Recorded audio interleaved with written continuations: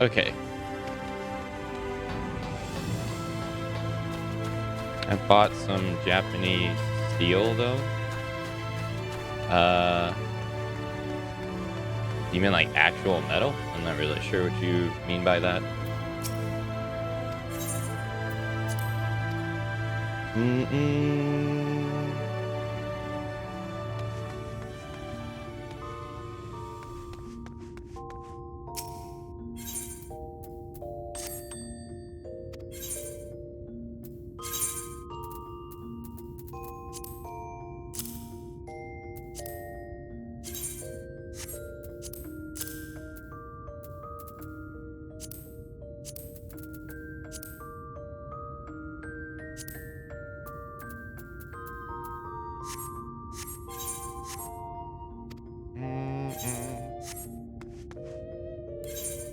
All right, let's go to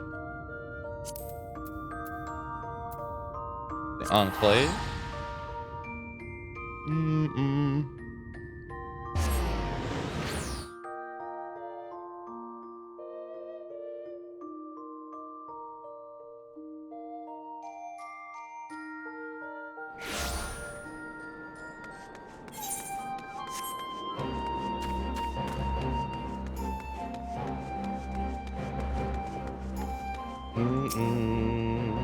Oh. On behalf of the Shah Zinkai Kane, I thank you for your support. As you may recall, several Budaga tribesmen offer to provide introduction to XCL traders in Reunion. Subsequent negotiations went well, and we have at last began to receive shipments of foodstuff and other goods from the steppe. Mitsuba can tell you more, and I expect that she would very much like to do so.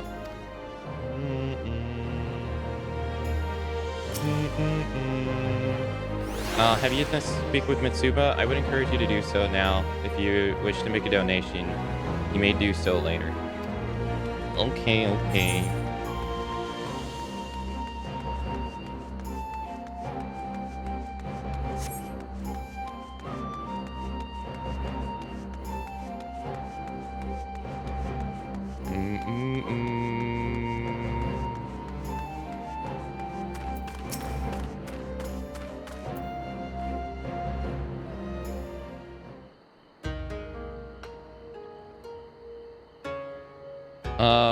What do you think, Akane? We've come a long way from the piles of sticks. Wouldn't you say? Care for a steam bun? We have a selection from which you may choose. From meat-filled ones prepared in Nanix fashion to more traditional dolmen ones packed full of vegetables, to others with sweet bean paste filling. Or if you'd rather have a heaping helping of rice with a bowl of soup, my men on the right can sort you out. It's got plenty of radish, just the way rich folk like it. By the kami, the smell alone is enough to free the soul. And it's all thanks to you, my friend. We couldn't have come this far without your help. Beg your pardon, but are you Mistress Mitsuba, the one in charge of the stalls? I'm here on behalf of the village of Izari. Hi, I'm Mitsuba. You got business with me then? Let's hear it. Well, we were hoping you might consider entering an agreement whereby we would supply you with local goods, not just fish, mind. Sell fish, seaweed. If it's in the Ruby Sea, we can deliver it to your doorstep, as much as you're willing to pay for. That's quite the offer, and one I've little reason to refuse, but it's quite sudden and surprising. I wasn't aware of any seasonal surplus. Oh, there's no surplus. Our catch is the same as always. Rather, we got more helping hands. A certain collective, you might say. It's the Confederacy, mistress. They're eager to trade the bounty of the sea for that of land. Vegetables, meat, spirits. Mostly spirits, I'd wager. Ah, so that's the way of it. Even a pirate grows tired of the usual fare. Especially when the usual fare is kelp or something wrapped in it. I see. No reason to refuse you and your partners. After all, they were indispensable in the liberation of our homeland. Giving them a taste of Yannick's is the very least we can do to repay them. The bounty of the sea, you said? I can't stop thinking about what we could serve. Boiled, blackened, or served raw, even if we get it fresh enough. You got octopus, yes? It's been too long since I've had octopus. I could have a barrel of Yusuginyu octopus delivered here today if you'd like. And judging from the ravenous look on your face, I gather you would. Construction of the 10 stalls is proceeding apace, and trade with the pirates and the fishermen of the Ruby Sea should soon lead to a wider variety of foodstuff. As you contribute to the Shazinkai, the construction effort is what others in what other ways might the Doma Enclave grow and change?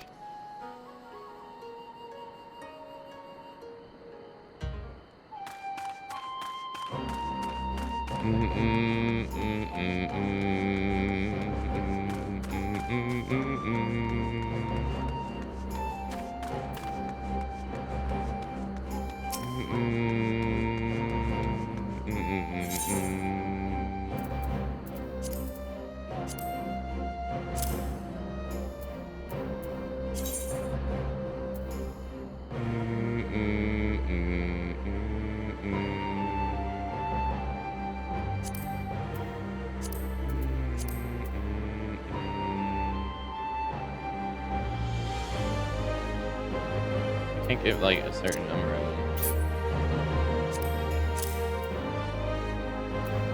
And they won't let me give a certain number. All of them.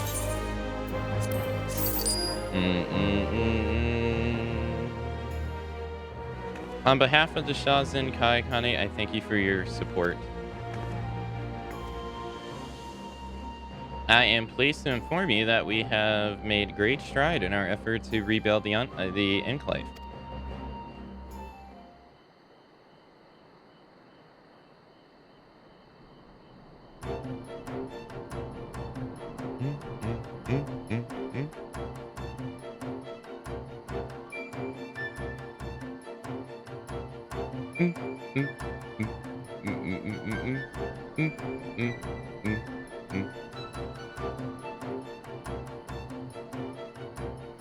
Owing to your many contributions, the 10,000 stalls have seen further development.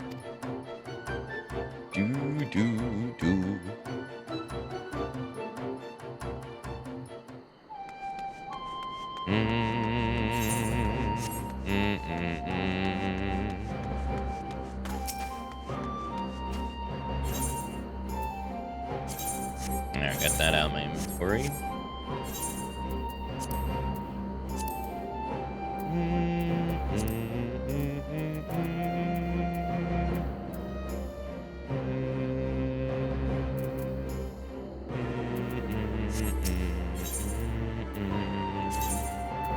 Oh, what am I doing? Okay, let's go back here.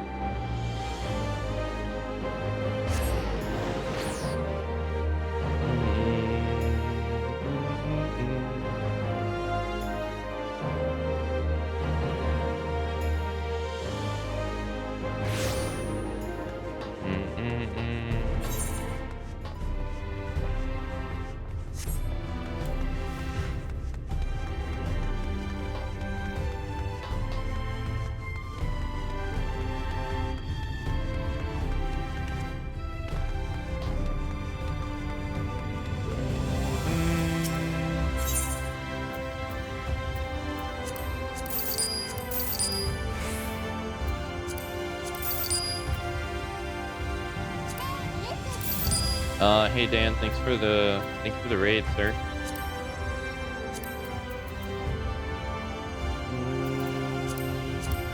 Hey, thank you. How was your stream?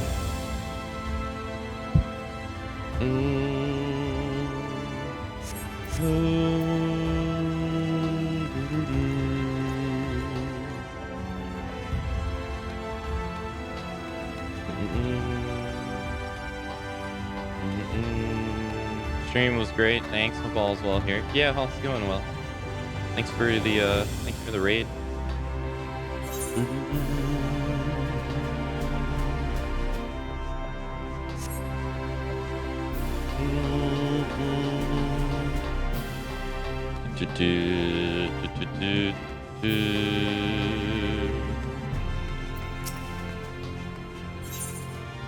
Freedom from privilege.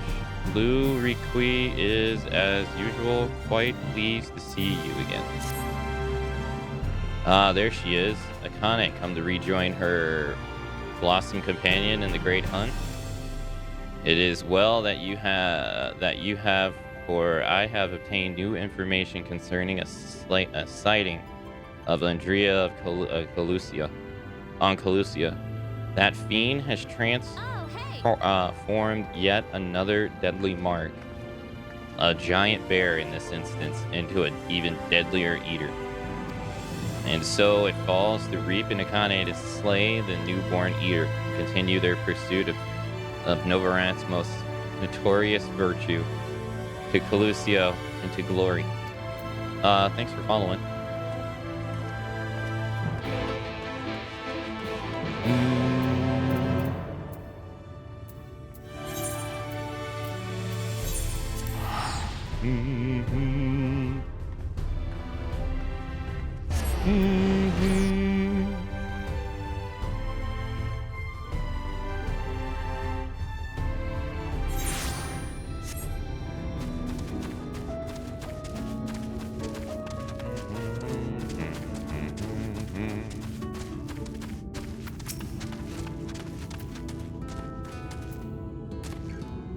Let us brook no further delay and commence our search. Separately as before in Al Meringue, if you could catch the eater first, I'll grant you leave to kill it without me. I trust you will not be disappointed if the reverse were to occur. Surely not, surely not. I myself will be most put out if I had to lose the you a second time, and so on that note, may the best hunter win.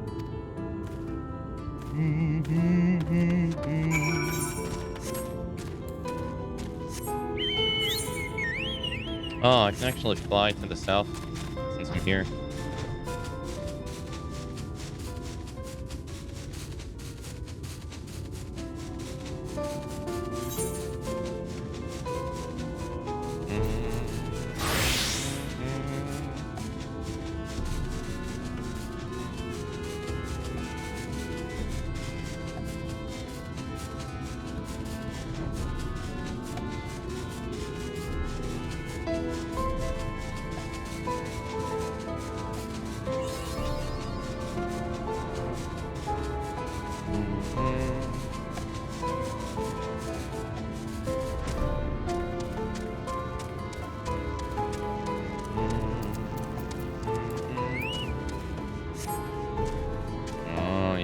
Fish here.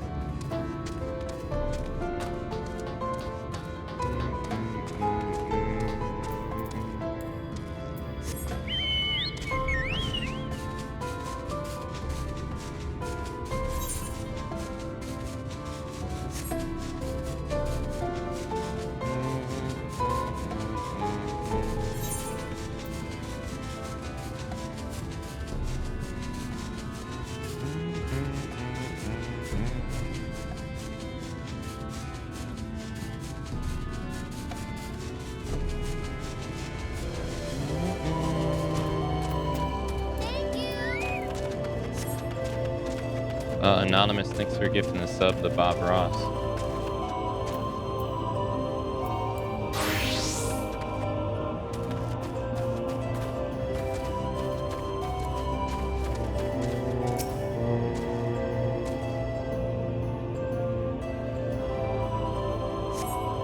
You surveyed your surroundings but find no trace to bear. No trace of the bear you see.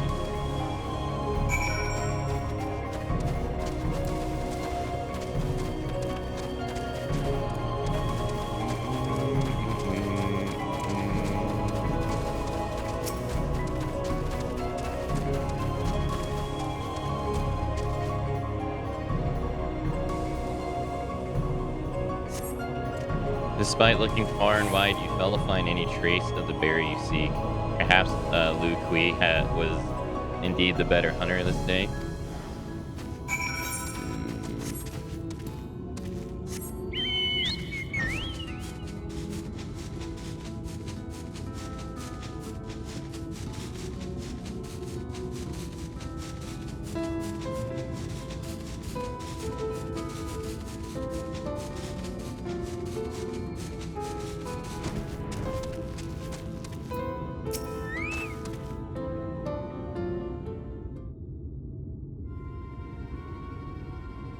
I hate to say it, Akane, but it seems we were late to the party.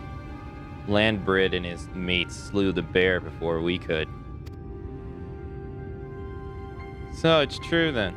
You've cast your lot in with the boy. You poor draft sod. But I don't understand. The eater was a newborn. How could you possibly have learned of it and gotten here before we did? Well, see, that's the problem with relying on hired help. They're loyal to your coin, not you. And you're not the only one willing to open his purse.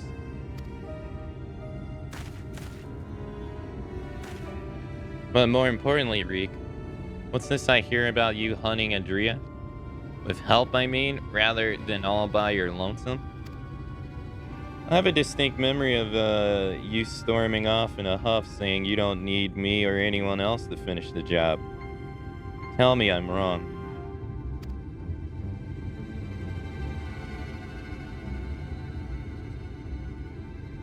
As you like, help or no, you've no chance of beating me to the prize. Because unlike you, I'm not all talk, and neither are me mates. Speaking of mates, how much did it cost you to buy her friendship? Do tell. Piss off, Lindbrailed. Why are you still here? You got your mark, didn't you?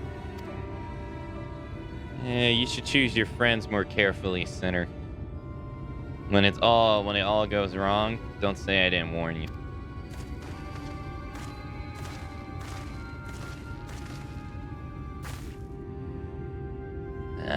You have a question, I'm sure. As you may have surmised, Lindbred was once a comrade of mine. I took him into my service when we might hone our skills, battling sin eaters in preparations to facing Andrea. However, I soon came to see that he was not all that capable of a hunter, and so I dissolved our working relationship. Unfortunately, he didn't take it in stride and instead resolved to recruiting new companions that he might beat me at my own game. It would seem that his fortunes have improved greatly of late, so much so that I fear we can no longer afford to dedicate time to tracking lesser eaters, and must devote our undivided attention to the pursuit of Andrea. As such, we should be getting back to the Christinium. But before we depart, I have another matter to attend to in Yulmore. If I might trouble you to accompany me? But of course you will. Let us be off.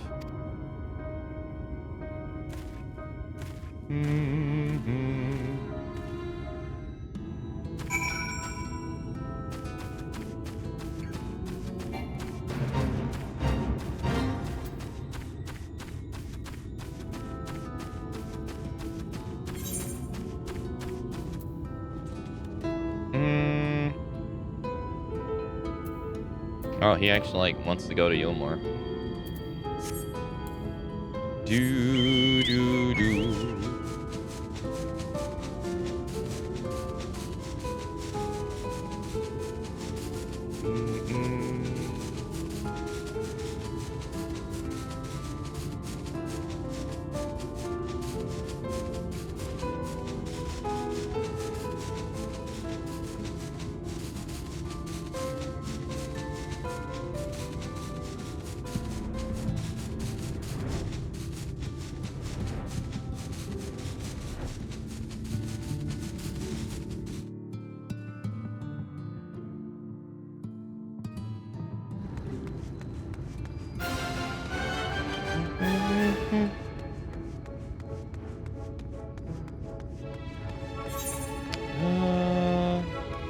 almost there.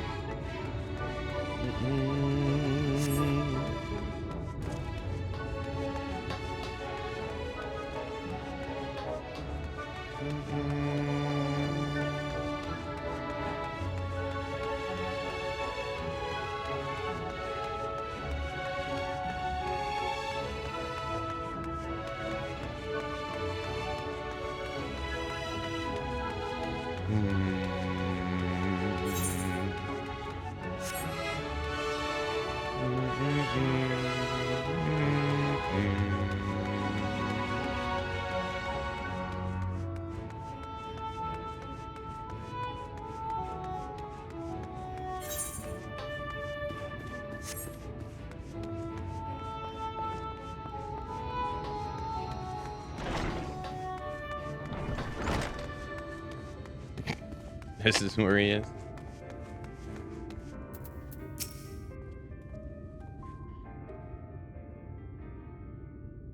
Allow me to introduce you to my father and mother. Father, this is my travel companion and dear friend Akane. She and I resolved to hunt a particular deadly sin eater. Indeed, I can't overstate how terribly dangerous this sin eater is. Is that to pursue? It is to count death itself. However, when we are at last triumphed over the fiend, all Novigrad shall sing our praise. Wouldn't that be wonderful, Father? So long as you don't sully our good name, you're free to hunt whatever quarry you desire. I can do without all the petty details. Now then, how much do you require this time? Out with it. Oh, never mind. Just give the boy my coin purse, would you? I'm sure it would suffice for trivial pursuits.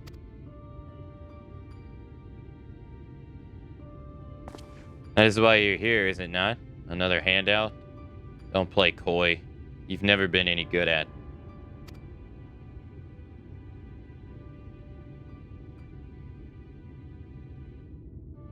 You know, I honestly don't know why I came here. Keep your coin, Father. We're leaving Akane right now.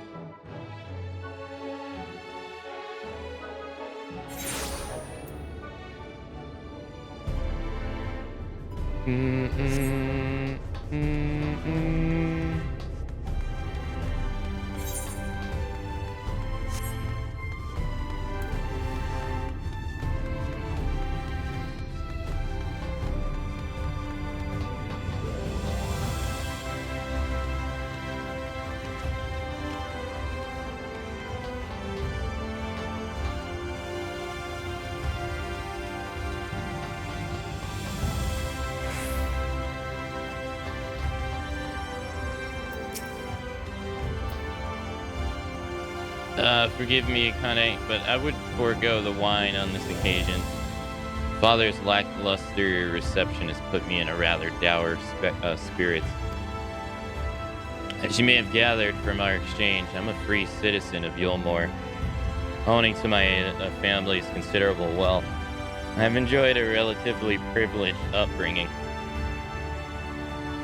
Privileged and unbearably boring, which is why I quit the city and resolved to become a bounty hunter. I'm no fool, though. I'm well aware of my fortunate circumstances, which is why I elected to conceal them from the people of the Christinium. People aren't wont to jump to uncharitable conclusions.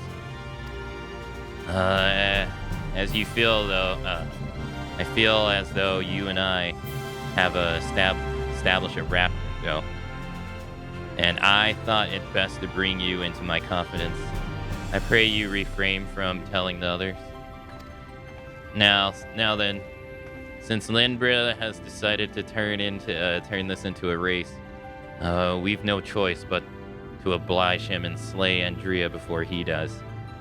This calls for a veritable army of higher hands. Alas, in the fruit of frustration, I refused Father's coin. Without additional resources, we have no choice but to conduct a search by ourselves. Moreover, I'm rather embarrassed to admit that I played you for a token sum at this time. But I trust that you will not that will not deter you from joining me anon. I was never in this for the gil. I don't know. I'll have to think on it. I was never in this for the gil. Really? I mean, of course you weren't. Perish the thought. Hey, Breezy. He appears to have been struck by an epiphany.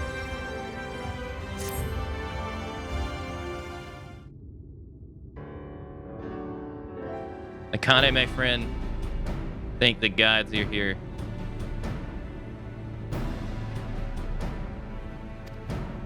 Ever since we parted ways, I've been exhausting myself running all over the Crystarium, questioning anyone and everyone, hoping someone might have seen Drea, but alas.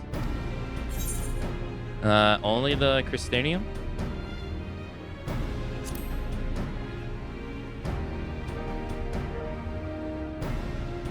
Well, of course. Surely this is the limit of what man with meager financial resources can accomplish.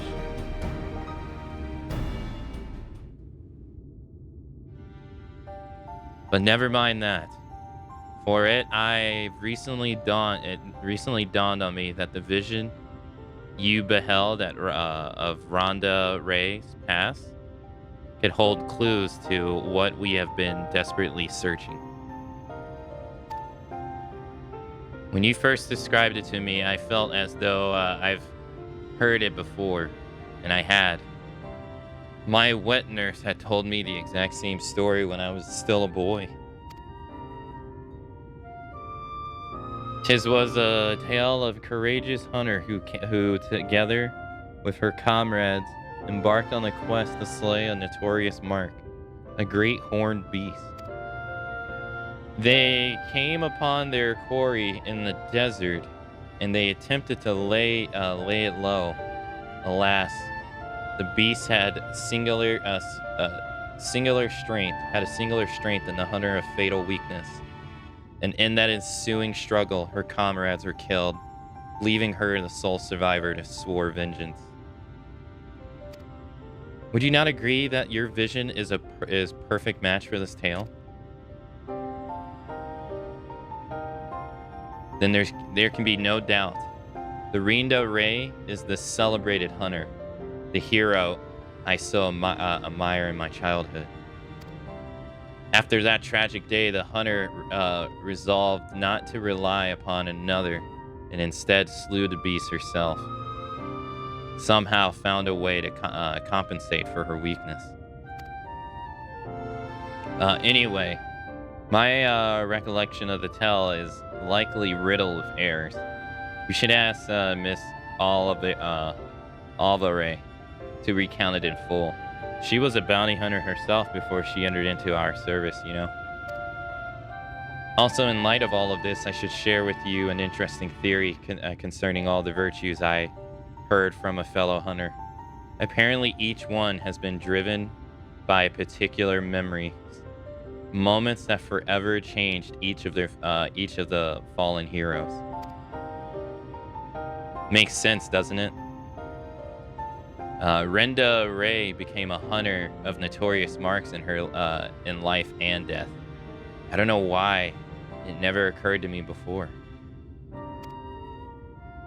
But if that is indeed the reason for why she behaves as she does, then the more we can learn about Rinda Ray's adventures, the better our chances of predicting where she'll turn up.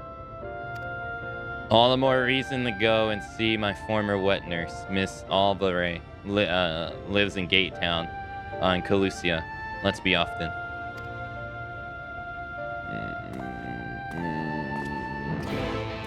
How goes it? It's going.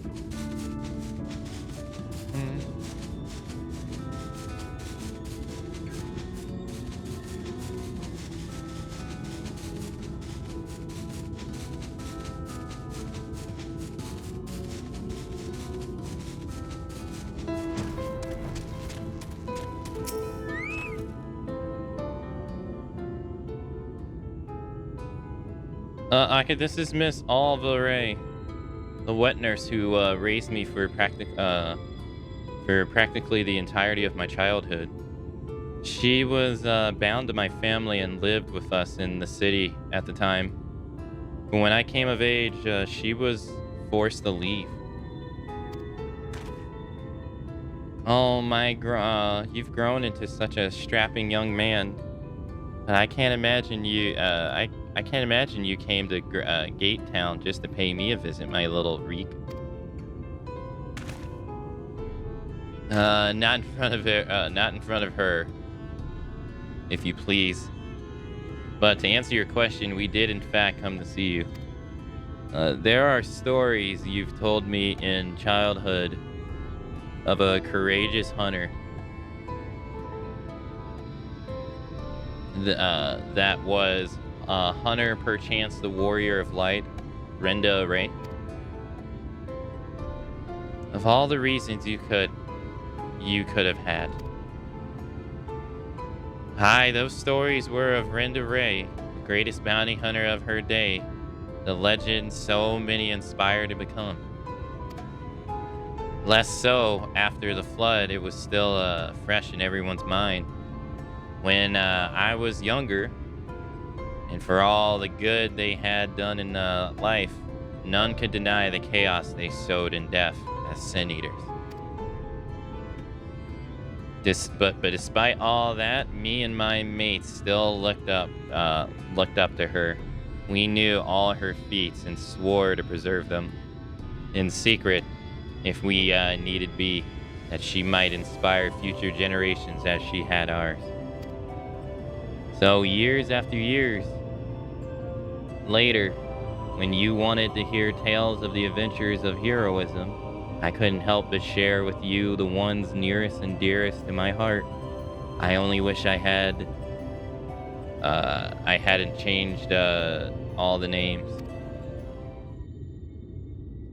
Then it is true. The hero I looked up to as a child, whose tales of daring drove me to take up the bow, as you had, to pester you for training that I might become a bounty hunter. It was her. Miss Alva Ray, Akane and I are hunting Andrea, and we believe that one of the stories you told me might help guide our search. Namely, the one about the great horned beast that killed her friends. Will you tell it to me again? Wicked White, is that? Oh, my little reek. Very well. Even as a young hunter, Rinda Ray's incredible hearing was unparalleled. She could track her quarry through a forest by almost minute-second. The most minute sound of their passing. From miles away, even by some accounts. Even the most subtle and stealthy beasts never eluded her for long. A misplaced foot and a snapping branch eventually Renda Ray would know, and her aim was always good and true. As she grew older and honed her skills further, she set her eyes on bigger prizes. She became a hunter of notorious marks, and together with her comrades, earned fame and fortune.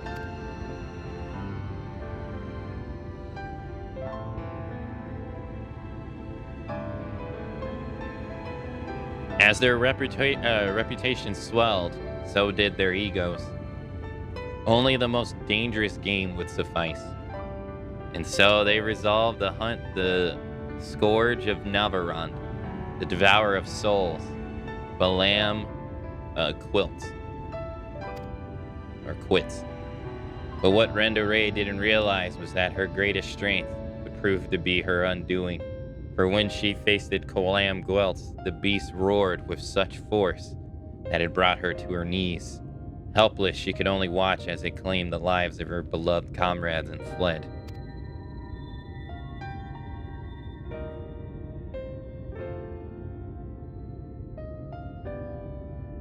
After burying the hunters and vowing that she would one day avenge them, she took to the road once more. She met Albert and his fellow warriors of light, and for a time she accompanied the fledgling heroes on their adventures.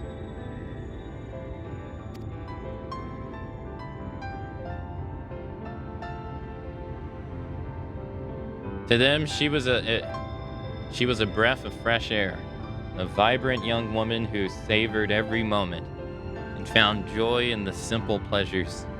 They knew not of her fallen friends or how their depths weighed heavy on her still.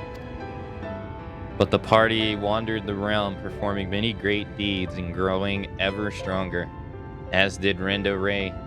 While in Calusia, she even devised the means to defend herself against the powerful roar that had downfalled her that fateful day.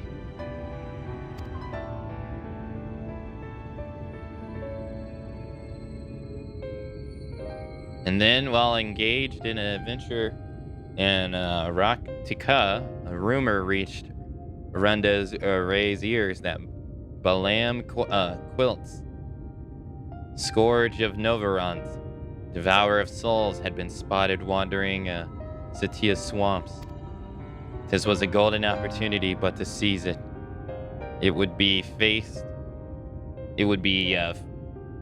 but to seize it would be to face the beast alone. She could not wait for Ardbert and the others, nor could she ask that they forsaken their sworn duty. But perhaps it was just as well, for the memory of her defeat still haunted her. The courageous hunter had allowed a single fear to take root in her heart, the fear of losing her new companions, as she did her old.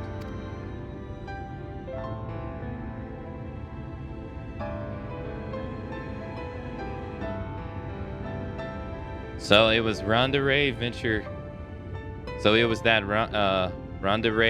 forth in secret, resolved to slay her hated foe, Balam Quilt, alone. With all her strength and gil, the legendary hunter did just that.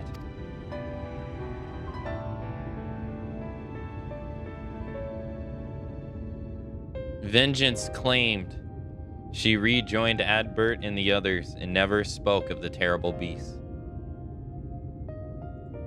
For that day, she was Renda Ray, warrior of light, and the deeds for her and her companions would be celebrated forevermore.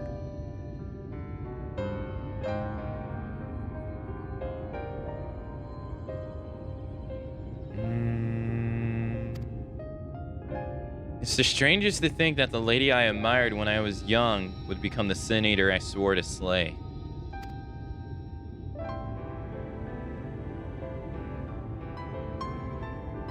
What she became doesn't change who she was. Even if the tales were a little embellished over the years, they were rooted in truth, and she was and will always be a hero to me And to you, I hope. Thank you, Miss Alva Ray, for everything. I promise I'll visit you again soon. So, Akane, remember that theory I told you before about the virtues being driven by powerful memories? If Adria is reenacting the journey leading up to her confrontation with Balam Quilth, the one that took her from Almarang to Calusia, then her next destination must be Radictac Great Forest, wasn't it?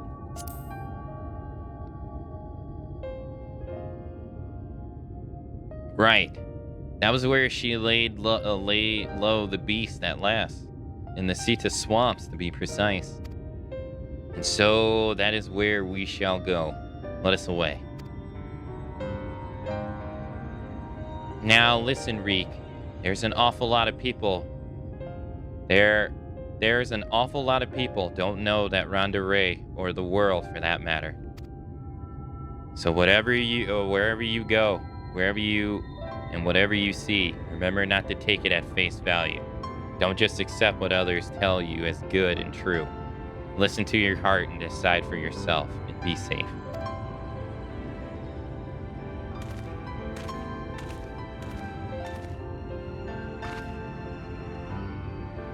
Akane, was it? It was a pleasure to meet a friend of Reek's. His parents never hesitated to provide him with all the wealth and opportunities they could, but when it came to love and support, well, all I can say is that it's a miracle the boy turned out as well as he did. One can never have too many friends or too much support, and that goes for you as well, I should think.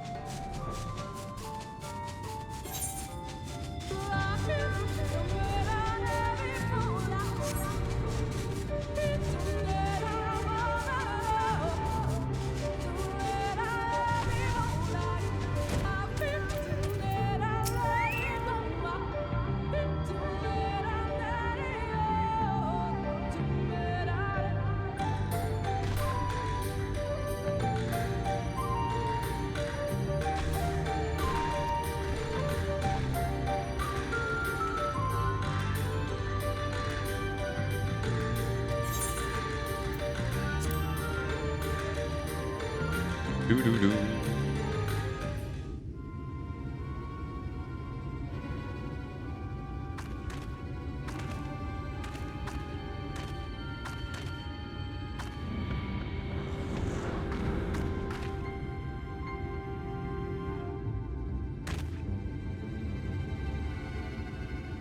And about time our luck turned for the better. There she is.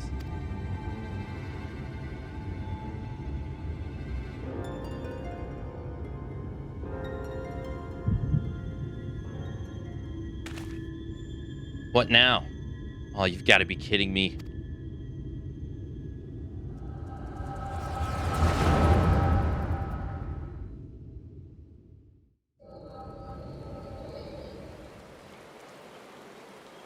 I wish you were all here with me, but I know it's better that you're not.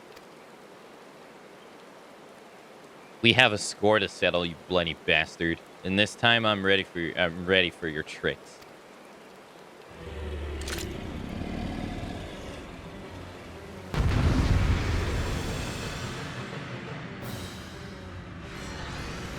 Oh shit, you play as her. I did not expect that.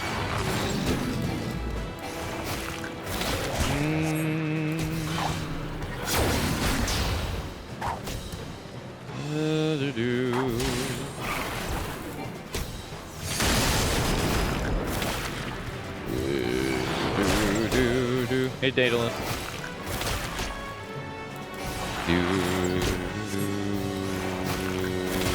How you doing?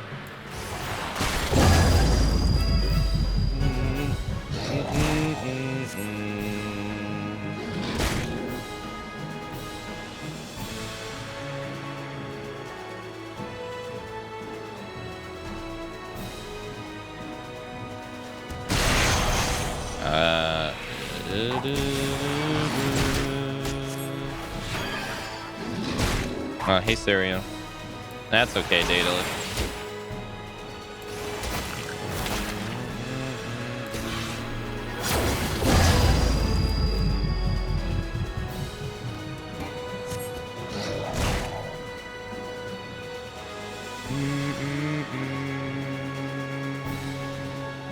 Thanks for giving me the heads up, though.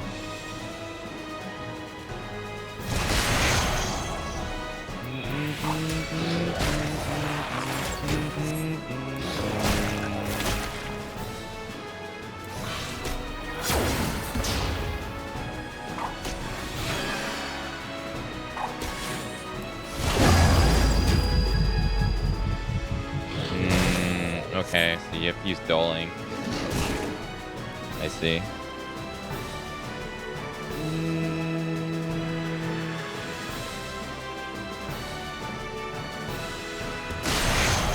Okay.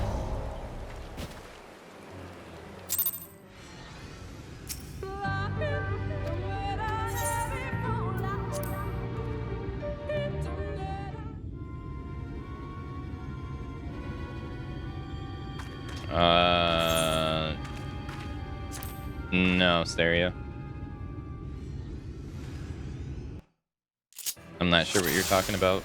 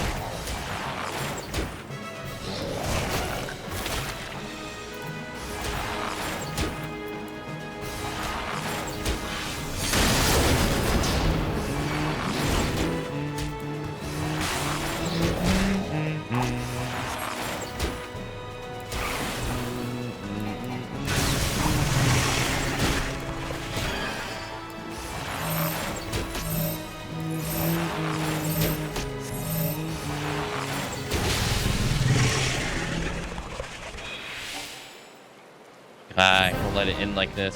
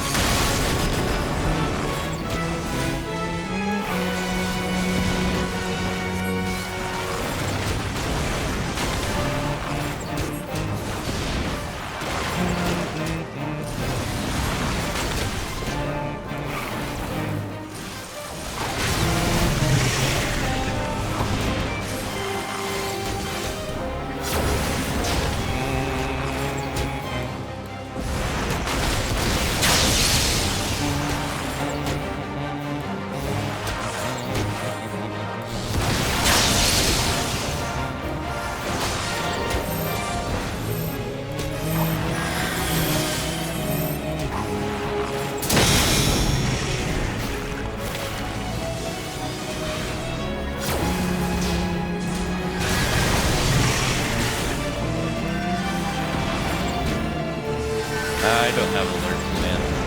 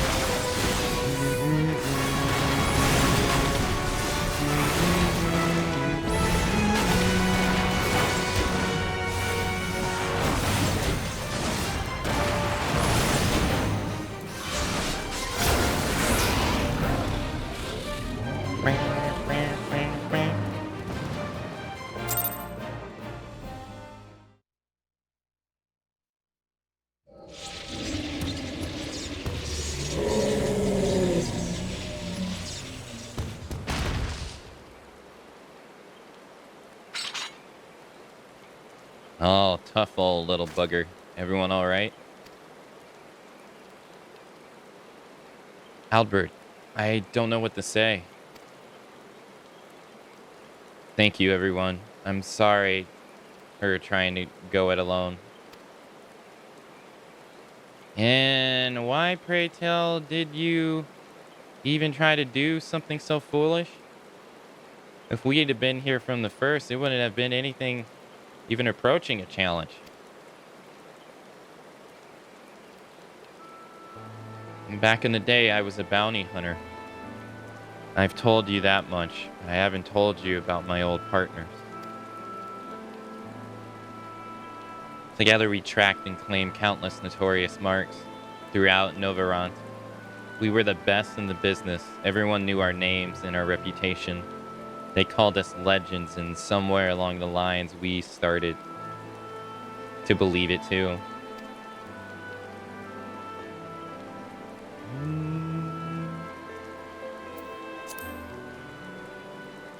And then we set our sights on Balam quilts. I survived. They didn't. I swore vengeance, but had no idea how to go about pursuing it. And then I met you lot, and thought that maybe with your help, I might have a fighting chance. So you see, I never intended to keep it all secret. It's just, you never asked, and since I'd rather not talk about it. It's easier to live in the moment, you know? Next town, next job. The weeks flew by, and after a time, I started having second thoughts. I'd lost those closest to me before, and I didn't want to live through that again.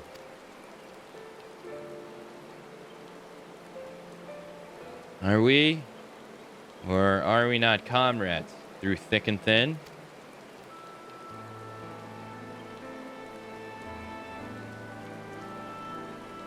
Those bonds of friendships between us, these bonds of friendships between us must come before all else. Otherwise, they may exist, may well not exist. You say the thought of losing us pained you. What of our feelings? What of our loss? What if we had not arrived when we did? You've saved our lives more times than I can count. How dare you refuse to let us do the same? And without those keen ears of yours, I'll never know what bollocks Brandale or Naubert are whispering behind my back. And ignorant is not bliss, let me tell you.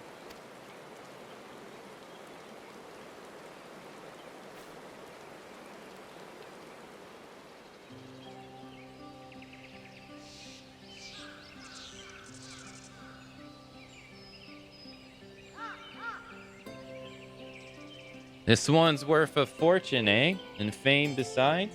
I'd wager we won't have to pay for our drinks when we get back to town. Oh, gods. Not another night to remember. Don't worry your pretty little head over our fearless leader's questionable constitution. Take pride in the victory, for the small folk will sleep easy once they hear of Balam Quit's demise. Until Erdbert's drunken snoring wakes them from their slumber.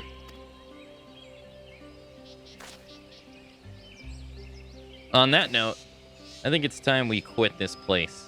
And Renda Ray, I trust that next time you decide to hunt deadly game, you do so, do us the courtesy of extending us an invitation. And here I thought I was doing you a favor by keeping you out of my personal affairs, selfish as it was.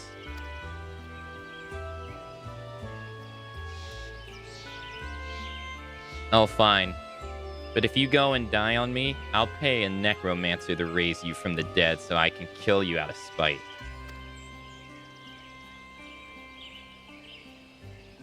Agreed. Now then. Mind cutting off whatever it is you need to take back as proof of the kill? I don't want to lose our reward on a technicality.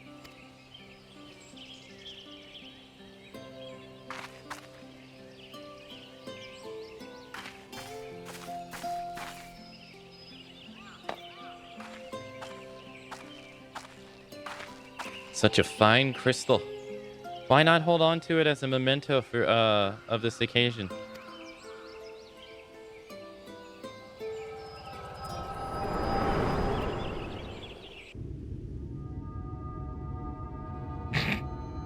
Hey, wake up! Damn you, hello? What's wrong with you, huh? That's the second time your so-called gift has lost cost us a chance at slaying Andrea. You know what? I've had enough. Enough, I say, yes. I don't need your help. I'm perfectly capable of hunting the Sin Eater on my own.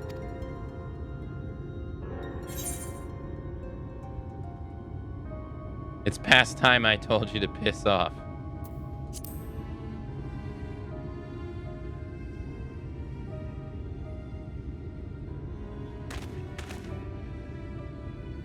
Upon our return to Gate Town, you will be given your final payment and we will be free to go our separate ways.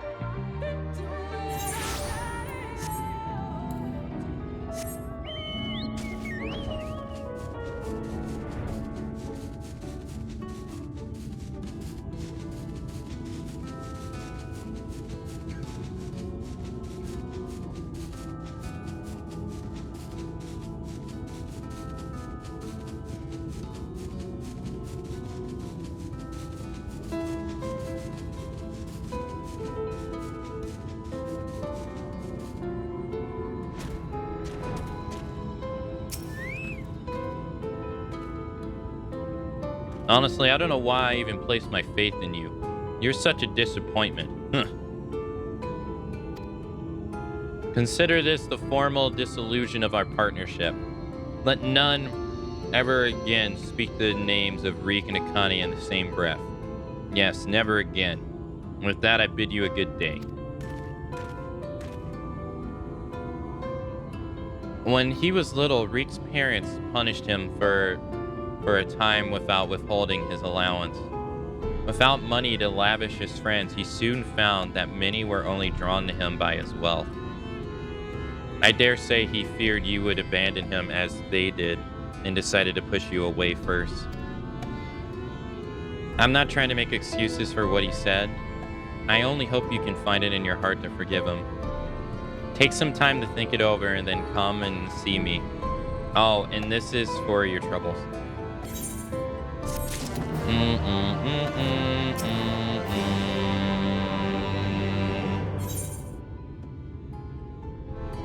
Fellowship restored. Alvara cannot help but worry about Luki Reek's well-being. I'm sure a talented woman like yourself is needed all over the realm, and so I thank you for sparing a moment to hear me out. Since you two parted ways, Reeks has come to visit me several times. Though he is blessedly in good health, I worry for his spirits. I think you may have been the only friend he has had in some time. I considered journeying to the Christinium myself to look in on him, but I find travel rather difficult these days. If you would go in my stead, it would put my heart at ease.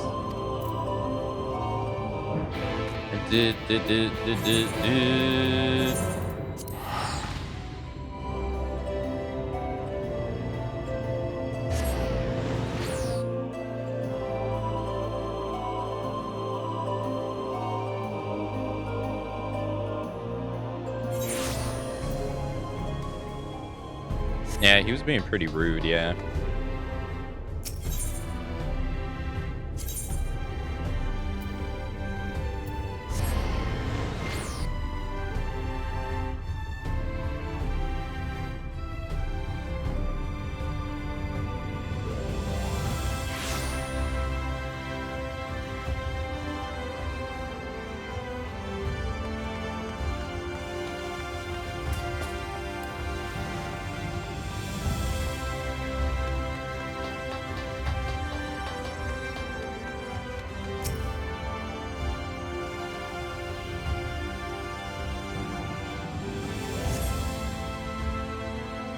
Lou Riku's customary seat is empty, and there is nothing to suggest that he occupied it recently. Perhaps someone will have noted his passing.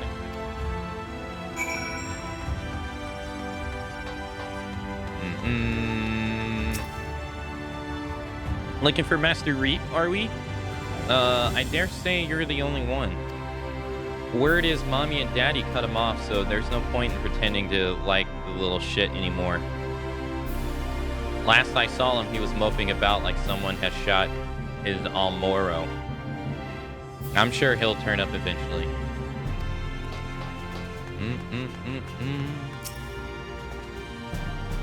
Calucia, right?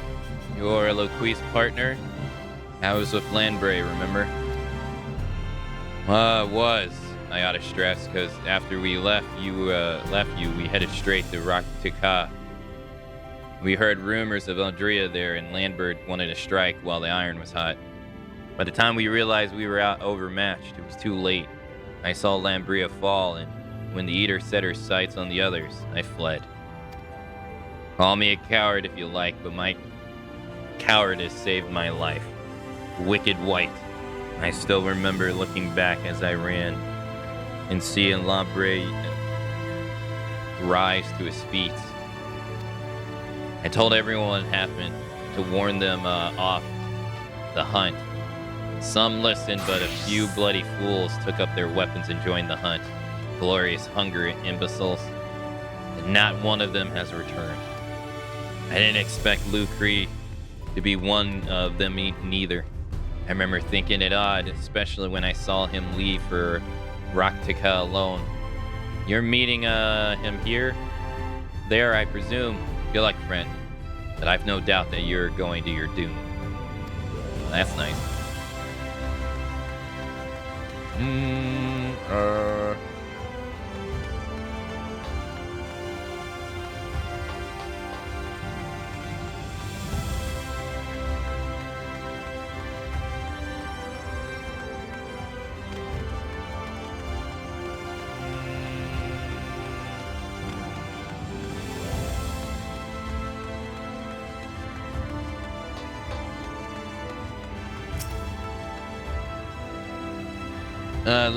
Lou Reek, the Mistral Lording.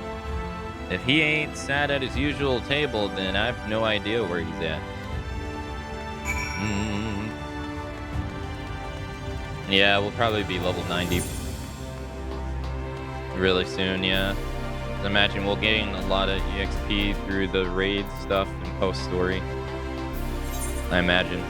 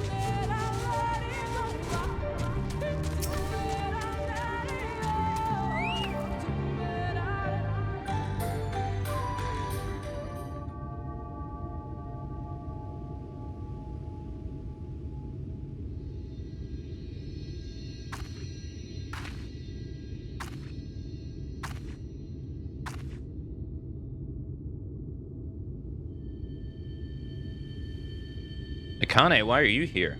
Don't tell me you came for me. It's terrible. It's horrible. Andrea, she's...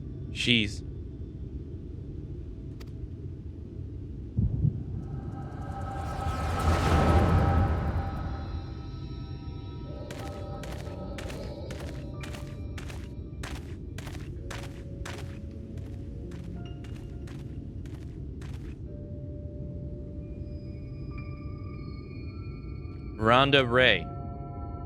If aught of you remains, then hearken my words.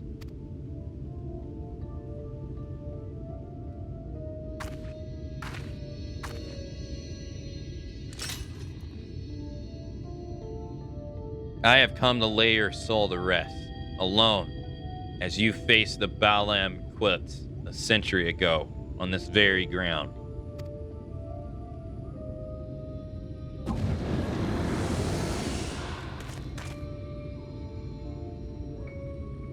Landbrid. Oh gods, no.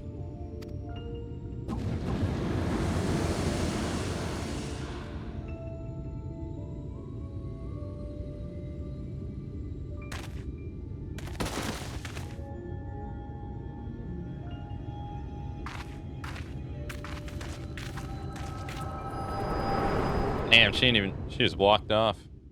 Oof.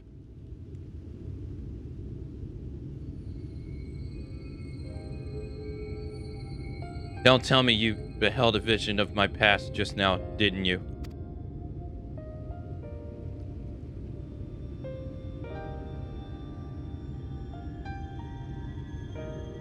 Aye, I thought as much. It wasn't but a moment ago that I confronted them. Awfully useful, that trick of yours, though I can't understand why you kept using it every time we ran into Andrea. I can't control when it happens.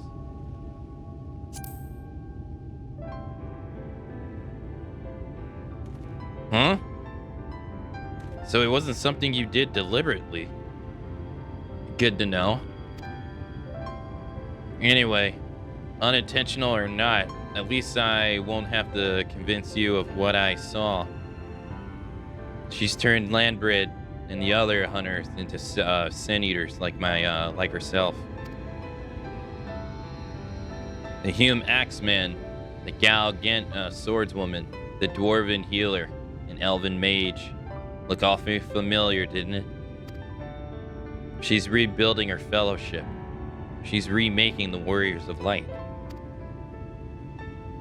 But for the life of me, I can't understand why. I mean, I understand why she came here in the first place. She's reliving the hunt of Balam Quits. But Ronda Ray slew the beast by herself. The stories were clear about that.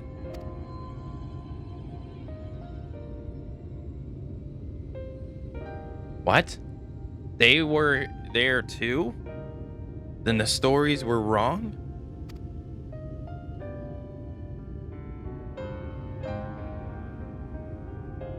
God, strike me down. I've been such a fool. Why did I ever think I could do it alone?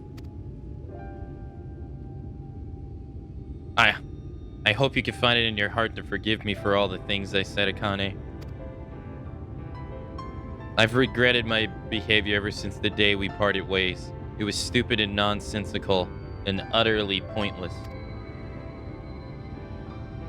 I'm not sure I could even tell you why I did what I did. It's fine, water under the bridge.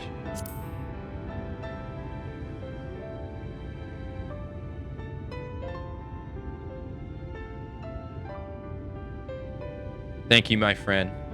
I hope it's all right if I call you that.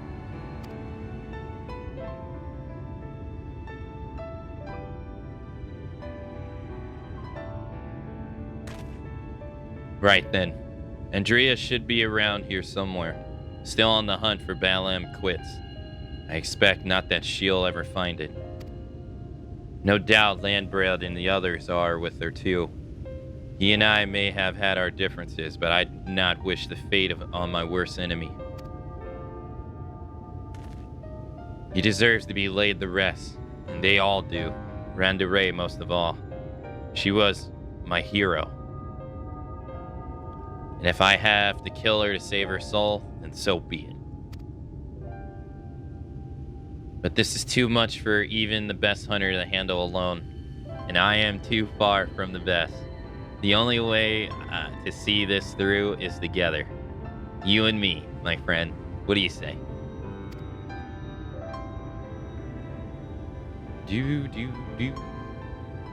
Ha. I've asked for a word and you've given me a nod. Fair enough. Before we resume the hunt earnest, though, let us return to Gate Town and let Miss Olvera know all is well. After all, you wouldn't have come unless she sent you.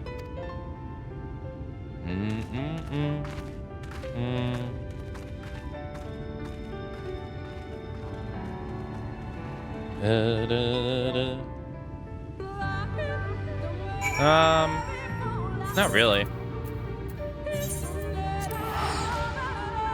No, there's not really any class at the moment I'd like to try. I mean, even in FF11, while I did play a lot of jobs, like historically over the game's period of time, I tend to just play the punching jobs nowadays. That's what I like.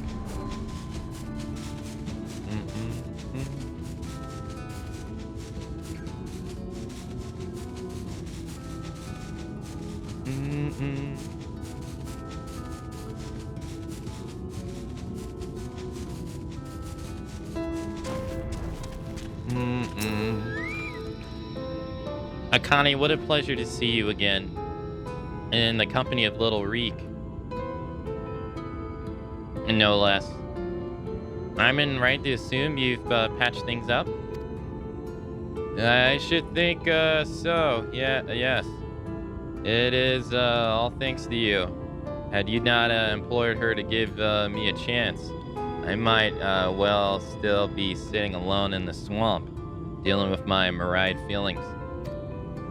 And you, my friend, I know not why you sought her out on your own, but I'm glad you did. Miss Lavara is perhaps the only person who truly cares for my well-being, but she has no one to look after her. Don't be silly, Reek. I have you, don't I? And before you start blabbering about how you wish you could properly reward Akane, as I can tell you about it, I know I have prepared a hearty meal just for her. Oh, that's very thoughtful of you. Nevertheless, I shall see you both duly compensated once we have claimed the bounty on Andrea. Acclaim it we shall, for united, Akane and Reeks are unstoppable, is what I would like to say, but I know my own limitations better than anyone. This would be prudent to make proper preparations at this juncture. You too should see to it that you're ready for the struggle ahead. It would be a mighty one indeed, but one well worth the effort, my friend.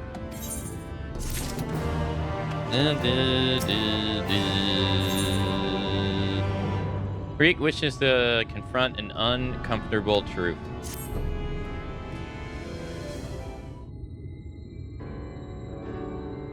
Akane, my friend, my partner, I trust you're ready. Good. That is very good indeed. For before we depart to face Andrea, for what I pray is the final time, I have a confession to make.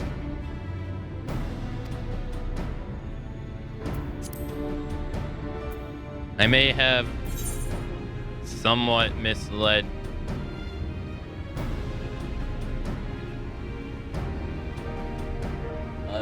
you when I emanate the tremendous of my martial prowess. In truth, rather pales in comparison to yours. Do tell.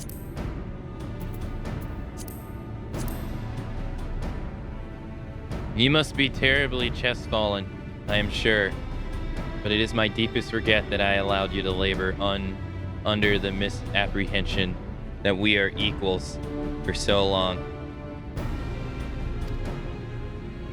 In my defense, I must say that when I realized what an exceedingly powerful warrior you truly are, I was dumbstruck.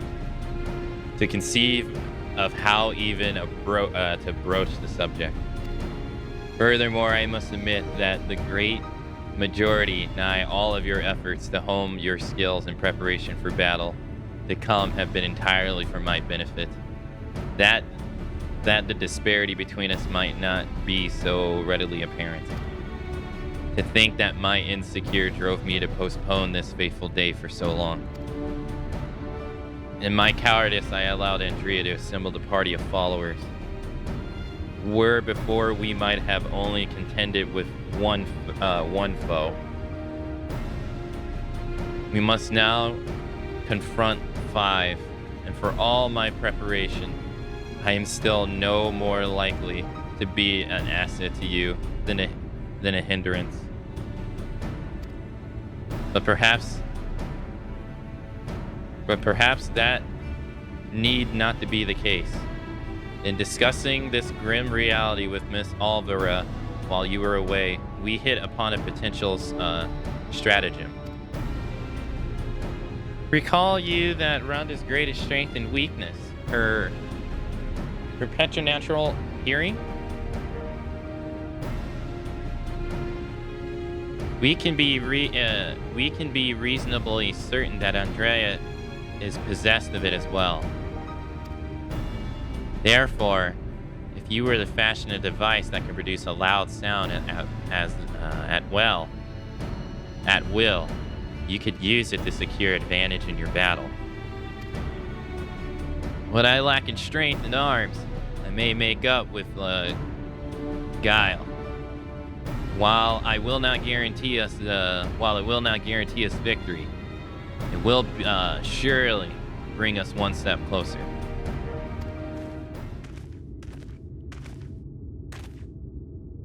A thousand pardons, Master Reek, but I am come with a message from your Lord Father. Daddy? What does he want with me now? It has come to your Lord Father's attention that you have acquired yourself rather poorly as a bounty hunter and have brought terrible shame upon your family name. He commands you to cease all such activity at once and return to the city forthwith. Should you fail to do so, you will be stripped of your citizenship and family name. No further financial assistance will be provided. Oh dear.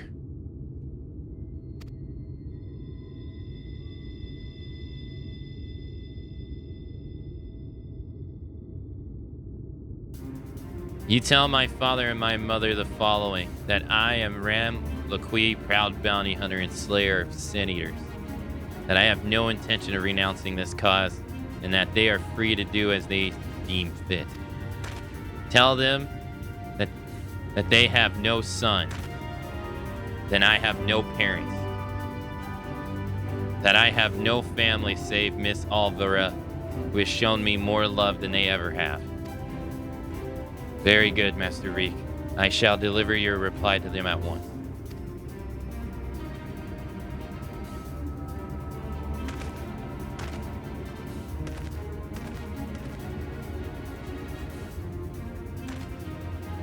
Right. Now that that's settled, we can get to work on crafting that giant noisemaker of ours. Let us consult with the craftsman of the crystalline mean at once.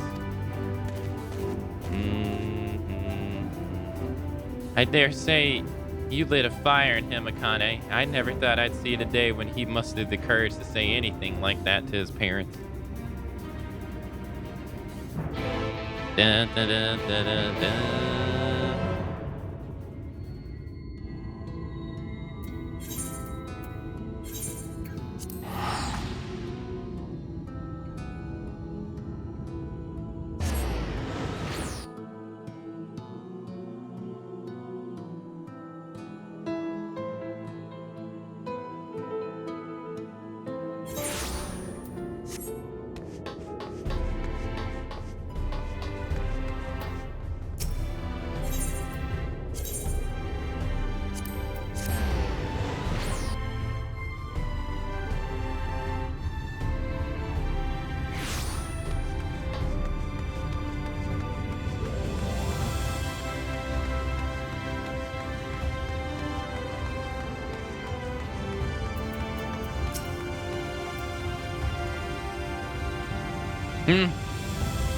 What's all this then? You got something that needs making? Indeed I do, good sir. I wish to commission a production of a device that can generate a tremendous loud noise. It must be small and light enough to be carried by a single individual as well. Ain't that one of the strangest requests I've heard? Well, if it's just noise you want, and I'd wager we can make do with a special blend of fire sand. I think I've got the recipe for your needs. I'll need some choice ingredients, mind, and you'll need to go fetch them for me. Fetch? What precisely is it that you require? Well, this one's particularly beastie native of Pelusia. Got a singular diet and leaves these massive dung piles. The fresher, the better. If it please. A few variety of grasses native to Rotica. Oh, and some iron ore from Amarang. I can give you a list if you like. To wit, I will need to travel to the far corners of Novaran and back. Oh dear, this is rather more involved than I... No more excuses. I will do whatever needs to be done to see this through to the end. My friend, I will not impose these tasks upon you. I insist that you remain here while I go fetch the required materials.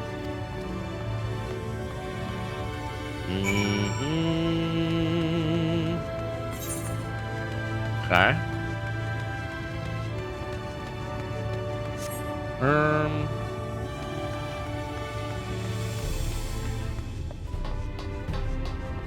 What are my thoughts and feelings on Shadowbringer so far? It's nice.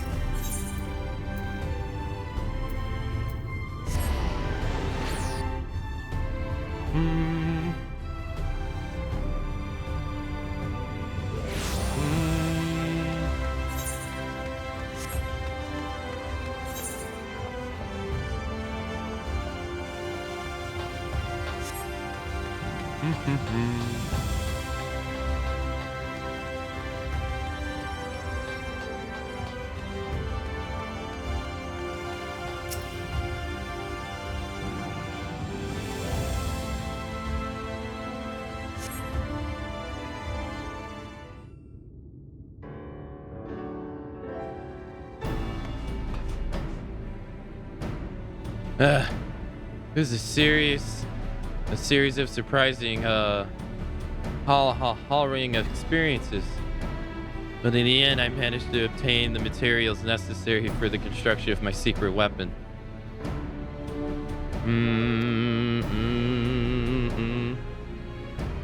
The gentleman was rather accommodating, despite being somewhat put out that I had not any gil to pay him for his labor.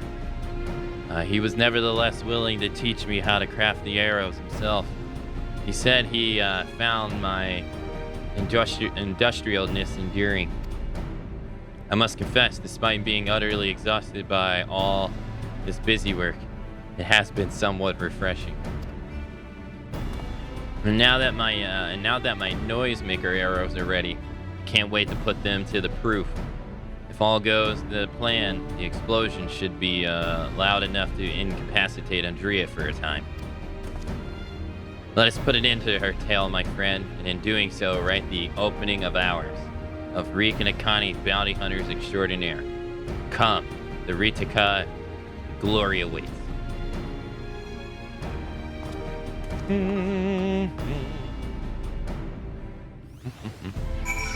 Yeah, the story's nice. Yeah. I'm enjoying it.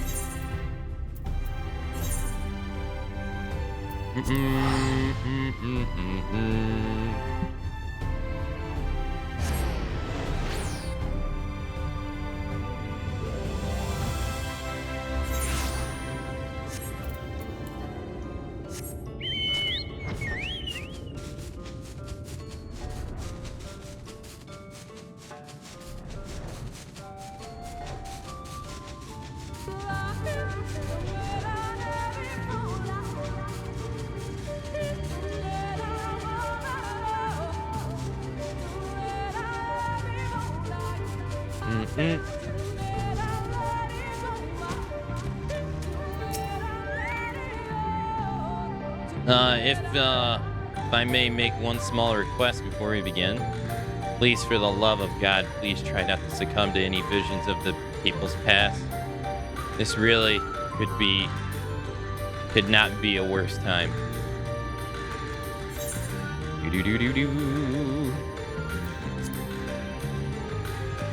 Asahi.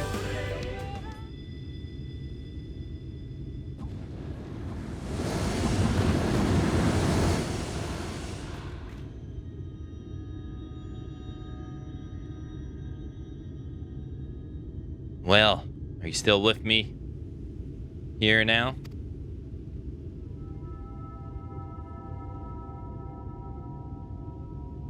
Excellent. And we can attend to the task at hand without worry. Let us lay the rest of our fellow hunters and grant Rendell Ray the peace a hero deserves.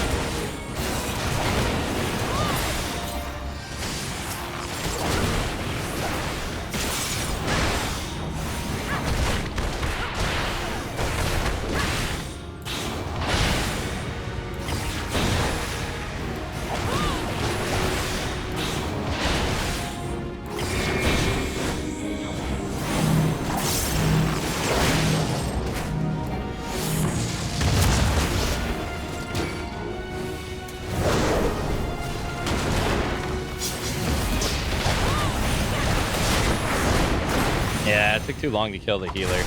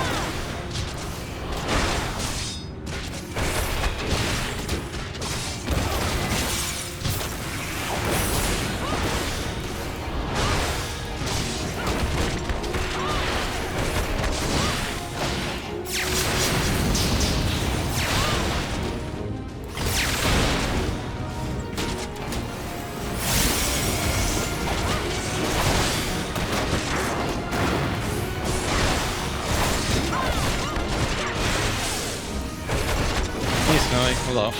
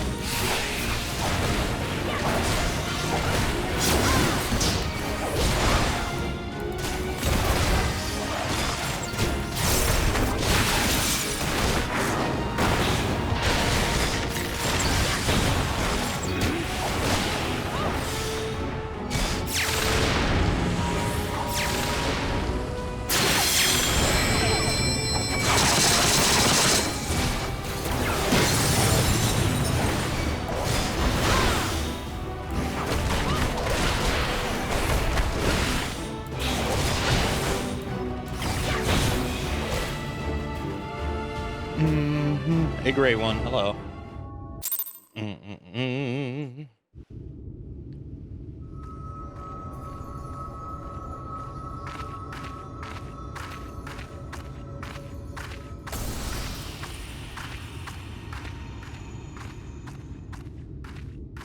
We won. Even seeing it and slaying it, it hardly feels real.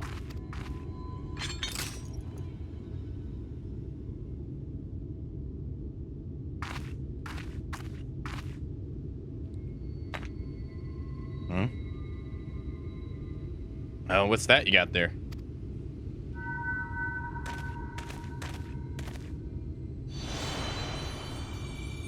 Wicked White, you're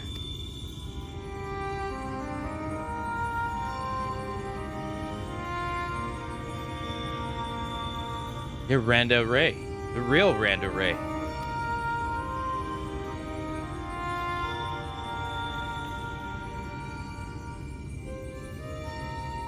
I should have never betrayed your trust. Never again, I swore. Never again. The Lamb quits, the Shadow Keeper, the Flood. Come what may, we would face it together, no matter how hard it got, or how terrifying it was. That's what it means to lose someone in your heart, knowing full well that nothing lasts forever. To welcome the fear, the pain, the sorrow, when I lost my parents.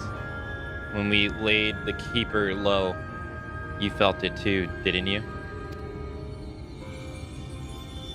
To place our faith in a desperate, hopeless attempt to save everyone, and to see it amount to naught in the end. What else could we do but offer up that tiny remainder in a final futile effort, even knowing deep down it was worth but a few moments more? What is this? You gave me fear, and that fear gave me strength. Wait, there's so much I'd want to ask.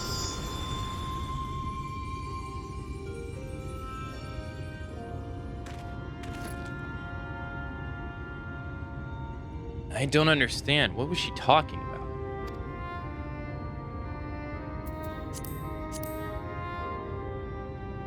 It's not right.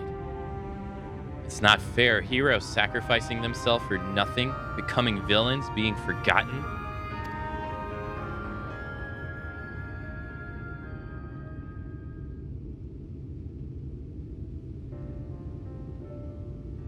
Thank you, Akane. I could have never gotten this far without your help. I had no idea who Randa Ray or any of the other Warriors of the Light truly were. Since it was all ancient history to me, why would I care about some eaters once were?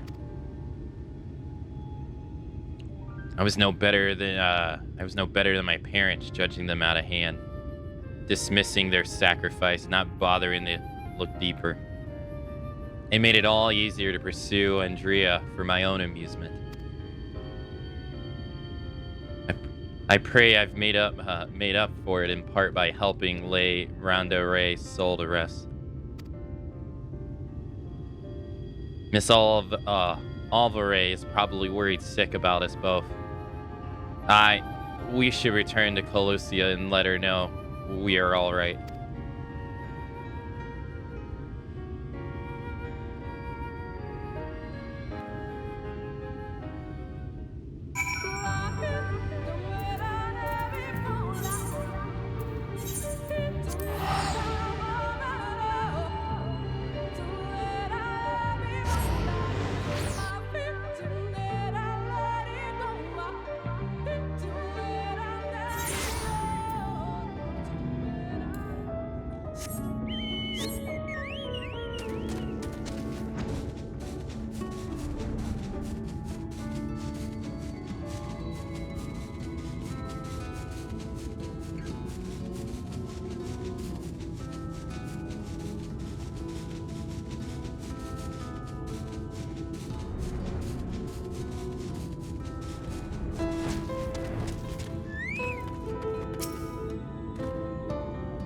My little Reek, Kane, congratulations on a job well done.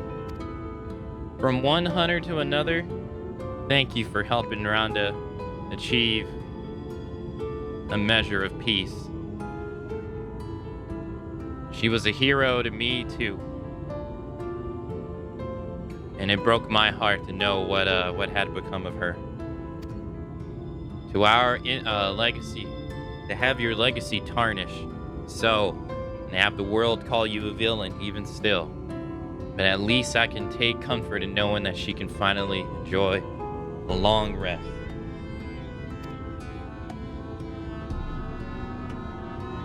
Whatever others may say, we will preserve the truth in story and song. Rondell Ray, the bravest hunter that ever was. And more importantly, a true friend to those she held dear.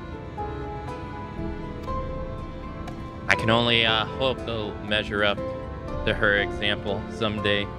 For now, however, I say we return to the Christium and raise a glass in celebration.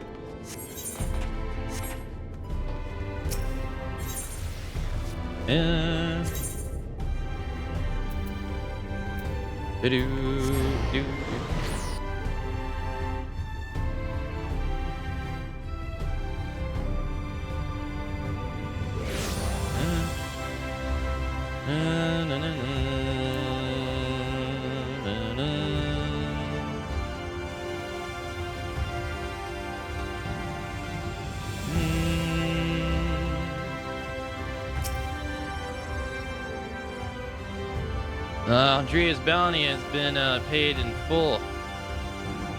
Paid to us in full, my friend. So come, let us eat, drink, and be merry.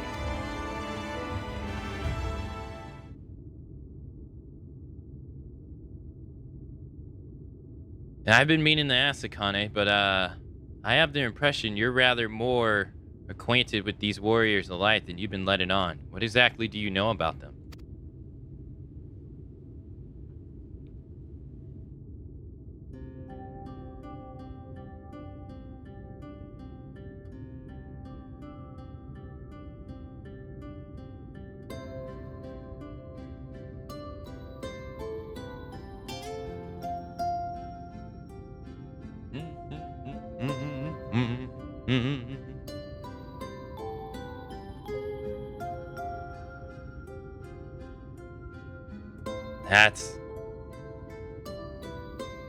That's so preposterous a tale that I have no choice but to assume it's true. Offering up their lives to first cross the rift, then halt the flood. Wicked White. It must have taken her so much courage to see it through in those final moments. A courage born not of a desire for glory or dedication, but to an ideal, but of fear and love for those whom she had forged unshakable bonds, her comrades. I won't pretend that we have anything even approaching such a powerful connection, but I'd like to think that if you were in mortal peril, that I would fly to your side without hesitation.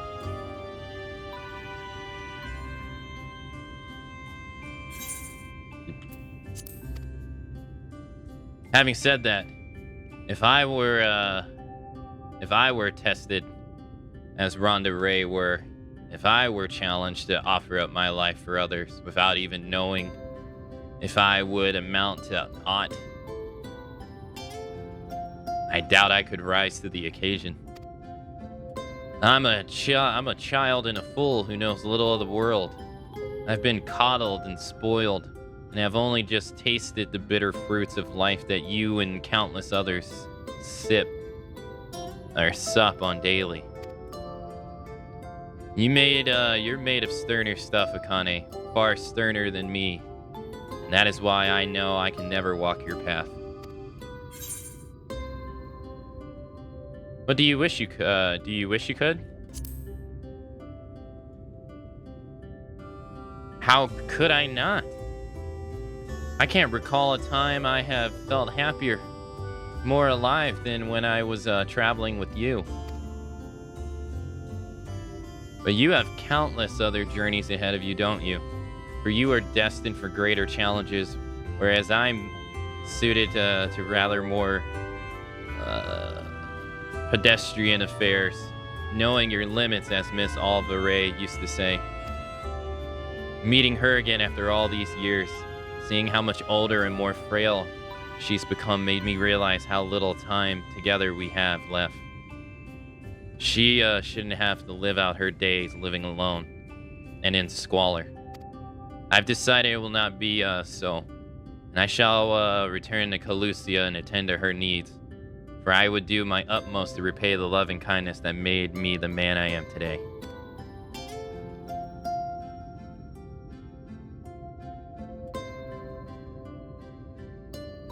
Therefore, though it pains me to say, I fear the celebration must also mark the end of that, or at the very least, a tentative suspension of the glorious partnership that Reek and Akane, bounty hunters extraordinaire.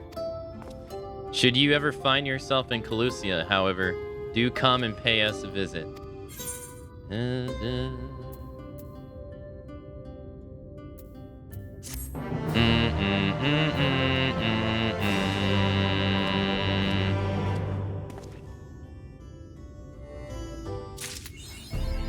Speaker of the Brave.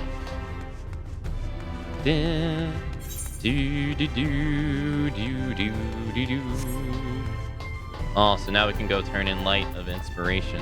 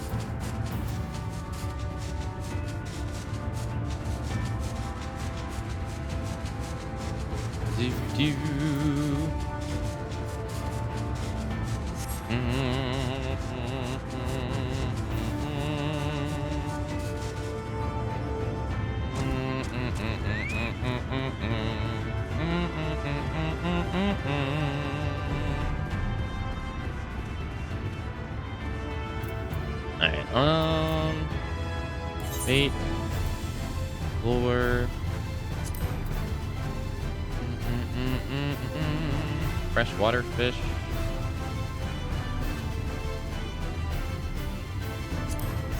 Do do do do do.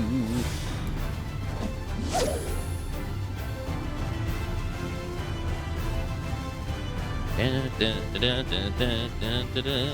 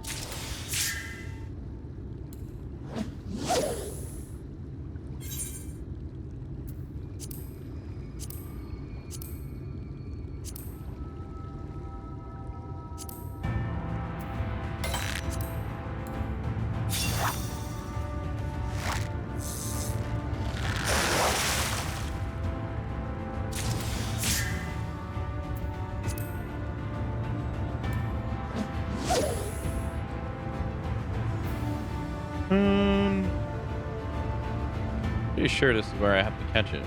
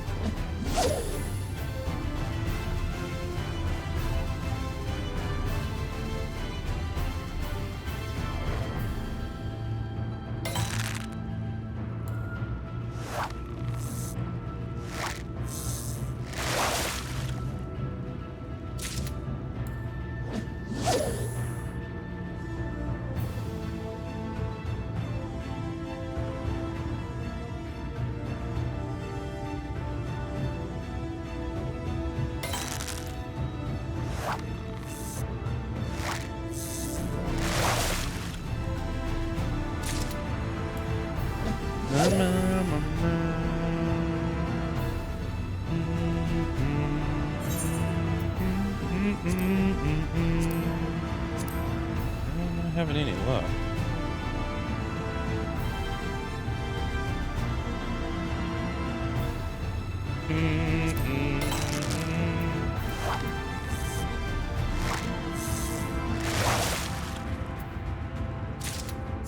There it is. I don't know why it was such a pain in the ass to get.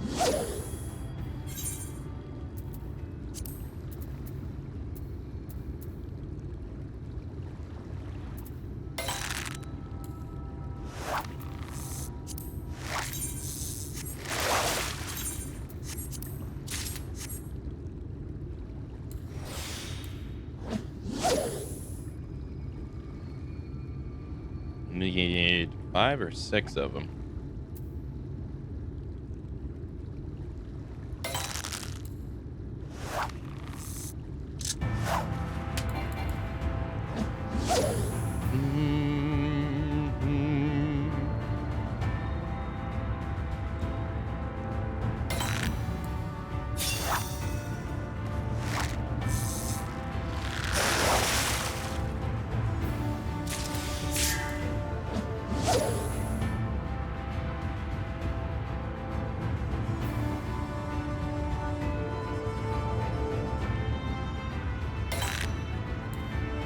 Do do do do do do do.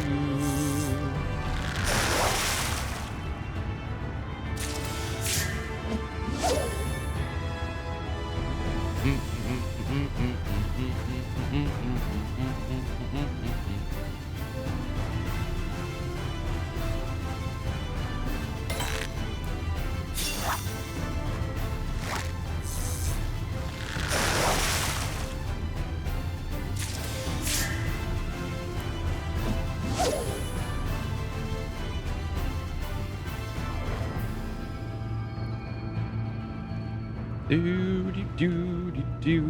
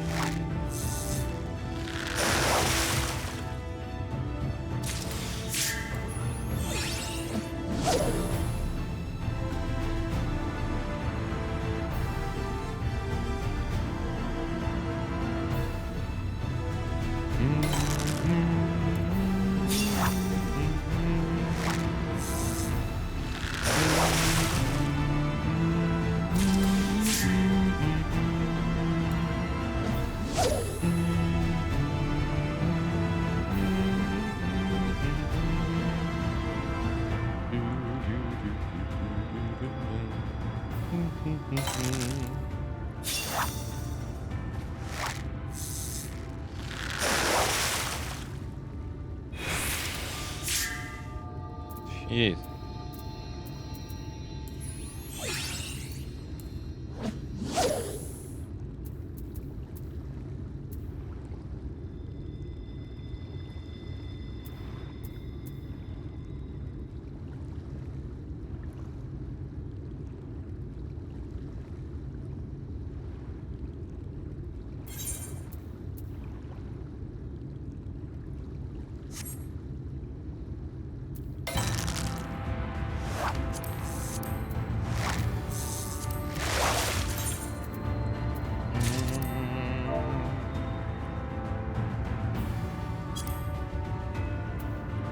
Preferred bait fruit worm. Now that's a lie. Overrun, Lakeland, side of road.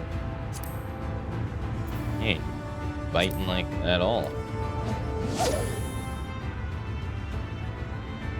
Do do do do do do do.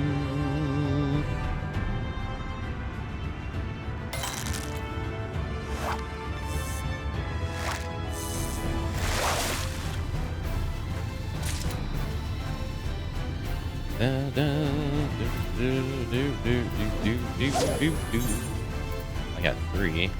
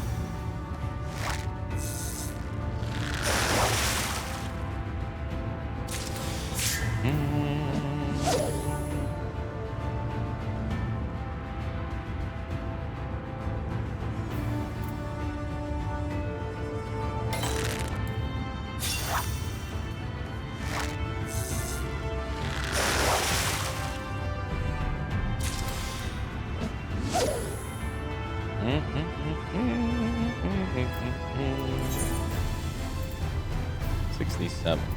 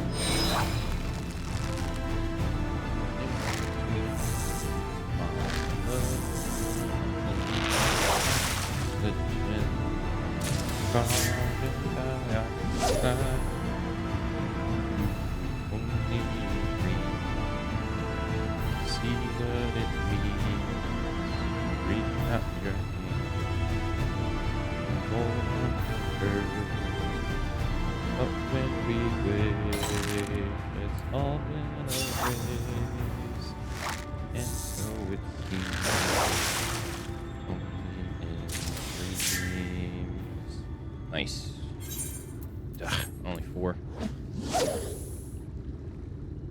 You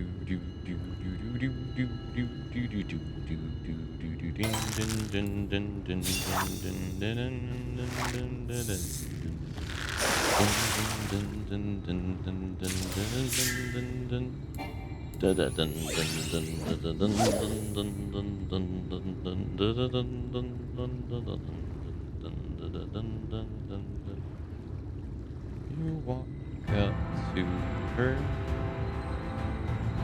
ask her today. She said, I might take the chance. Alright, I only need one more. You say it's a day that you float in the air, out where there's way I will crush your pretty toenail. That's in pieces, only in dreams. You see what it means. Reach out on her. All about her. That's when it will. And so it seems only a dream.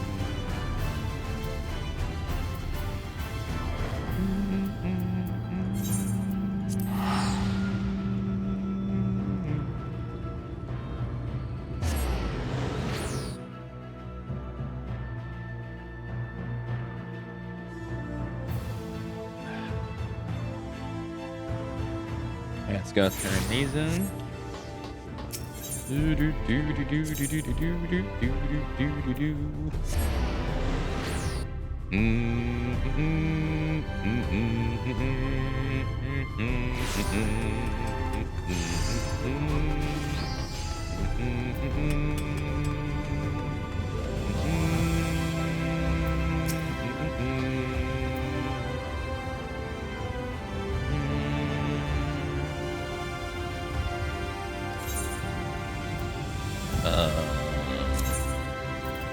you go, sir. Oop.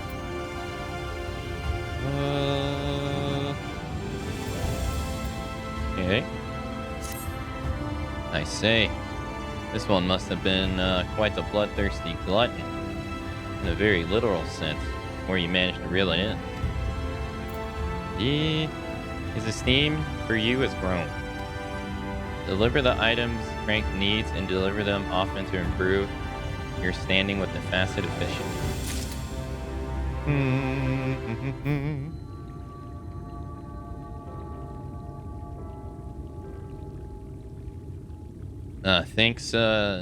Thank you for your hard work. I believe we have a sufficient number of 8-eye eels for the time being. I don't think I've mentioned this, but the people I used to test the treatment for shadow blindness are acquaintances of mine who work in the Cabinet of Curiosity. Old books must be kept out of light, if at all possible, so not being able to see in the dark possesses something of a problem. The curator have already started eating at their eels, although we'll need to wait and see if they have the desired effect. Of course, they're welcome the chance to try something different from the usual fare caught at the source. Not only that, they were extremely satisfied with the taste. Speaking of something different, I think it's high time we had you cast your line in new waters. Having said that, I'm still investigating which condition we should attempt to treat next. In the meantime, perhaps you could hone your skills in preparation for the challenges that lay ahead.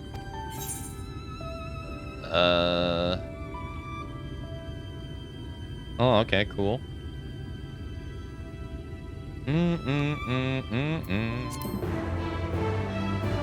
Christium delivery complete.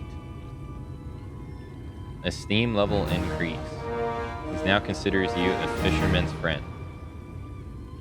Frank is pleased with your efforts. He now considers you a fisherman's friend.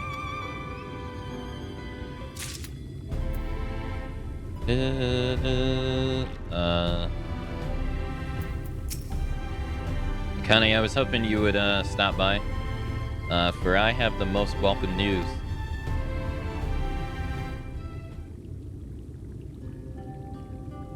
Of course, the eels are recommended for the curators of the Cabinets of Curiosity, as it's done all we could to help for, and more, so some of them claim they can even read in the dark now. At any rate, word of this treatment has spread throughout the city and appears to have found its ears of my compatriots at the facet of fishing. Unfortunately, most of them remain convinced that I'm unfit to act as the leader.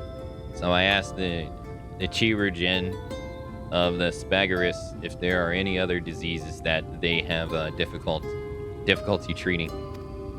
They said that a lot of people come to them complaining of rashes and so on.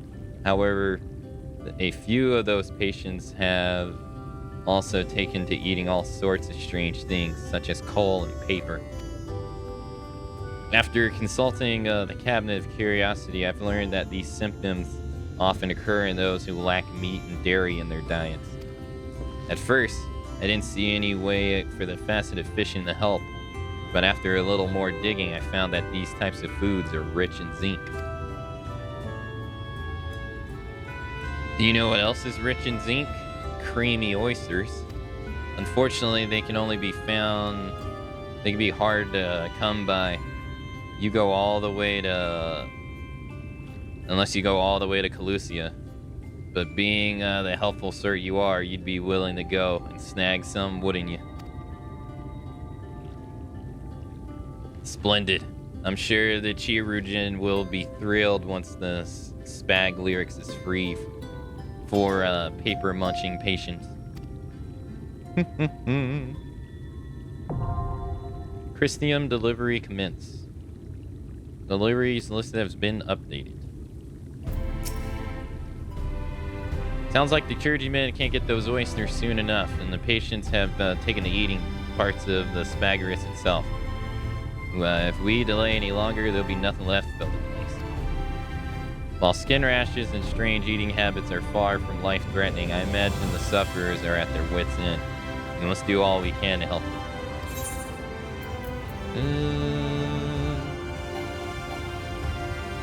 You do not possess the required item. While the texture of many species of oysters could be described as creamy, there is only one specifically named for this quality. Okay.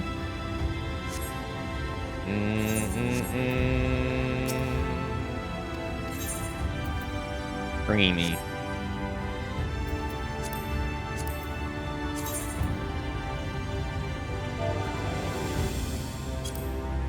No, we haven't found it.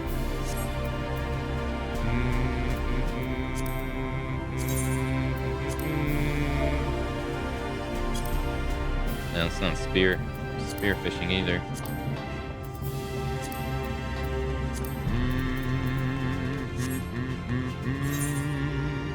Okay.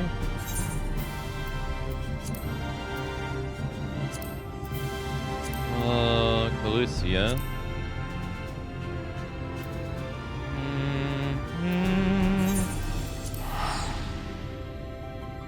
Go see if we can go find it.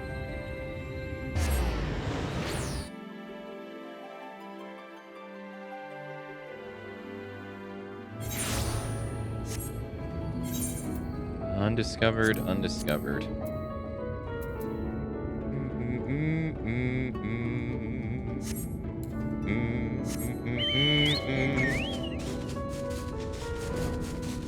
Master Fisher Aka. Trying to be.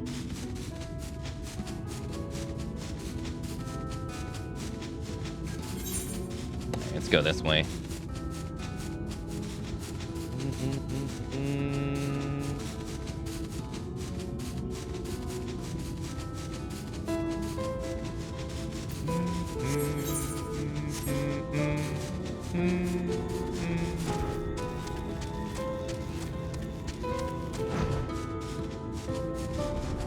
Oh, this isn't gonna work. Yeah.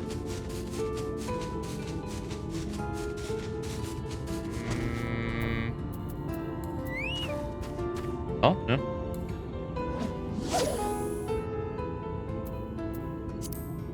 Well, I already got this place.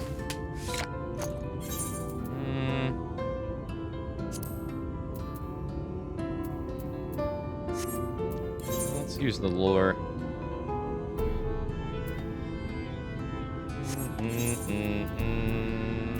West. Kelp.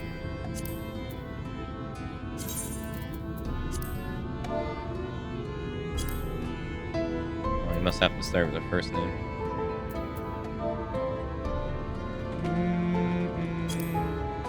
Oh. Oh, shrimp.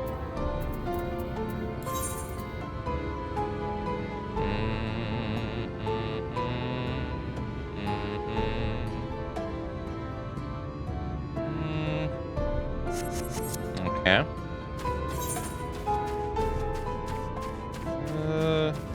Use the ones we got.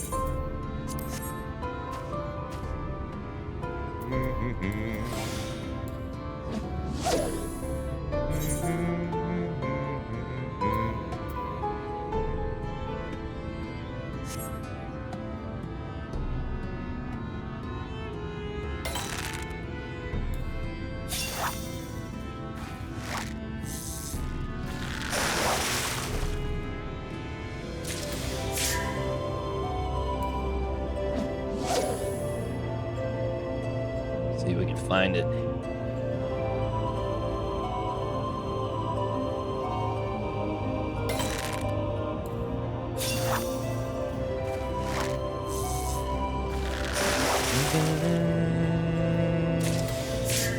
I got 2. That's fast.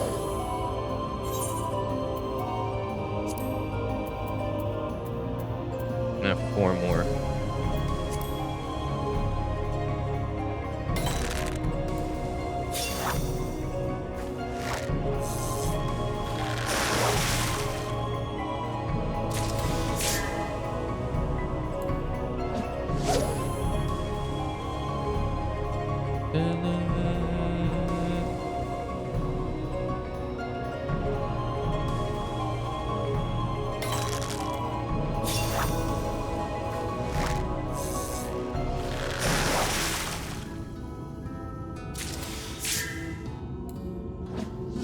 It should be the last one.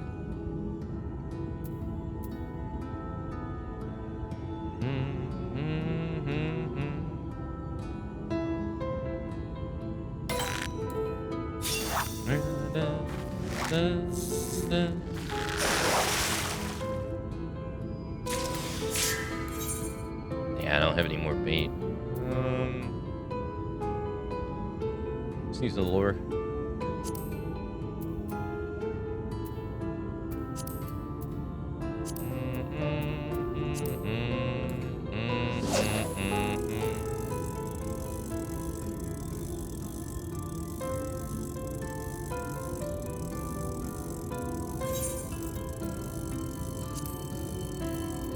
Got 3 of the 4.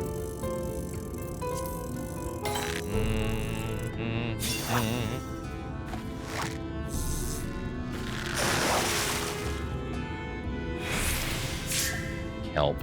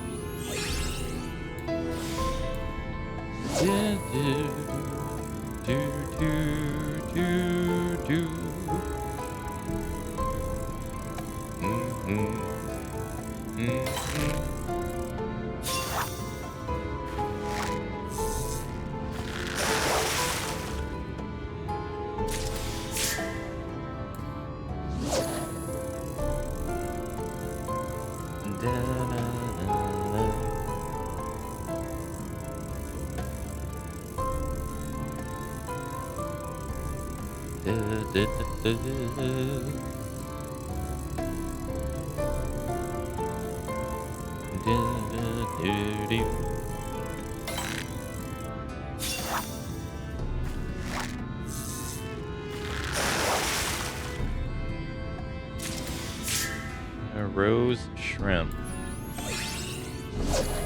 Okay. There's something lower level than that.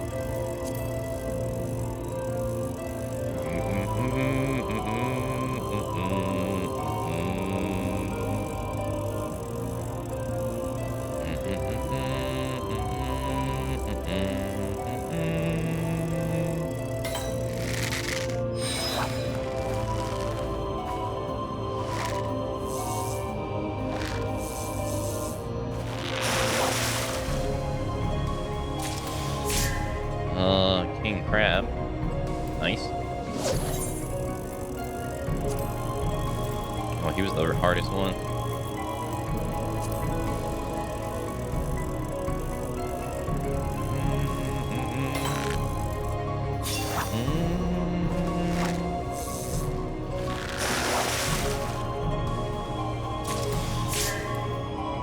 Another cod.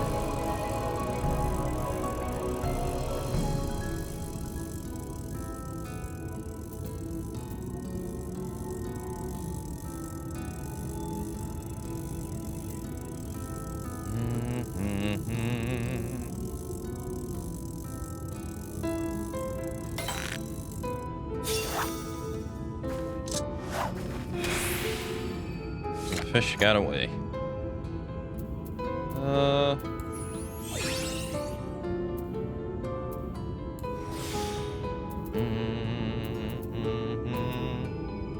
Here's those items they gave us.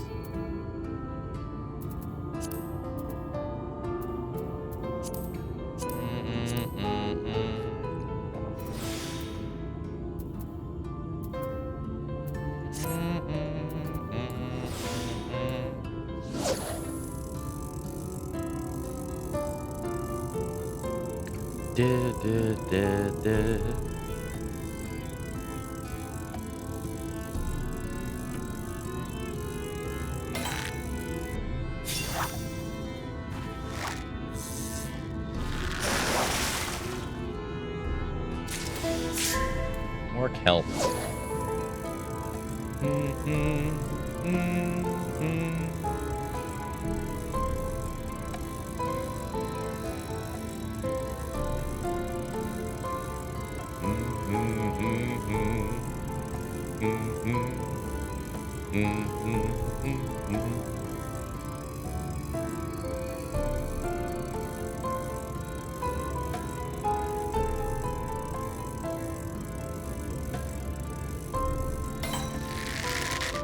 Hey, it's gonna be another crab.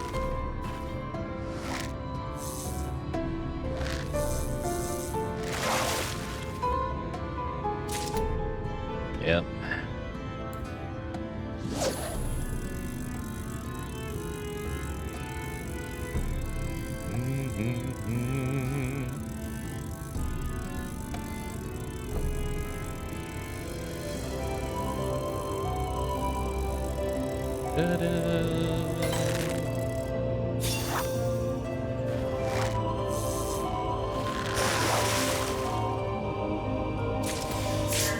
Creamy oyster. Hey, there it is.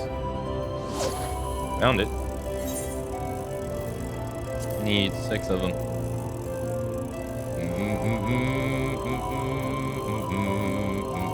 Thank God it wasn't in one of the undiscovered ones. That would suck.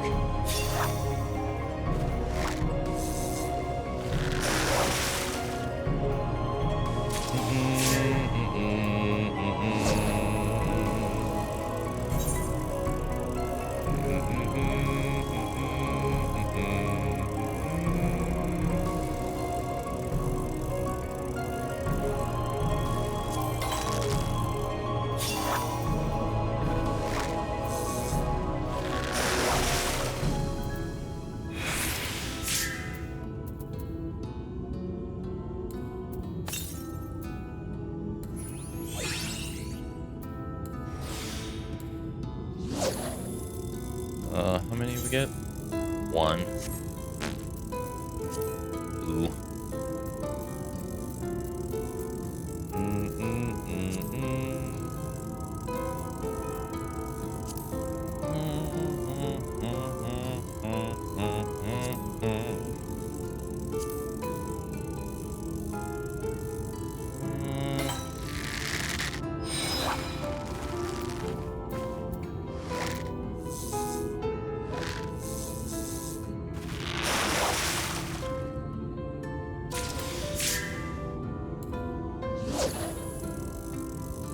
Like this is gonna be a pain.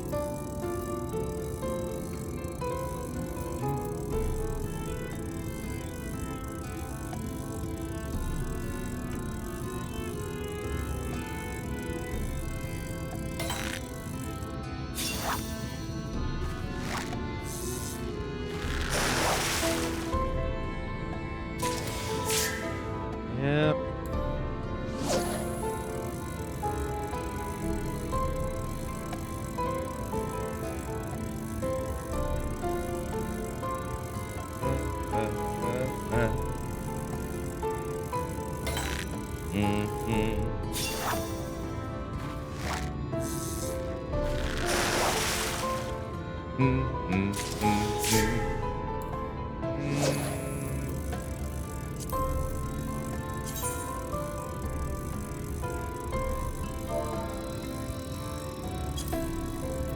He prefers the shrimp too.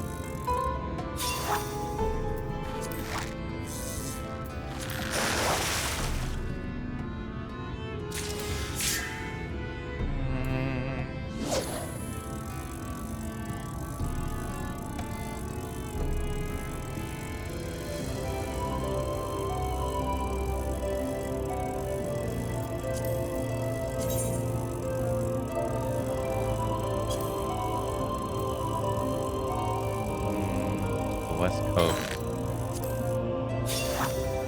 So it seems like you can only get it here.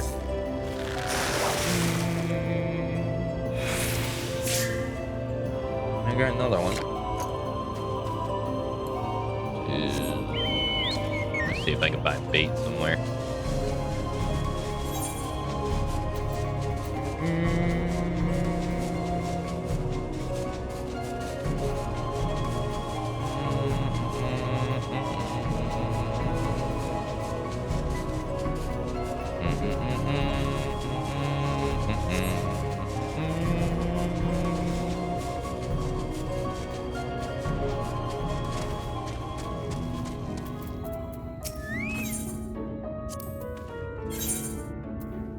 Let's buy 50. Thank you.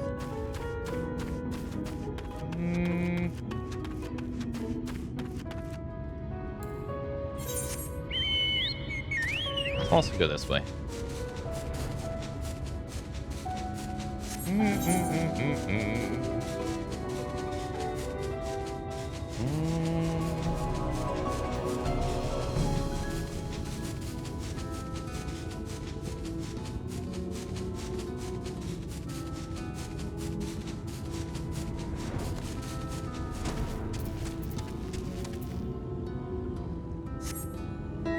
I assume this is a fishing spot.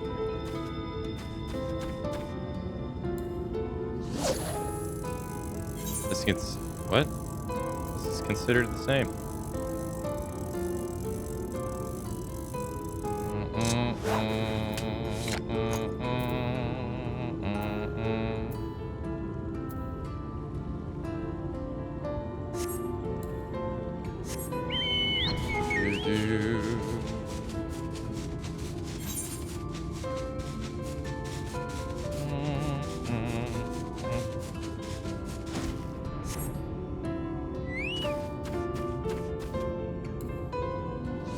This is considered the same too.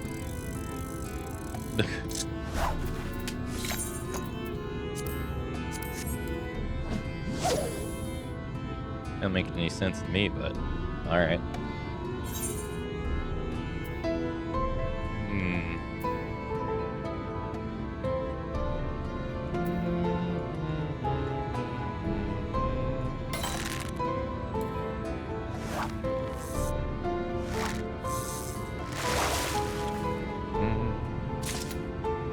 Oh, creamy oyster. 3. Yep. Nice.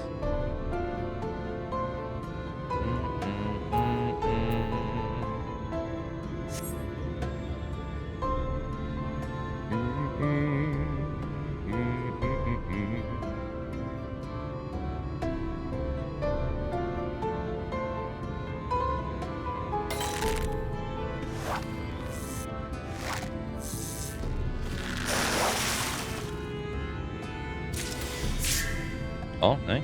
4.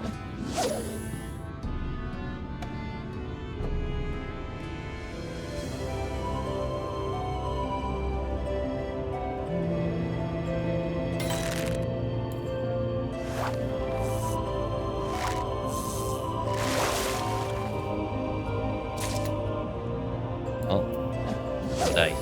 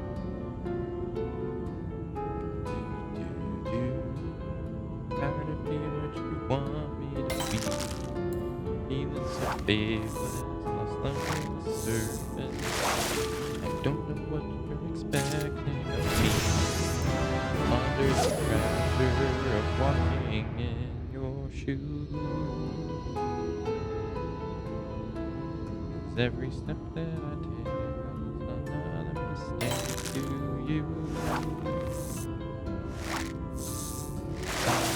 become so numb, I can feel you, yeah. I become so high, so much more aware. I become this, all I want to do. This is more like me, I think that's like you.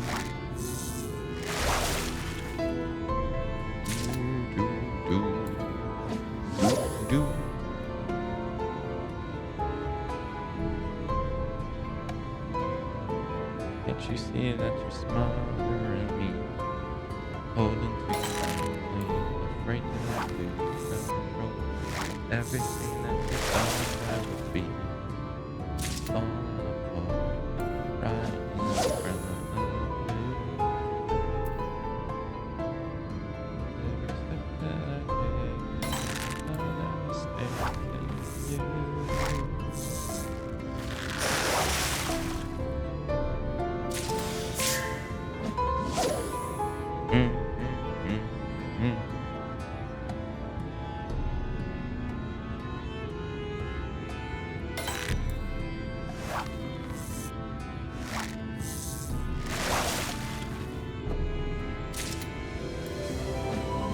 We need 2 more. Yeah. Come on.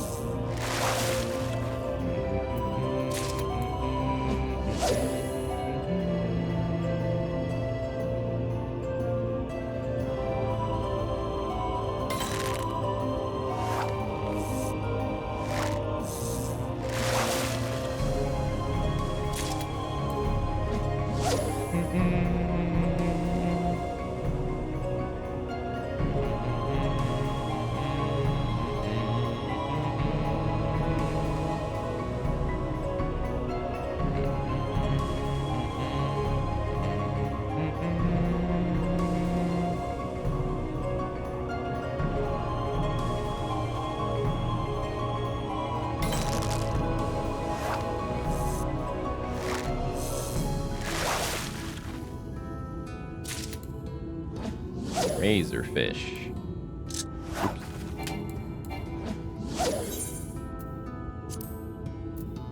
Got them all here.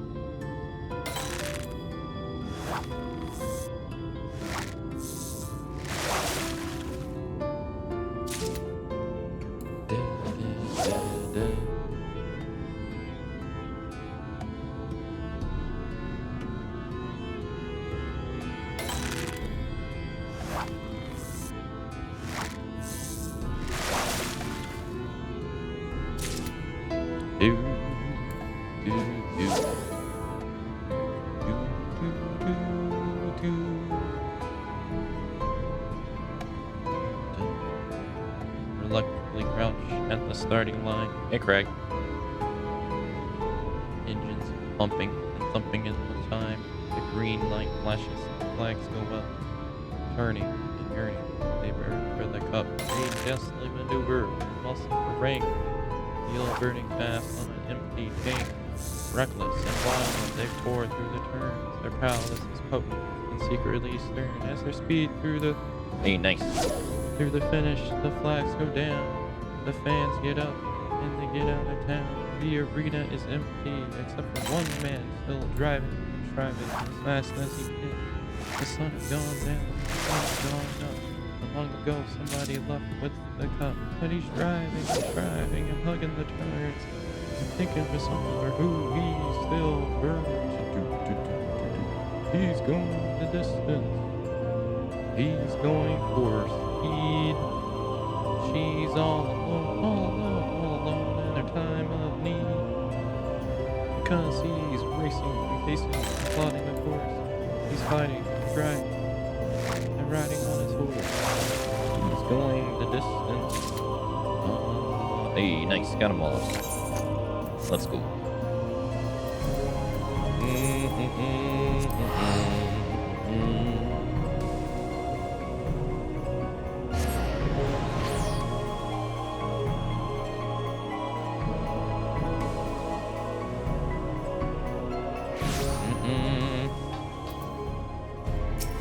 That wasn't too long.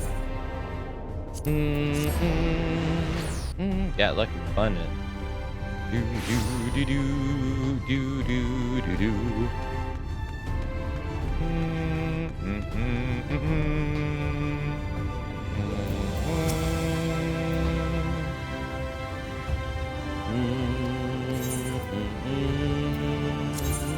you go, sir.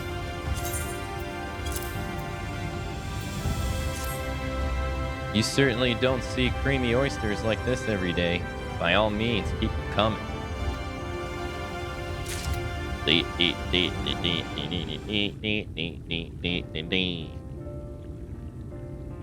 Well, that makes another shipment's worth. Let's say we deliver these to the Spagarix.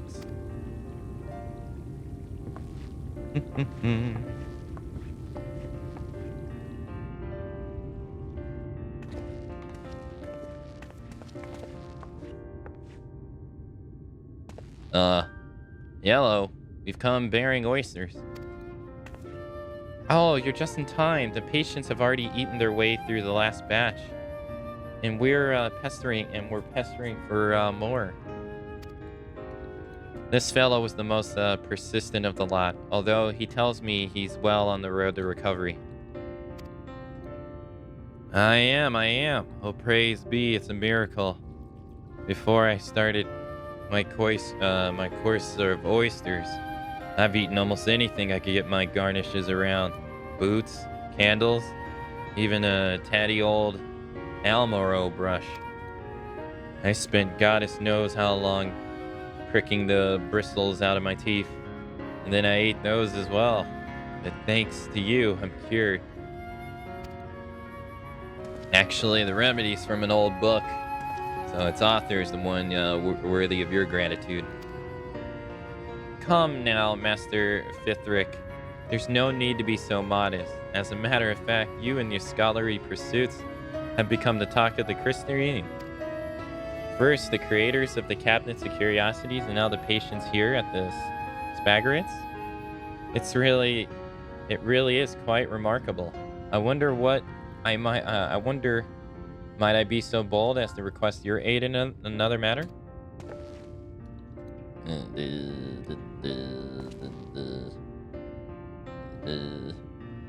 You have my thanks. Actually, I'd like to ask whether your tomes mention any cases of dizziness in where dizziness is accompanied by heart palpitations. These symptoms are fairly common in isolation, but cases of them occurring together have been rare until recent. Obviously, we tell our patients to rest as much as possible, but beyond that, there's little else we can do for them. Until we know what's causing it, the chances for a full recovery are slim. Please, will you look into what might be behind it? I'll do everything in my power. This might take a while, but I have a feeling I'll be calling on your services again. Until then, keep practicing.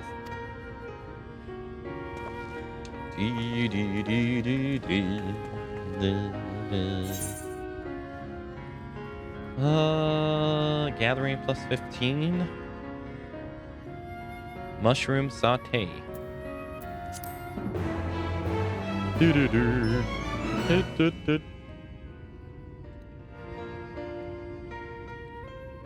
Steam level increase.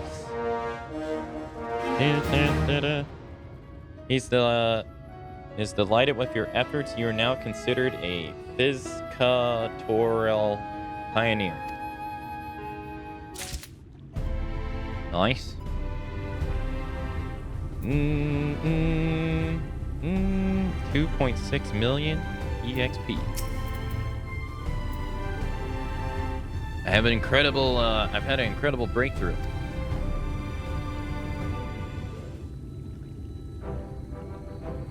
The key to curing the mysterious illness lies in Brightmere clan. Unfortunately, they are not native to the source, so we'll have to try further afield. Hey, thanks for following. My tomes tell me they can be found near Longmere Lake, once part of the kingdom of Voberg. These days, the whole area is part of Elmeg, and most of us would sooner steer clear of there if we can help it. Although considering the dangerous places you've been thus far, I assume you're not scared of a few pixies. Well, Feo mostly seems fine, mostly.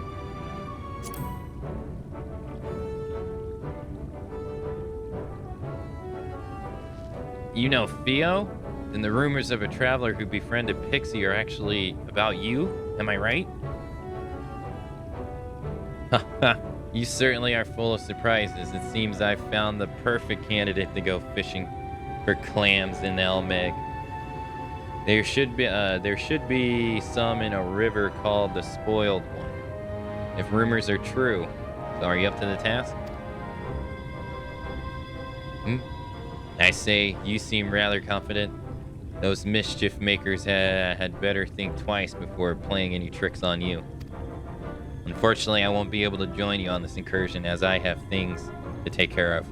Oh no, and it's not because I'm terrified of pixies, perish the thought.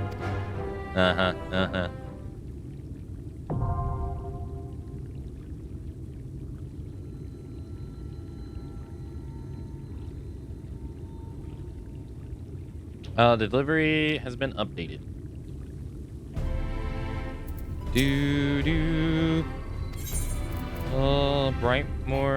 Brightmere clams.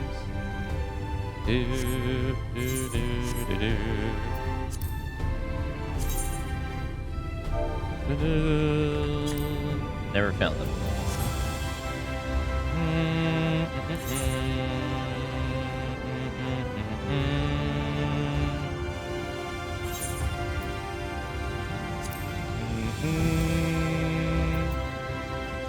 A river called the Spoiled.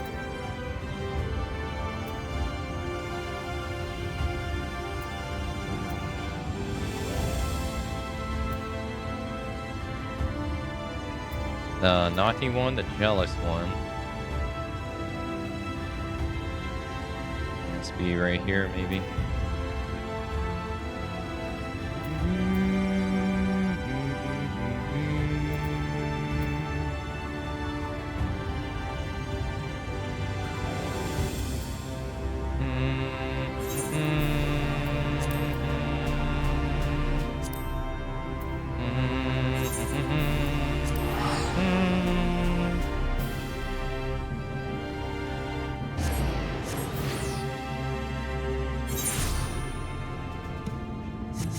Okay.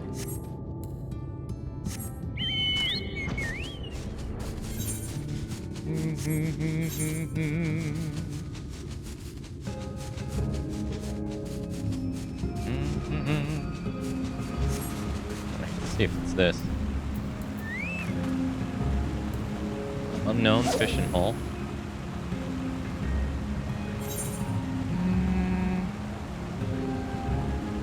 This could be considered a different one too.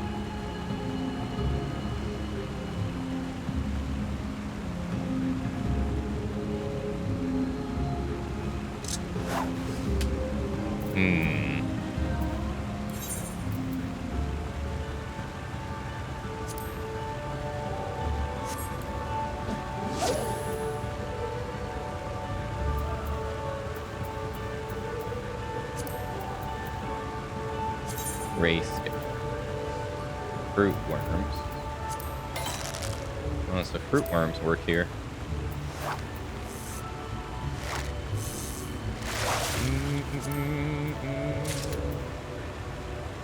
Okay.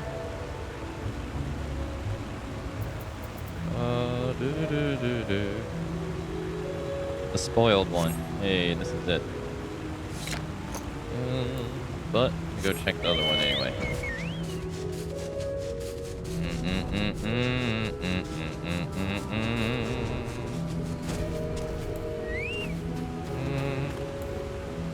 Oh, this is the spoiled one too. Yeah. Undiscovered.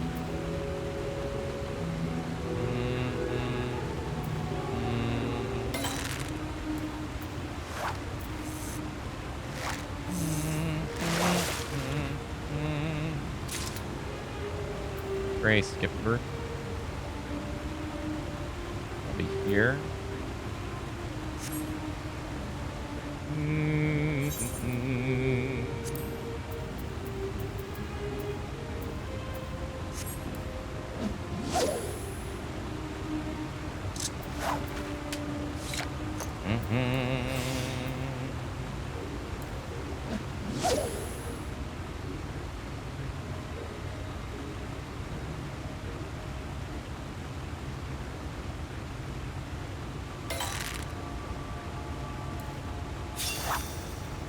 No trophies, no flowers, no bicycles, no blind. He's haunted by something he cannot define. Power is shaking earthquakes of doubt and remorse. Assail him, impale him with muscle truck force. In his mind, he's still driving and making the grade. He's hoping in time that her memories will fade. Though he's racing and chasing and plotting the course. He's riding and driving and riding on his horse. The sun has gone down and the moon's gone up.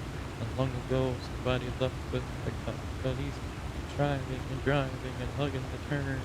In the summer, who he's doing first. 'Cause he's going to the sun. He's going for speed. She's all alone, all alone, in her time of need. Not able to fish. Oh, that was a bait? Oh.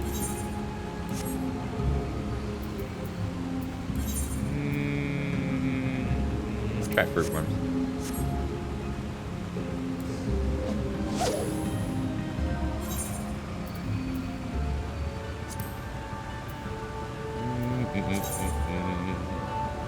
Fruit worms.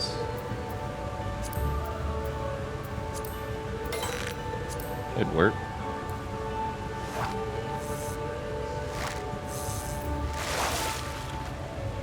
I need your arms around me. Bright mirror clamps. I need your arms around me. I need to feel your touch.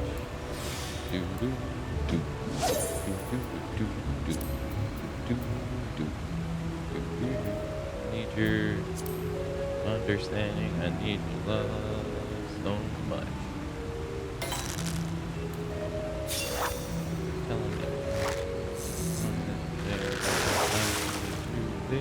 Baby, you're never there all alone.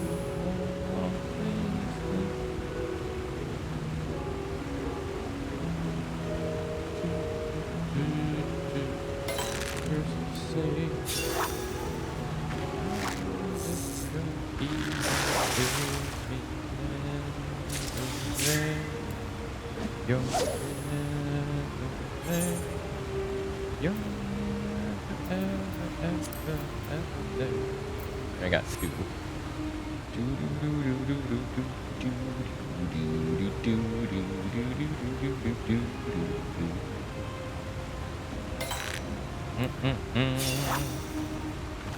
Need 4.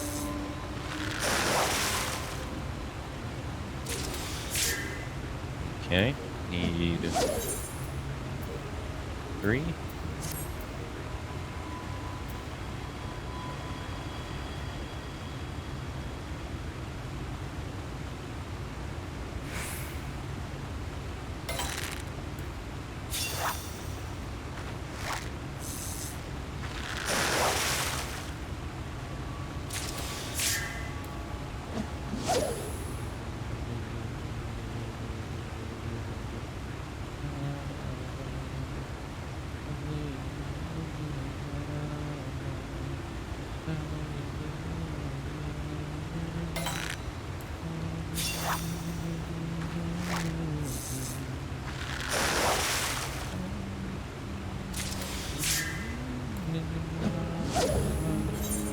Need one more.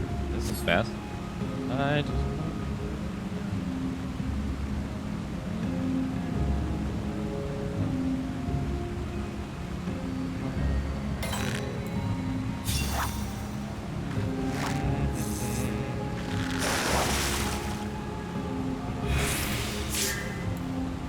Oh, that would be too fast. Do.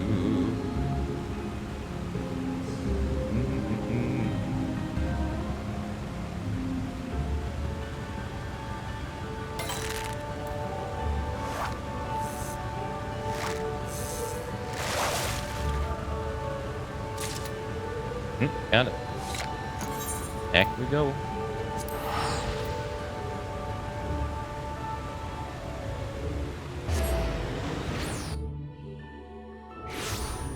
That was way faster than the last one.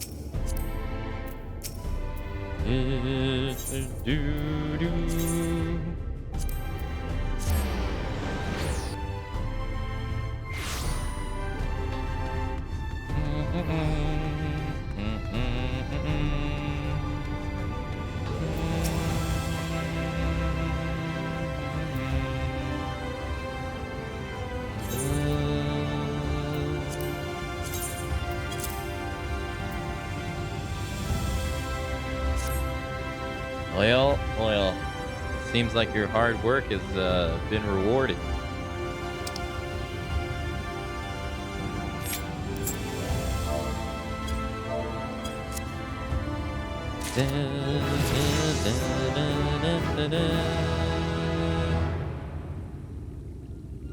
Your bright mirror clams are being distributed to the patients as we speak.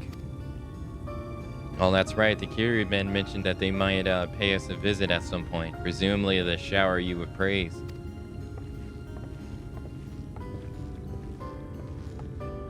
Fithric, Akane, the clams did the trick. How can we ever repay you? Let's not worry about all that. The main thing is that the welfare of your patients. Just a moment. Is that Lob? Yes, he's one of the many who benefited from your efforts. Until recently, he could barely stand without experiencing dizziness and palpitations. Thankfully, the treatment worked exactly as you predicted. To tell the truth, he probably would have recovered even quicker if he spent more time sleeping instead of constantly talking about fastness and fishing. Now, I don't like to pry, but I hear there are some discontent among your members. Not to put too fine a point of it, I thought if a facet member were to try one of your treatments, then, well, I'm sure you'd see what I'm getting at. I'll take it from here, if you don't mind, Fithric. I'm not one to mince my words, and I won't be starting now.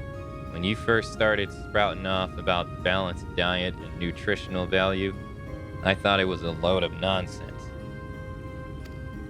That was until the Kyrie-men cajoled me to try into trying your methods, without my knowledge, I might add. Anyway, after a few servings of bright mirror clam, I started to notice a difference. Only then did they tell me that it was your idea. The scales fell from my eyes.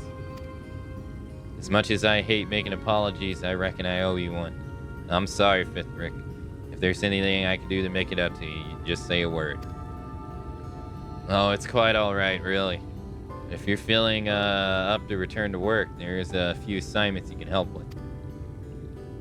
Yes, we could use more creamy oysters and Brightmere clams. And not just for Spathrix either. If we can encourage the citizenry, including them in their meals, then perhaps some of the illnesses we've been treating will become a thing of the past. Yeah, I couldn't agree more. We do our best to keep the shipments coming in. It's amazing to think that knowledge in those ancient tomes could be making such a difference in this day and age. Perhaps this will add a bit more weight to my side of the argument. Of course, if it weren't for your bravery and commitment, none of this would have been even possible. Now that Lob has offered to assist us, we should be able to maintain the supply of our existing specialties while exploring new avenues. If you keep reeling in nutritional morsels, I'll see what information I can gather.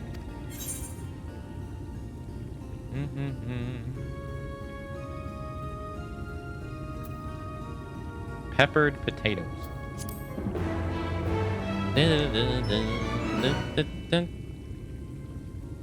Esteem level increase. He now considers you an apex angler. A new quest continuing the story of facet of fishing is now available. Upon its completion, Christium deliveries list from Fethric will be updated.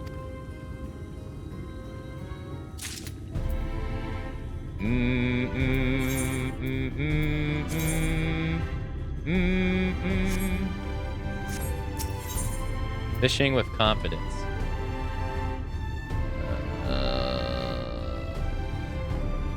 Damn. 30 of them. Fethric appears to have decided on his next project, and the chances of its involving fish are extremely high.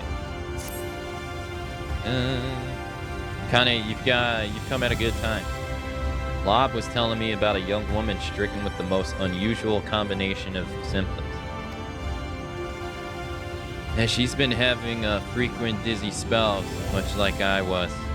But if that weren't bad enough, there's something wrong with her eyes. The whites have gone all yellow. Yeah, as far as I can tell, the dizziness is due to certain thinness of the blood, while the discolor is a sign of jaundice. She's been like this for a long time, and she's understandably reluctant to go outside, which isn't doing her much good either. Is there something we can do for the lass?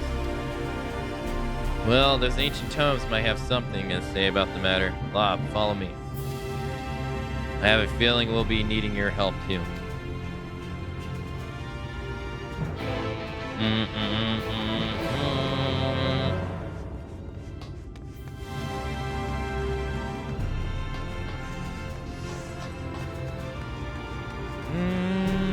Hey, thanks, Jack.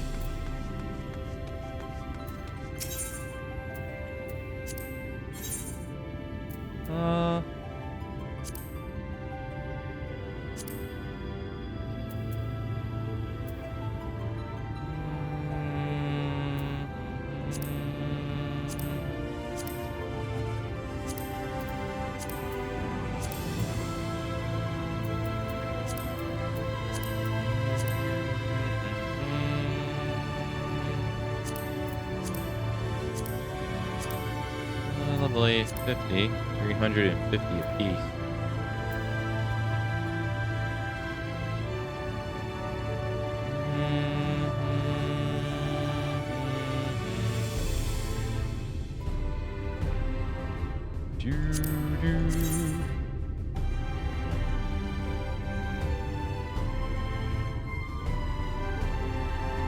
That's a lot better than what we currently got.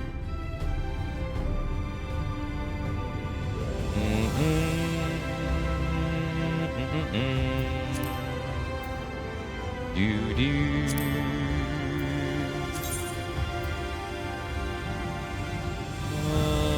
Sure.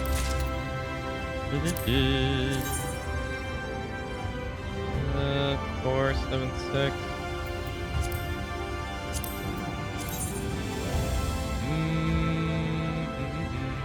Get the body first. And the legs.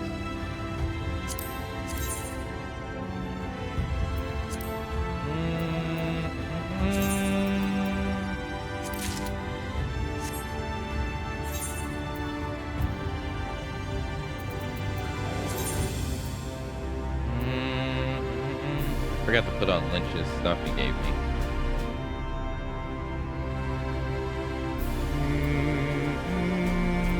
There, 323, 431.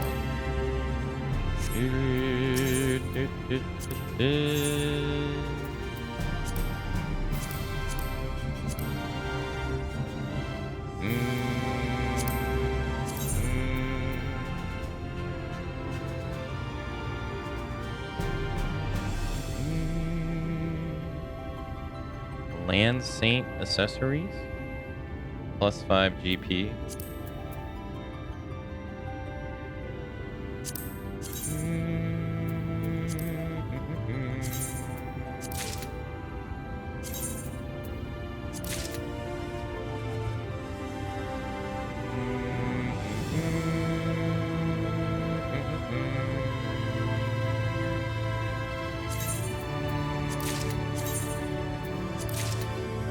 I got nothing else to spend these points on, so might as well.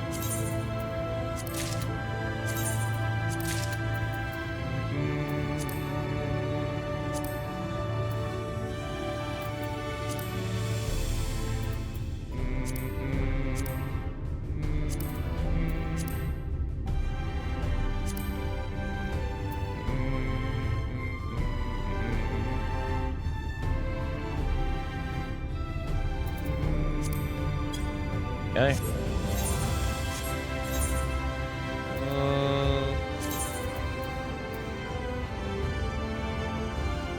798 GP. 844.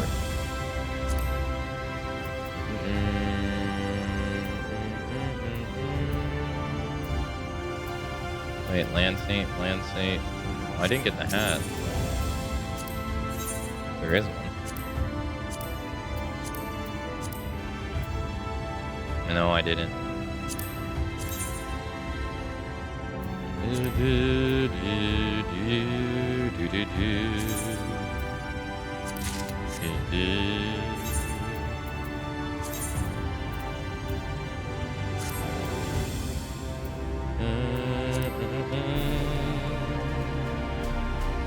$844.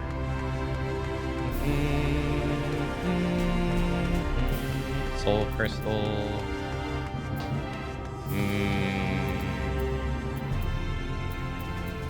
Damn, I can't put any material on it.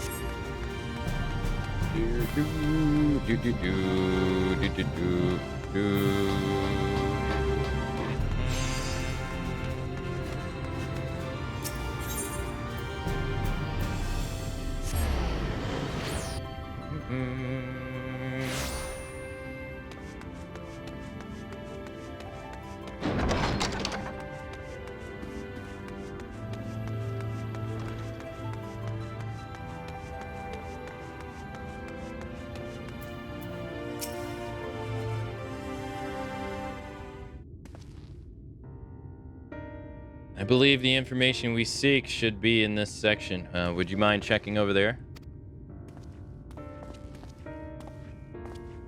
Bloody hells. Oh, so much for peace and quiet. Marvin, what a surprise to see you here. Never pictured you as much of a reader. I'm not here for my own enjoyment. And as for you, Lob, I thought you had more sense than to throw in your lot with these two. Navi, for once in your life, would you shut up and listen? They're the reason why I'm up and walking again. Don't you see? Fithric was right. Is that so? Be that as it may, we should leave healing the sick to the professionals. They've got their duties and we got ours. Are you fishers or not? He never was one for civilized debate. But he only wants what's best for our people. At least that's what he thinks is best at any rate. He's been around long enough to remember the days when starvation was all too a real threat. That's why Merle and the rest of the old guard are not to agree with anything that might lead to fewer fish being caught. The younger ones will be more likely to support your cause, though. To be honest, I can't see your talk of balanced diets winning their support, but there must be a way to get through to them. I'm sure there will be a time to think about that once I've found a treatment for your friend. I appreciate what you're doing for. Why don't we have the curators look for the information instead? In the meantime, we can concentrate on getting some of the other fishers on your side. I tried that before, but they weren't interested in any of my ideas. Can you blame them? They're not culinaries or chirurgeons, they're fishers. I think they'd be a lot more easily persuaded if you could prove you're worthy of being their leader. Perhaps you could try catching something they've never seen before, like a calico trout. That'd impress them. Oh yeah, that might work. Now all we need to do is locate and catch one of the most elusive fish in the history of our art. It's not easy feat, that much is certain. And to make matters worse, the last known sighting of the calico trout was in El Meg, which until now I have gone to great lengths to avoid. Perhaps you could come with me, Akane? Since you seem to be on good terms with at least one pixie, they may decide to leave us alone long enough for us to hook our prey. Pixies? Rather you than me. Anyway, once I've asked the curator to lend us a hand with these books, I'll keep an eye on things at the mean. Someone's got to take care of the place while you're away.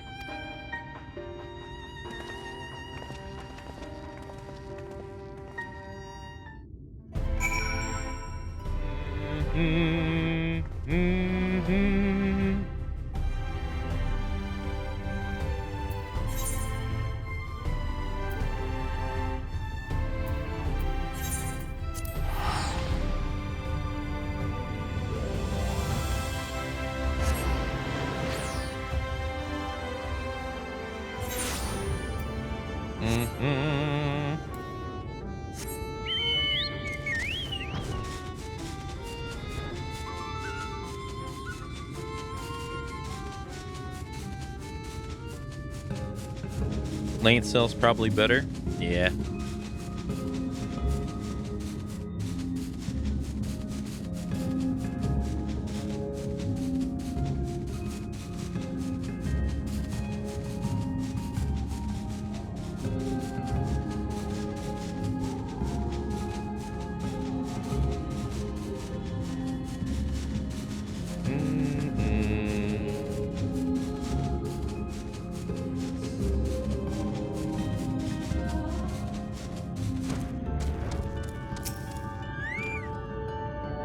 This place is a lot more pleasant than I was expecting.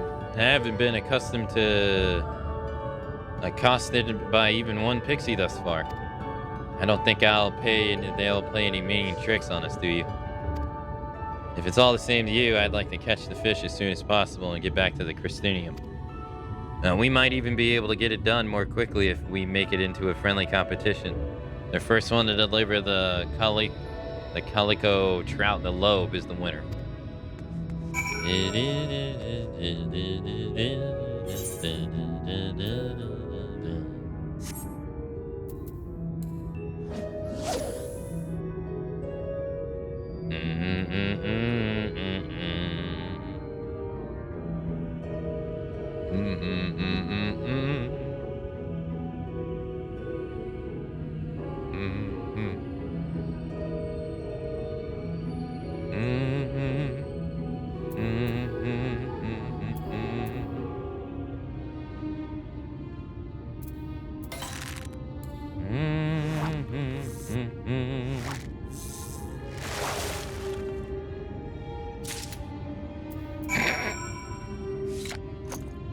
Peachy.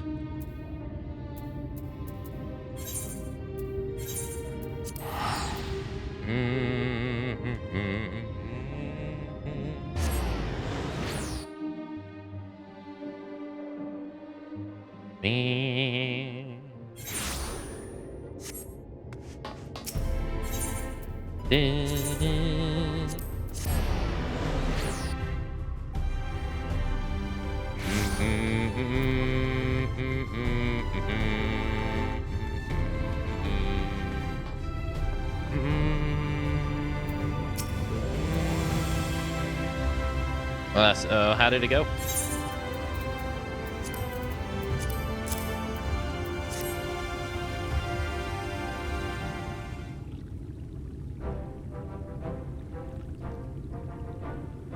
Da, da, da, da, da, da.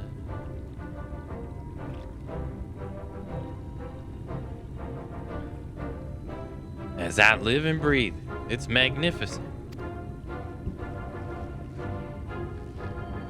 Lob, I caught one too. Of course, I expect nothing less of the head of the facet of fishing. Anyone who doubt you'd be put firmly in their place when they see what you've caught. I hope you're right. If all goes according to plan, we'll be able to get a few of the younger members to go after the rare species in your stead. Yes, and it'll give me more time to give the help here with giving assignments and seeing deliveries, which in turn will make it easier for you to show your face down at the source a bit more often.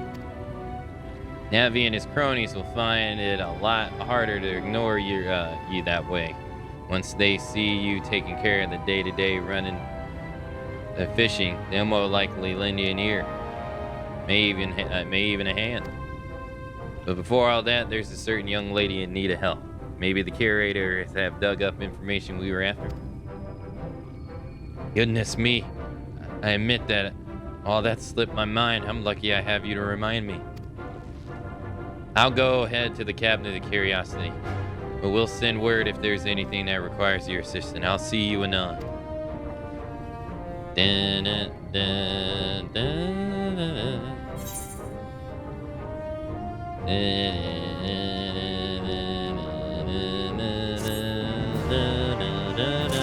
I think I might question my life choices if I say, let's make it a competition and my opponent stands right next to me and catches the fish and just shoots me a smile as they head home. It was his funeral, not mine. I found a cure. Well, a potential cure anyway.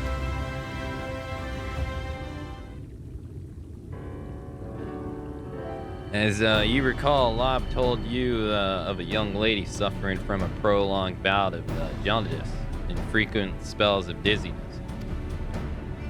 Although we made an earnest attempt to retrieve the necessary information from the Cabinet of Curiosity, it was when we asked the curator for help that we finally struck gold.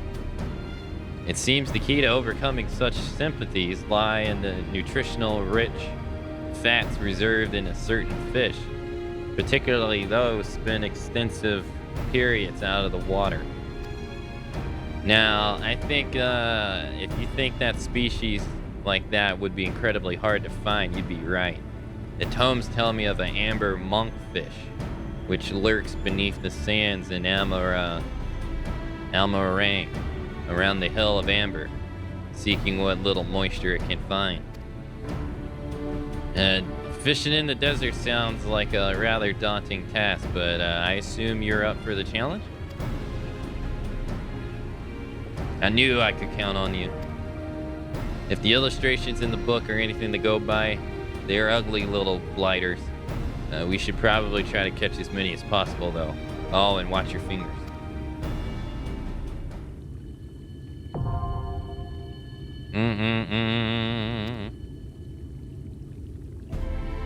Hey, Ray. Hello.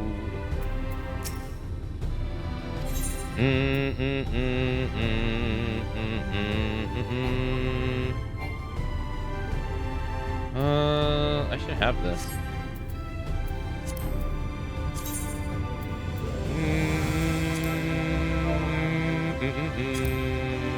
Yeah, I've already caught this.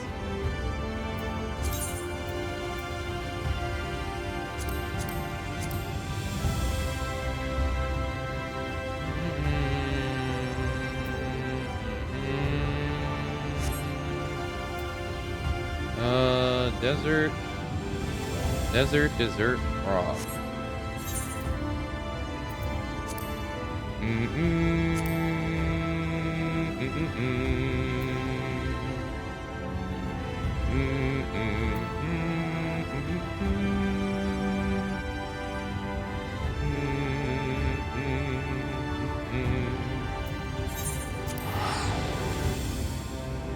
Go here, get the bait.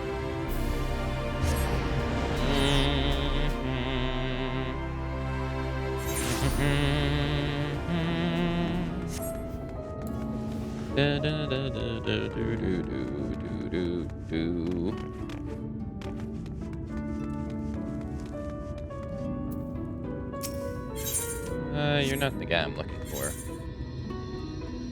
You? Oh, you're a culinarian.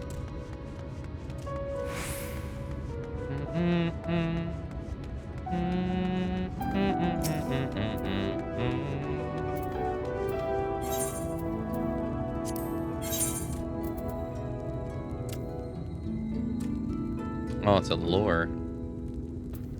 Oh, I already have him. Oh.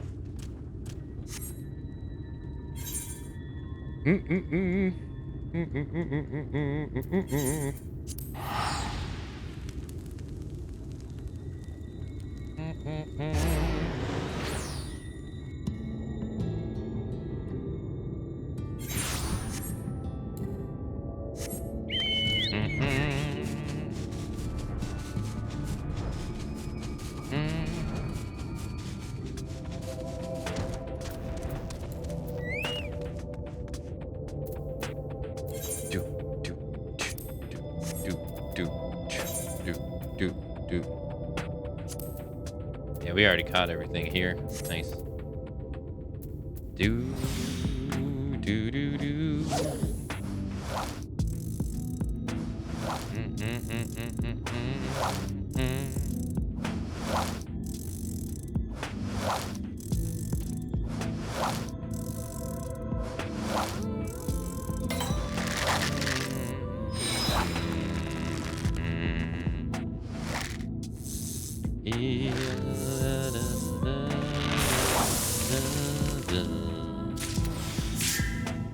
Got him.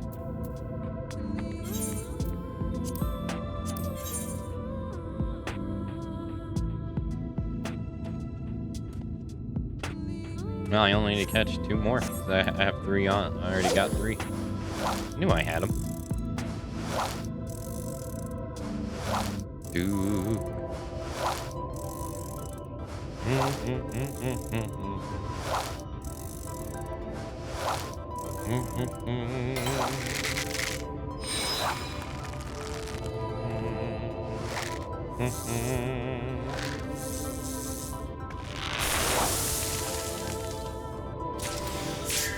Now, 1 more.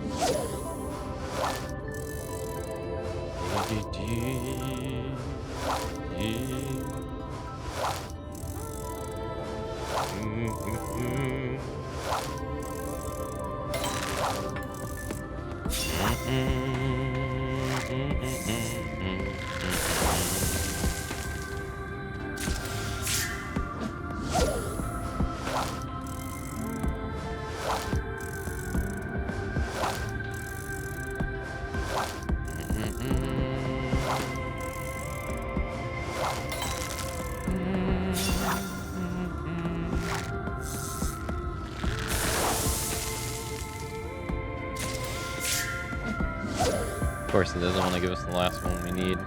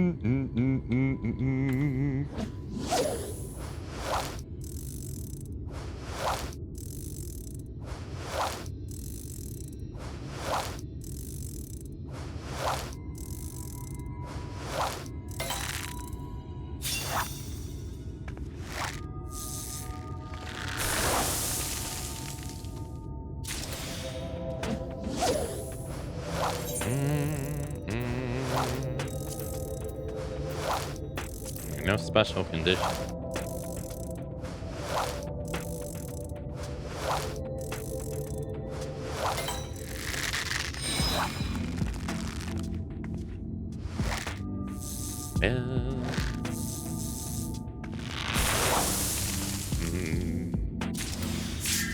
Adam. That's all we need.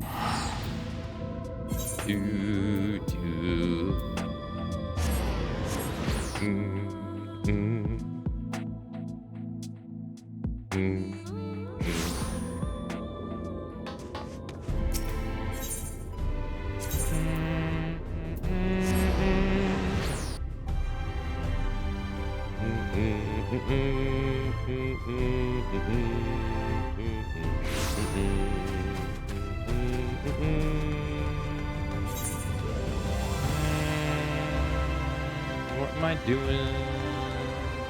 I don't need to go to my house. Please, come and please. There's one right there.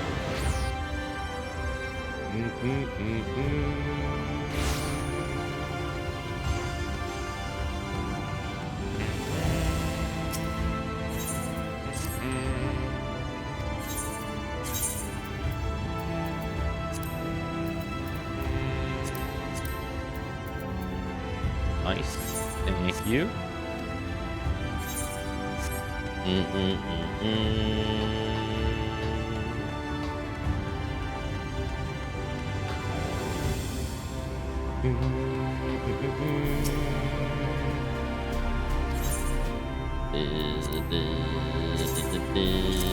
Bam.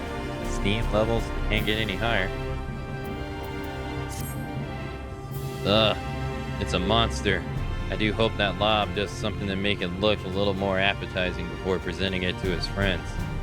For what it's worth, I don't think they could come much bigger or uglier than this.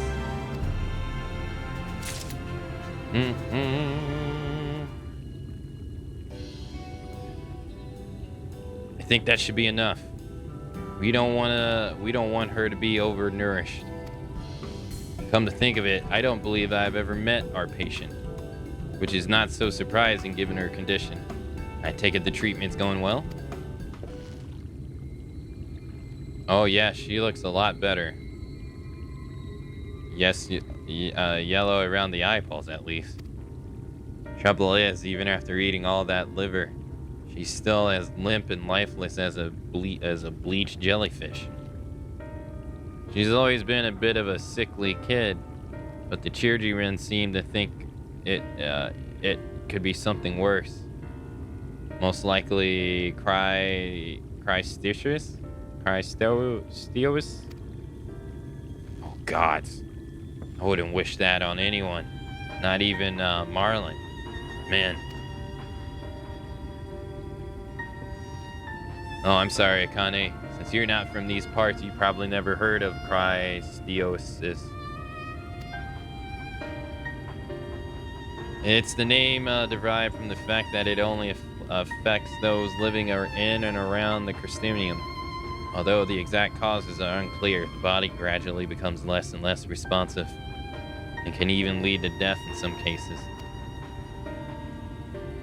Here's one thing I have to tell you. It's about the patient. She's Marlin's daughter, Huriella.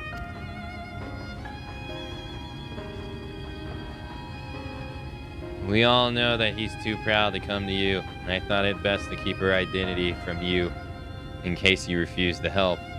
But her condition is a lot worse than we'd realize, so it's time to stop messing around.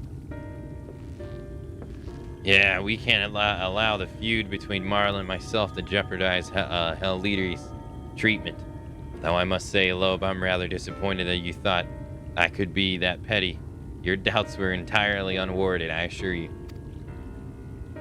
Now that I think about it, the day we saw Marlin at the Cabinet of Curiosities, he must have been there searching for his daughter's illness. But that was when we thought that jaundice and dizziness was the worst of her symptoms. There's only one thing for it. Back to the books. Connie, you leave this to us. If there's a way to cure cryesthesia through nutrients in fish, we'll sure to find it. We'll be needing your angler skills before long, Connie, I'm certain. If past experiences is anything to go by, we'll be sending you off to some fiend-infested bog at the arse end of, somewhere tranquil and picturesque. Da-da-da. Coffee biscuit.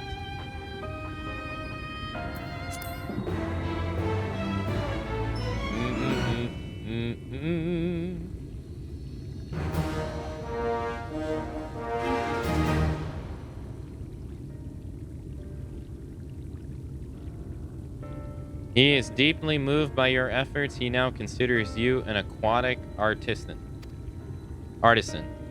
The new quest continuing the story of the facets of fishing is now available. Speak to Fifth Rec as a fisher at level 80 or above to undertake the quest. This is probably the last one. Morsel of the Deep. Fifth Rec is desperate to find a cure for cryesthesia, especially one that includes fish.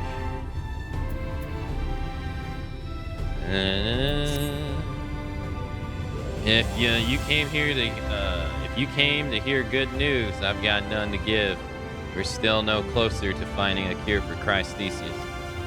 Of course, the people only started using this name after the appearance of the Crystal Tower, and I have no idea what people called it before then.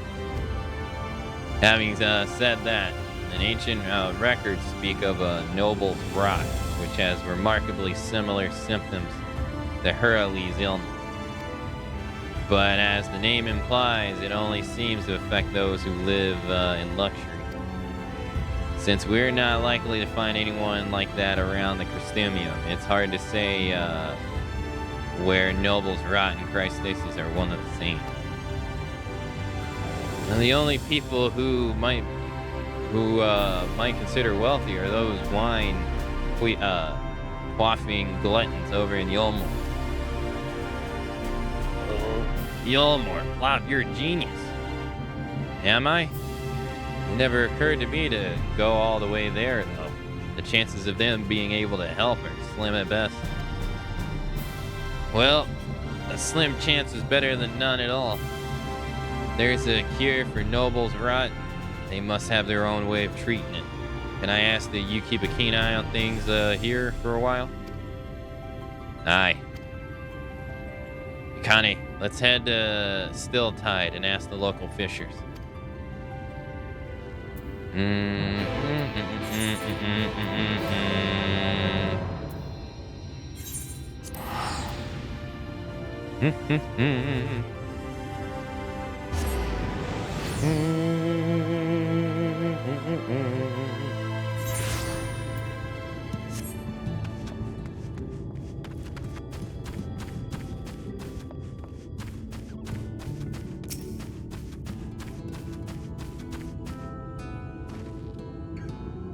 There's something about the ocean that stirs the soul, don't you think? I wonder how many new species of fish there are waiting to be discovered. I've read all sorts of fantastic aquatic creatures in the tomes, and I look forward to the day I can see them with my own eyes. Oh, I do apologize. I was rather lost in thought. We better start asking the locals what they know of Noble's Rot. Why don't you try that elderly gentleman over there?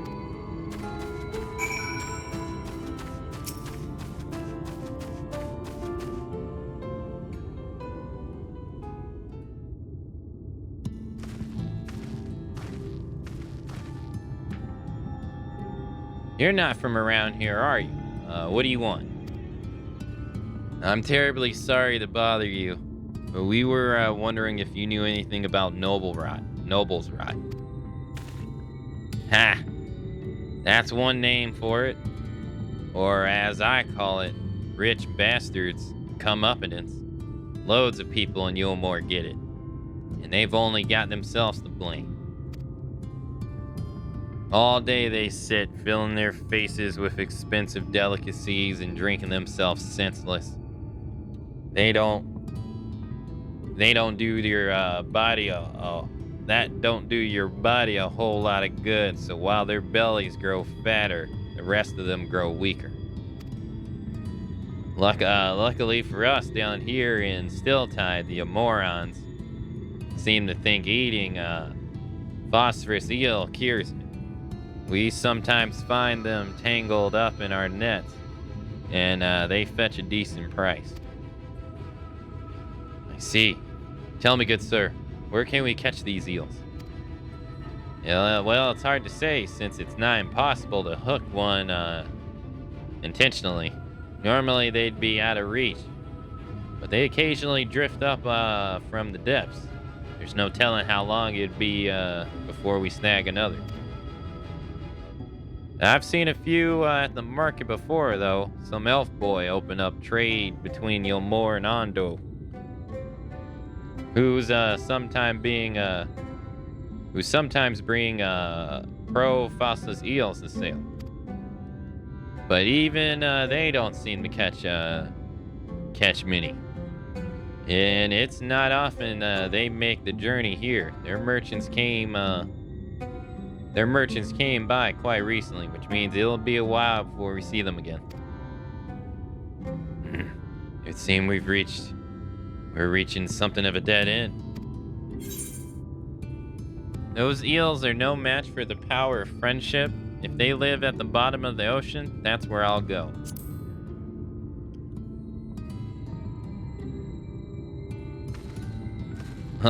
All right, if you say so. Just don't do anything dangerous. I'm glad to hear it. I'll be back at the mean trying to figure out the best way to cook that eel. Apparently, it's all too easy to botch it, turn them into something resembling the regurgitated contents of a seagull's stomach, to quote the book. I'm sure the treatment will be more effective if the patient can keep it down. It's a fool's errand if you ask me, but I heard that the Ondu used mobile shrimp as bait. Might be worth a try. But if your travels take you to the ocean depths, you best be be careful. I hear there's ancient creatures down there that even survived the flood of light. Beasts that old and that tough don't hesitate to snap up any tasty treats that come their way, including careless fishers. Go if you must, but don't say I didn't warn you. Consider your warning well and truly heeded.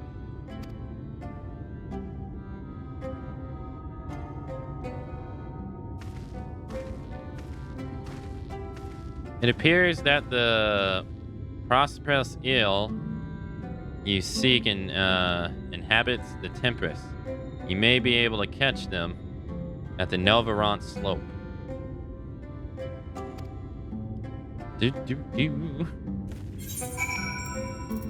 Oh, I only got 29. Probably should buy some more.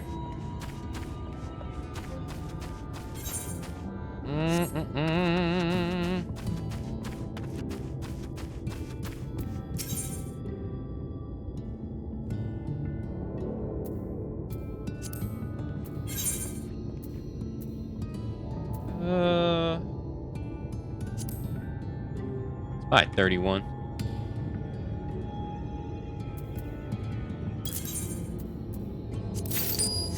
Give us 60.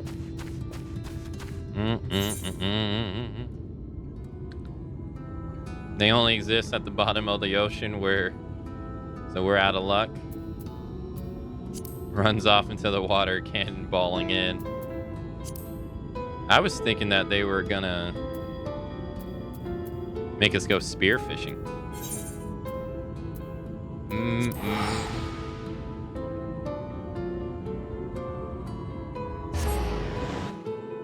This hasn't included spearfishing at all. Quite surprised.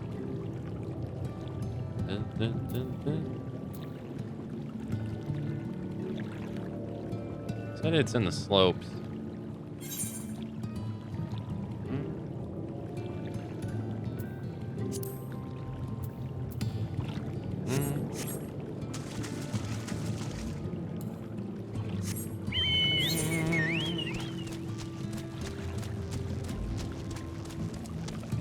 Hey, Lander, hello.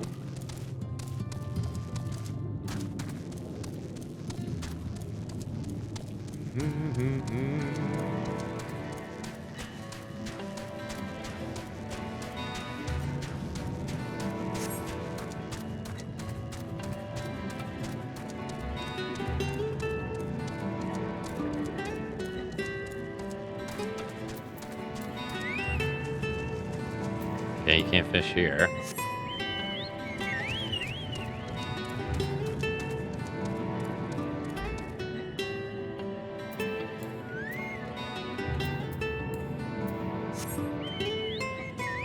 Pretty sure the only love spearfishing gets is making ether sand for high-level crafts these days. Hopefully they'll do more with Dawn Trail.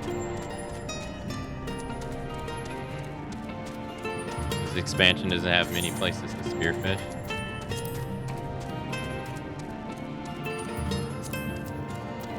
It has 3.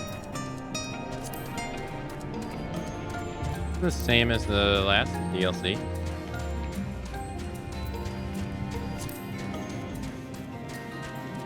Albeit, it looks like the last one had more spots.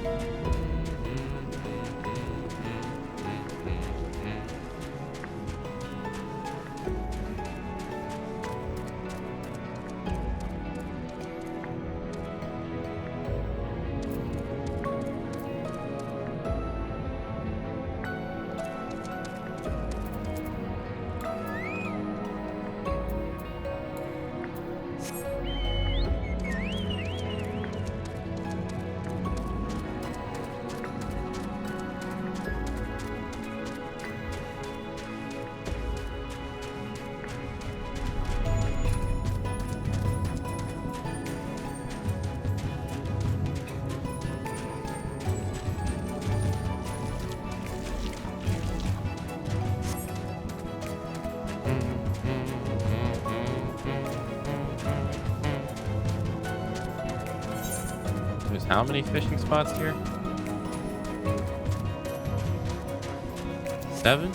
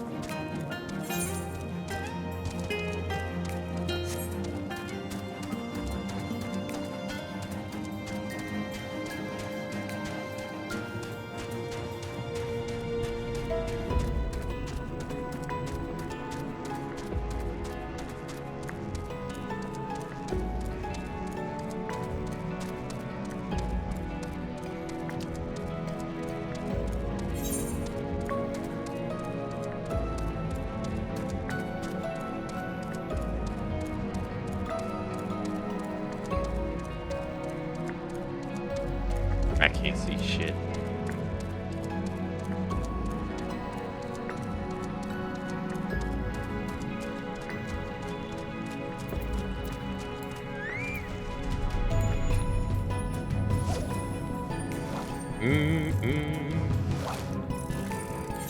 That's not going to work.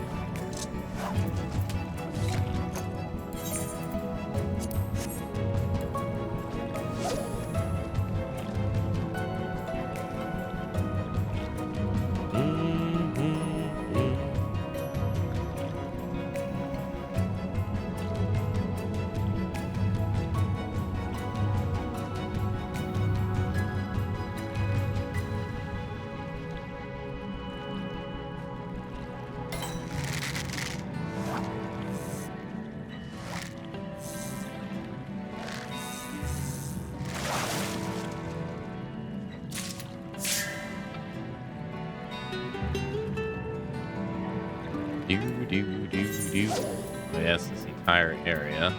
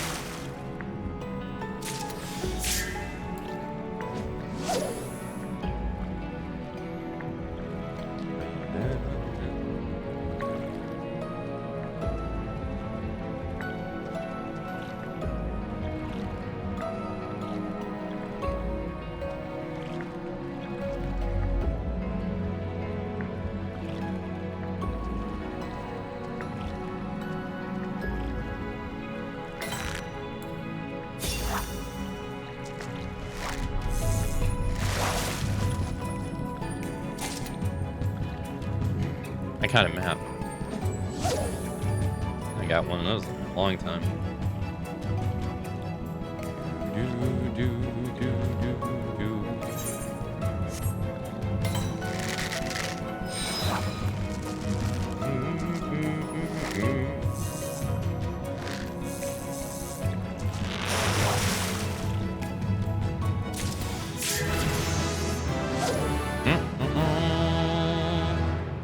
Electric current.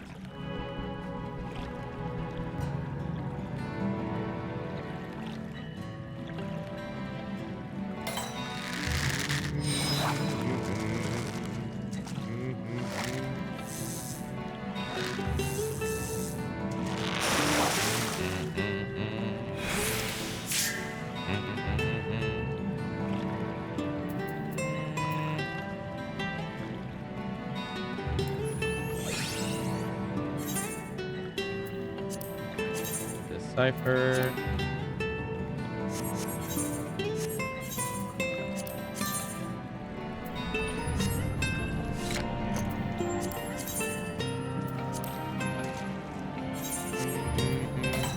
Meringue.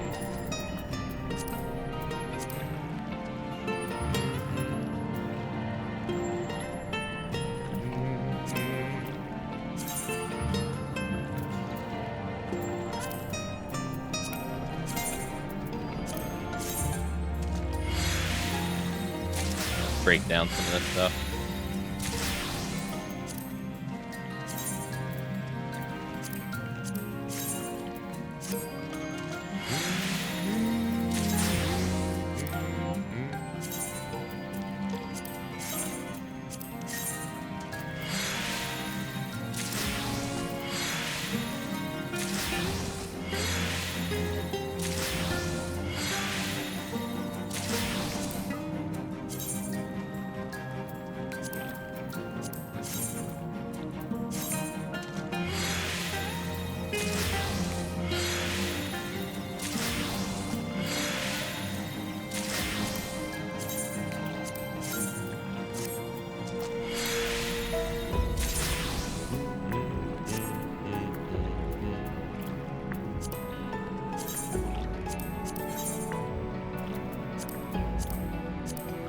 Oh, you can't bring it down.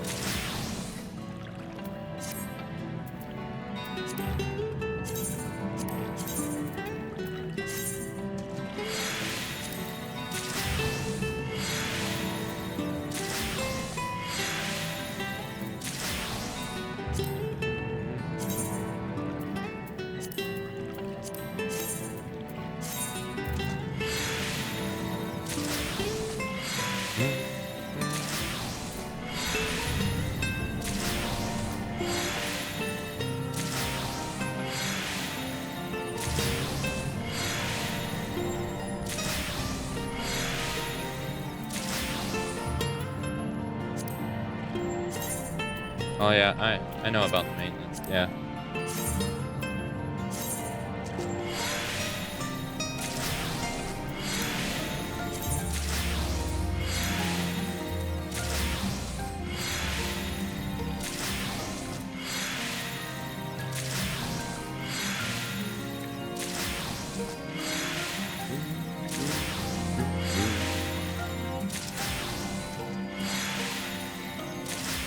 I was made a waiter.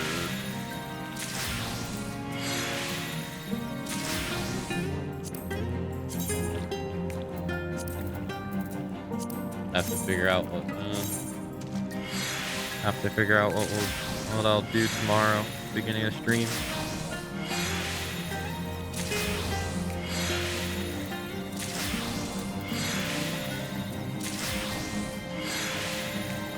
Could just do admin stuff for like 4 hours.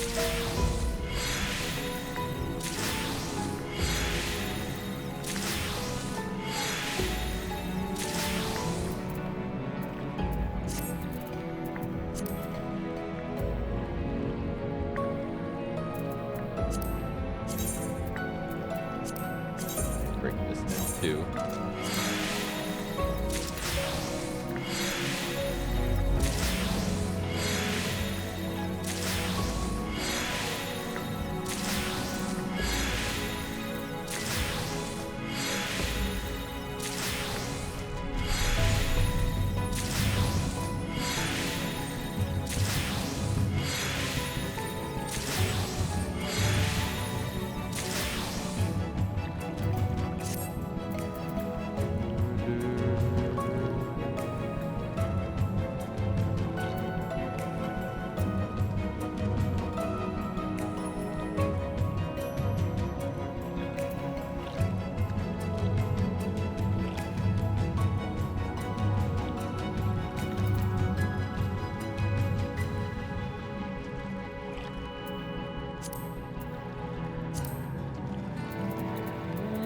That's all the fish we can break down.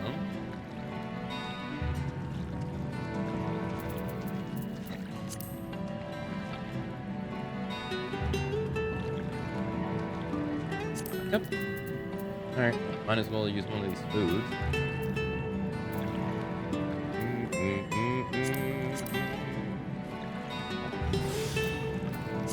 Hey, get them out of my inventory.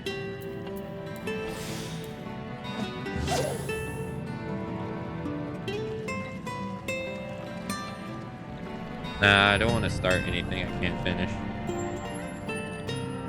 I don't really like doing that.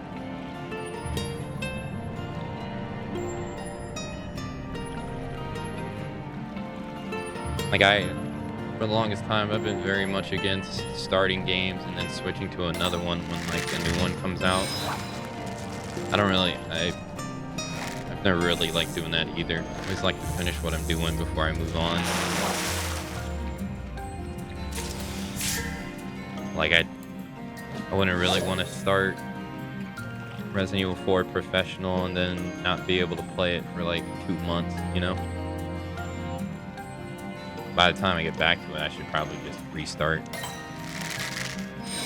That's how I've always seen it.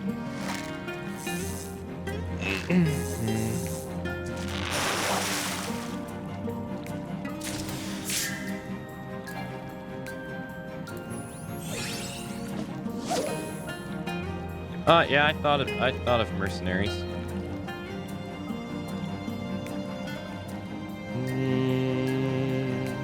I've been trying to get S+ on all the characters on all the maps. Thought about Monster Hunter Rise. Dead by Daylight, of course, with the Halloween event. What else crossed my mind?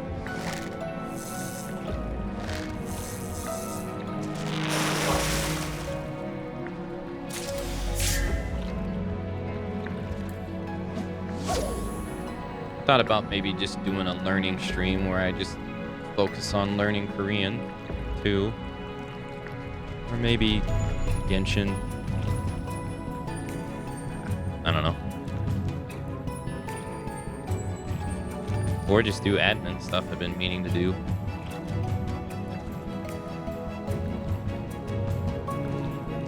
There's a lot of things I've been meaning to do on the YouTube channel. I don't give myself time to do.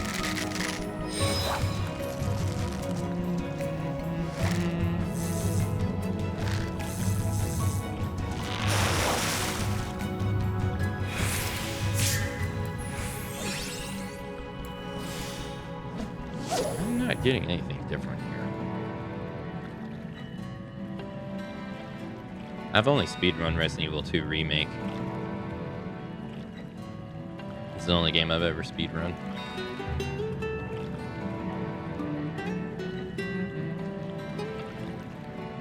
Which I was trying to get all the achievements in it. It's one of the ones I don't have all the achievements in.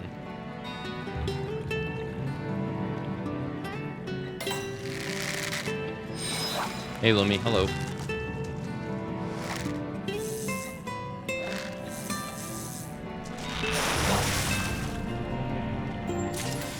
I'm switching my bait. It's 13 passes. I've only gotten 2 things.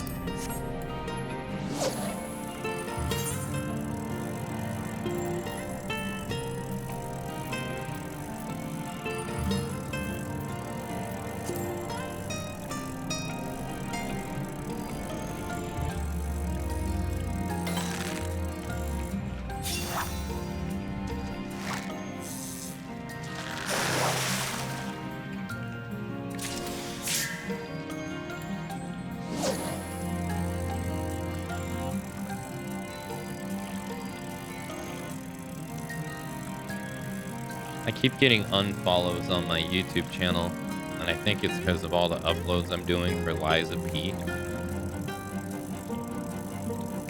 I think it's because of all the people who followed when I streamed the Tekken tournament. I got like an influx of like 200 followers. And I think the notifications of Liza P are turning them away. I can only guess. 'Cause the unfollow rate's been more frequent lately. Which would make sense.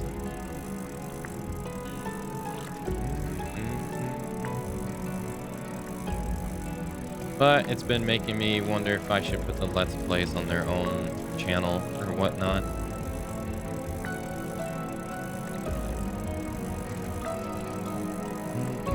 Because I've noticed, like, despite I get like the notification from YouTube saying like, why don't you try a YouTube short once a week? La da da da da da. And I've noticed on my VOD channel, they do horrible. And I think that's because most of the content on the VOD channel is like really long. And so here comes this thing that's like less than a minute and it just doesn't fit the norm of the channel. So when I put them on their own channel and it's like only shorts, the same short will do like 2,000 times better. I'm not even exaggerating. It's like when you have 0 and you go to 2,000, 2,000 views, you do 2,000 times better. It seems like, it does seem like if you have one style of content and then you try something new on that same channel, they clash. So I've been thinking, well, maybe I should put the 30-minute Let's Plays on their own channel. Maybe that's the best. Maybe that's for the best so that they can, like, I don't know.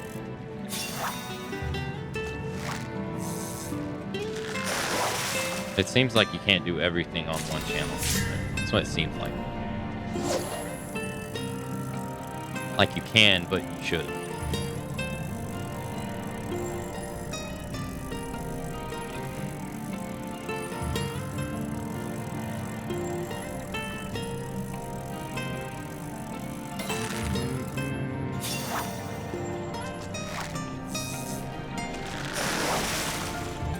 No, it was pretty consistent. I was gonna do 30 days of uploading shorts on the main channel to see how they were gonna do, just so I can get an idea. But after like day 18, it was pretty. It was. I could already see the results. Like there's a clear, like something. Like if you have an established thing you already do. Just because you can like upload shorts, it doesn't seem like, it seems like they get buried because the algorithm's like, no, your channel does this. You're a long form channel. Because like when I threw the exact same ones up on the short, they did, like one of them got like 5,000 views within like a day. And I'm just like, okay.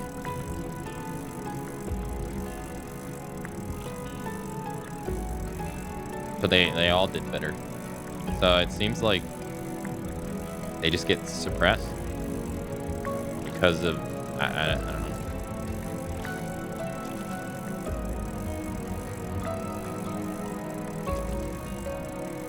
know. Yeah.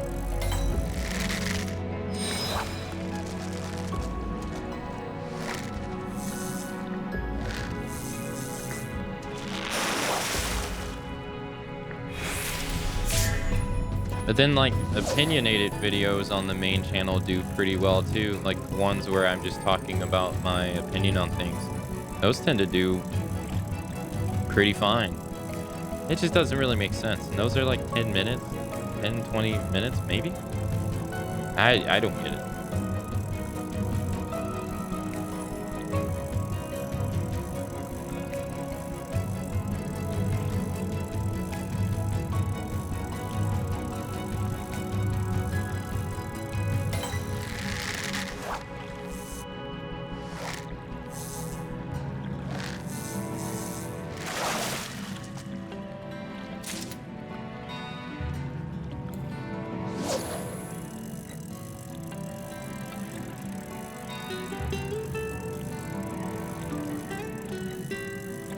Well, I would like to think the person that does the Dragon Ball content probably had an established audience that only wanted to see that. I think that the biggest problem is that you don't know. Like that's the biggest problem is you're left guessing. You don't know the answers, so you just guess at what it could potentially be. And when you never really know what the cause is, you can't really remedy it. You have no idea what the actual cause is. So you're just left guessing. You know what I mean? Like that person it could be like for that person that their notifications never got sent out. It could be that their audience just didn't want to watch it because it wasn't Dragon Ball Z. Or it could be that YouTube's like, nope, sorry, you're making something that's not Dragon Ball for not pushing it. Like, but since you never know what the actual cause is, you don't really know how to remedy it.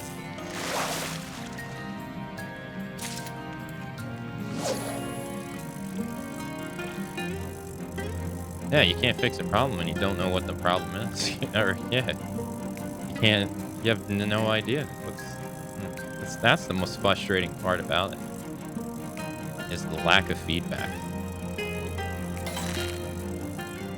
So then, like, when you go through the trial and error process and say, like, nothing works out, well, then you just get frustrated because then you're just like, well,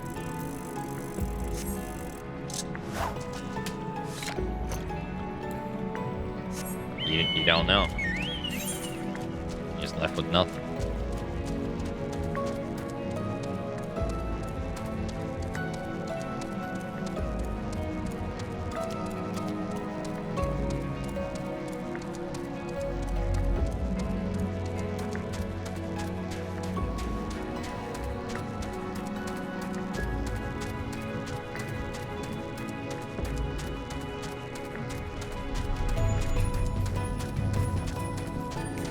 I gotta go over here now.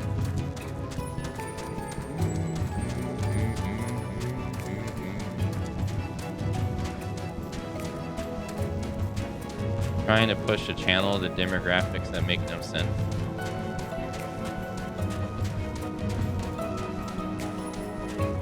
The only problem with those kind of videos is that it's ever changing.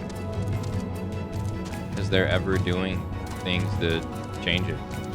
So those things, like, they never last, you know?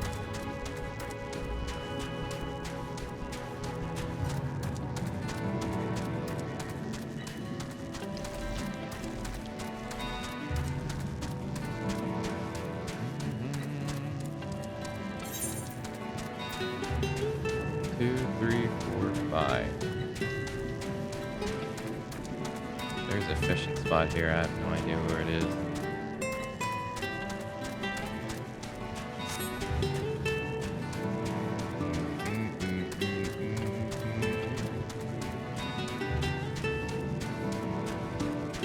They don't count these as fishing spots for some reason. Oh.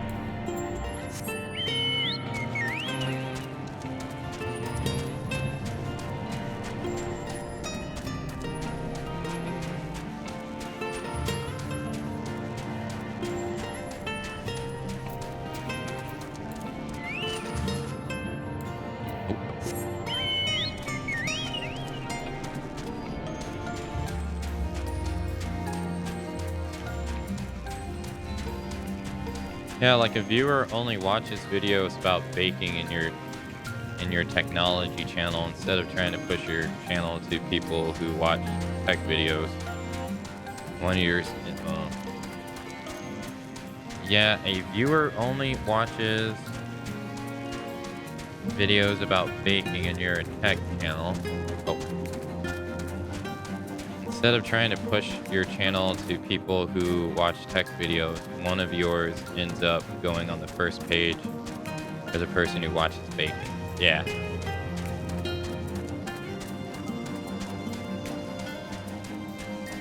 Yeah. It's weird when I get recommended stuff like Fortnite videos. When I recommend... What? It is weird when I recommend stuff like Fortnite videos to 40 demographic, like a bunch of people are going to watch it.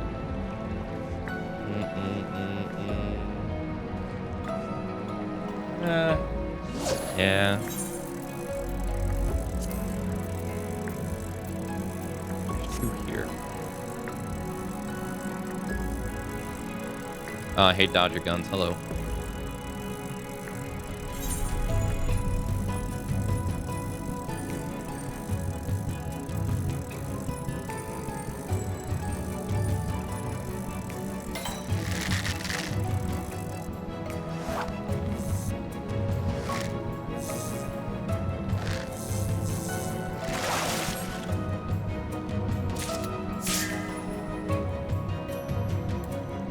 I don't know, I've just been thinking about what's the best for them.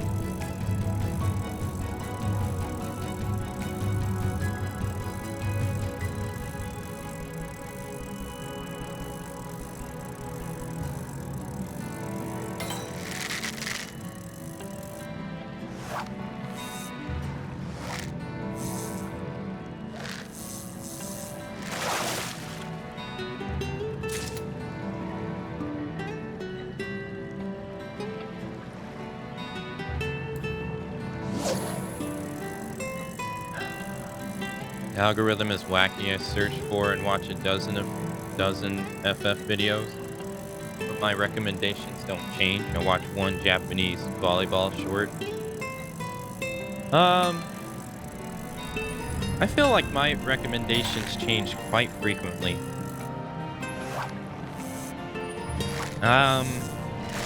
Like what I get recommended on the front page, I feel like it changes quite often.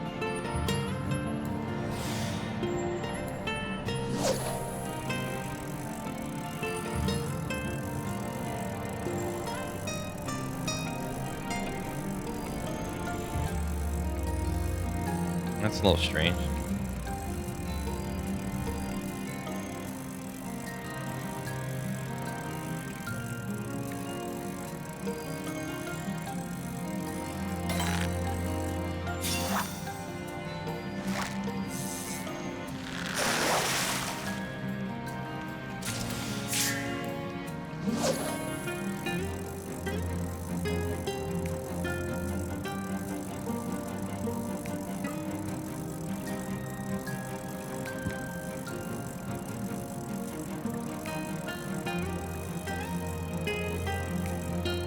Genshin videos that you never watch.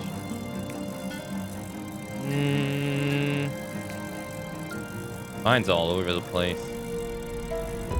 Usually tax videos.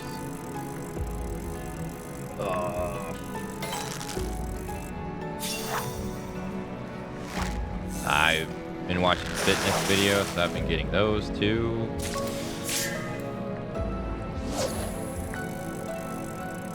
I was watching Resident Evil Mercenary videos, so I've been getting those as well.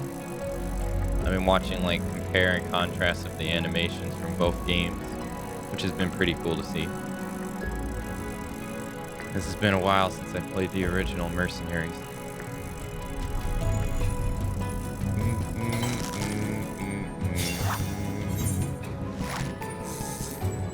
Missing one fish here. Not here either.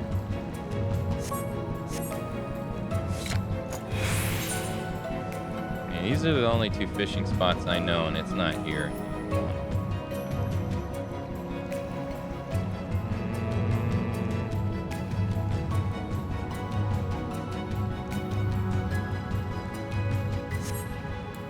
I don't know where another fishing hole is. Down here.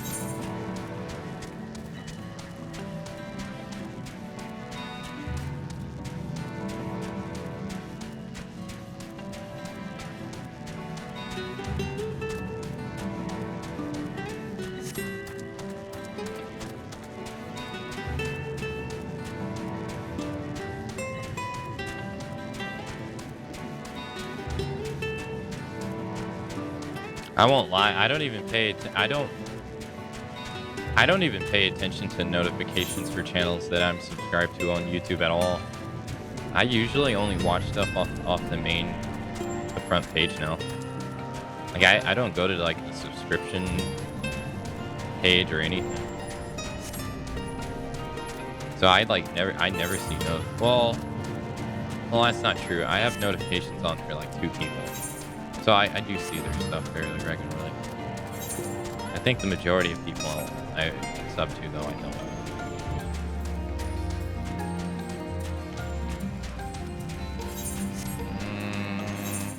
It's definitely not going to be a fishing hole here, that's for sure.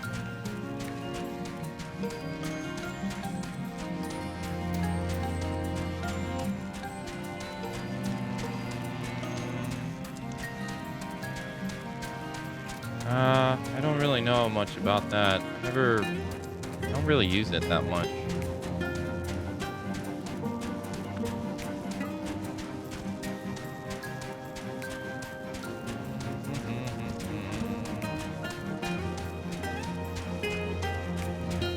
He said it was in a Nova step.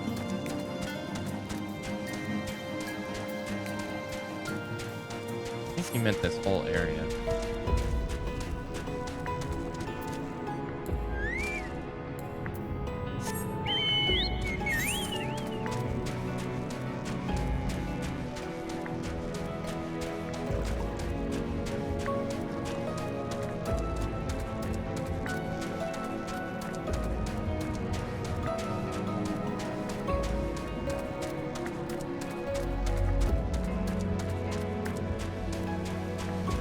I'm desperate.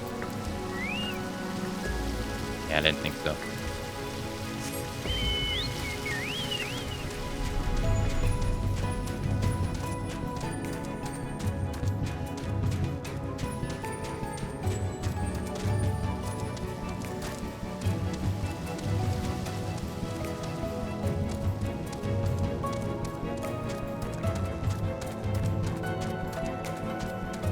Like, I understand Twitch. Twitch makes sense. The higher the viewers you have, the more people see you. That is pretty simple. It sucks, but it's the way it is.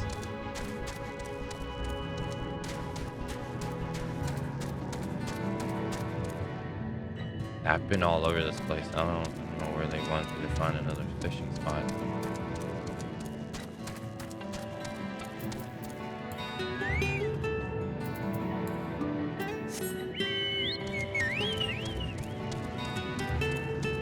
Although they do have the recommendation thing, which, I mean, someone came in the other day and said, hey, they found me off of it, which is cool. I mean, I use it too on my followers page. I check out people in the recommended tab quite a bit.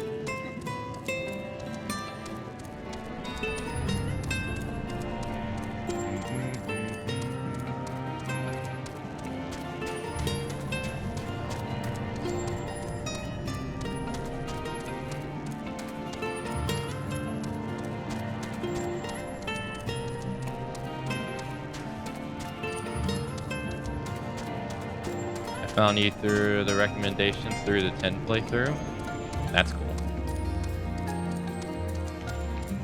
Oh, this might be one.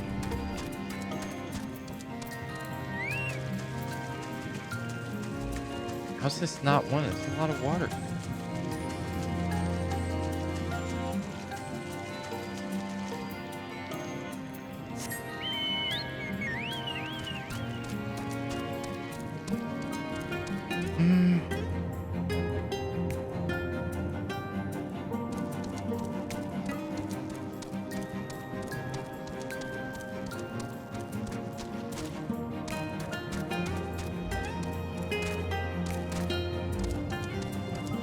I mean, that's a nice addition that they've added. That's an algorithm of some sort.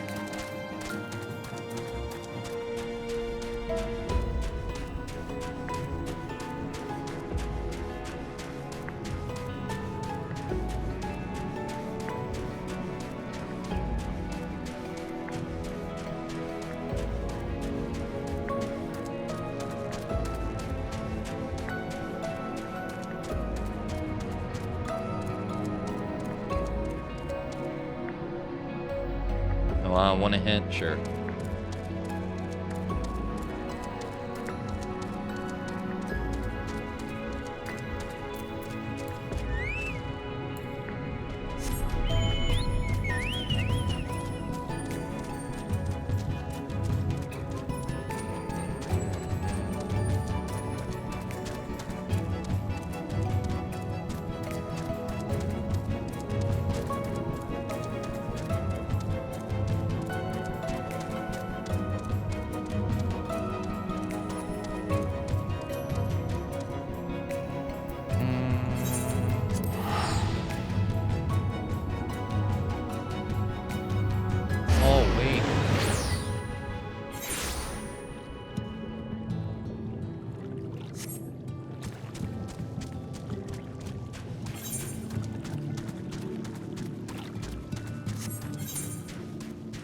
Yeah.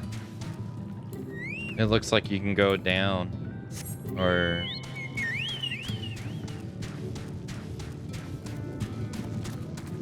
Yeah. Son of a bitch.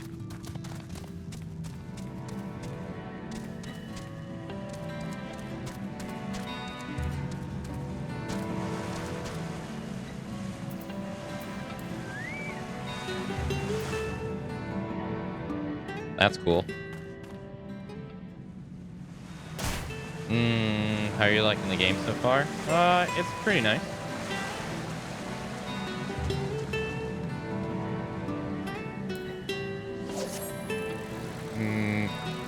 Aw, son of a bitch. It's right here. Man.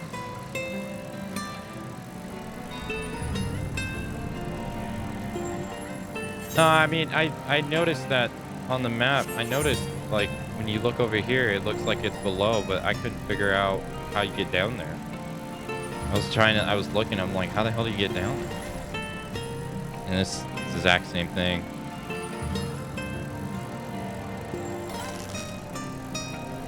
How much longer do you have left? I mean, just using and we got it on the first one. Oh no. Going by prior history, you have to be really close to finishing it. Because we're at level 79.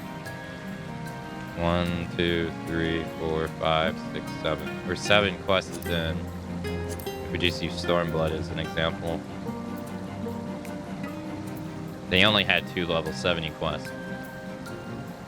And that's 1, 2, 3, 4, 5, 6, 7, 8. So we have to be pretty close to the ending of the main scenario.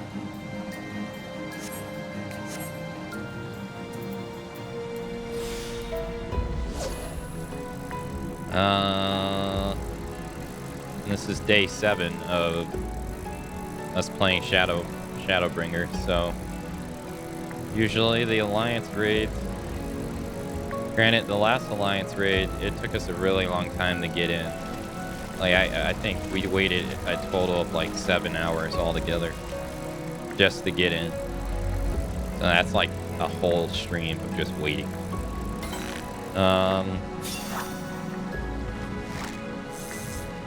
Throughout the 3 missions, like it took me 2 hours for 2 of them, and then one took me 3 hours. So,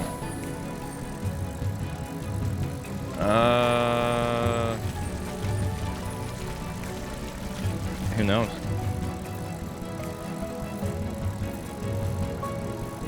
We'll be done in November. I mean, we'll be finished in November.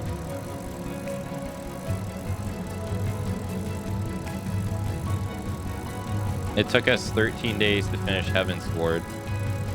And Heaven's Ward was like 25 hours shorter than our playthrough of Stormblood.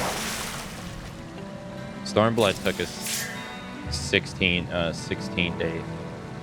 So if we just assume that they're all going to take 16 days beyond,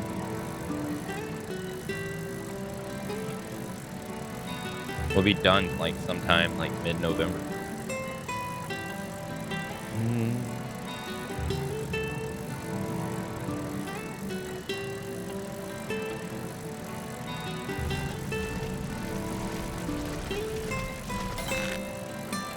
I need to switch my bait. What am I doing?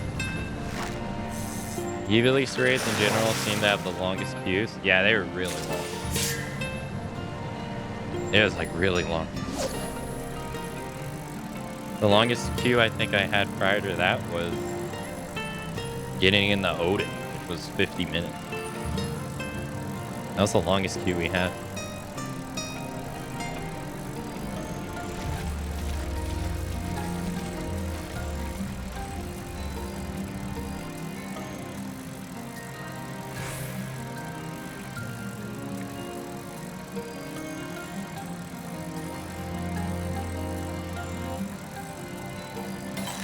But if it follows the same trend as it has in the other one, you know, we'll have a main scenario, post scenario, an alliance raid, a normal raid, and then probably like high level of dungeons that we did in previous expansions, and then the current one, and then on to the next one.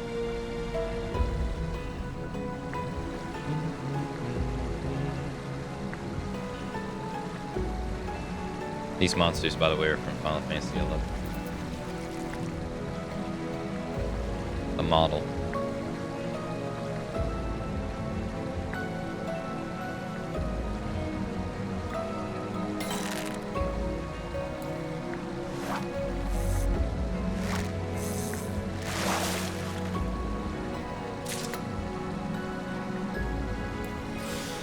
Well, to be fair, the build-up between them is quite, to be frank, it's quite long. Like, it was taking us like an hour, and I know I'm narrating and speaking out loud. So it's gonna take longer. But it was taking like an hour and 30 minutes to 2 hours just to get to the next mission. That's quite long. Like, the Omega raids were not that long. Or like what with the Sky Pirate stuff? It was nowhere near that long to get to the next one. I mean, and I thought that was long when we did it. Boy, was boy, did I know nothing. The Evilise ones were like 3 times longer than that.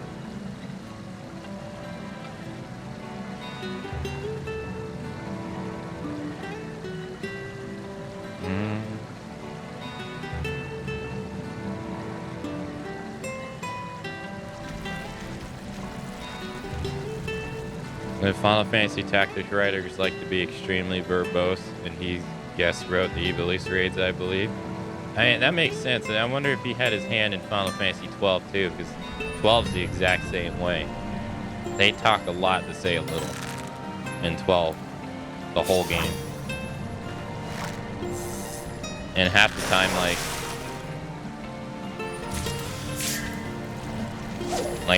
I'm actively listening to what they're saying, but it's just like, it just feels like half the time they're just talking around the subject and rather talk about the subject.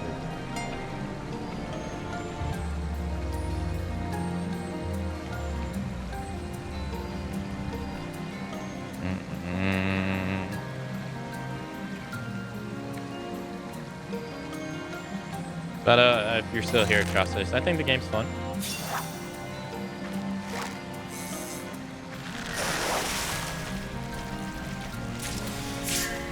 Can I get anything but the stupid eel? There's all these fish, and you're just giving me this eel over and over and over again.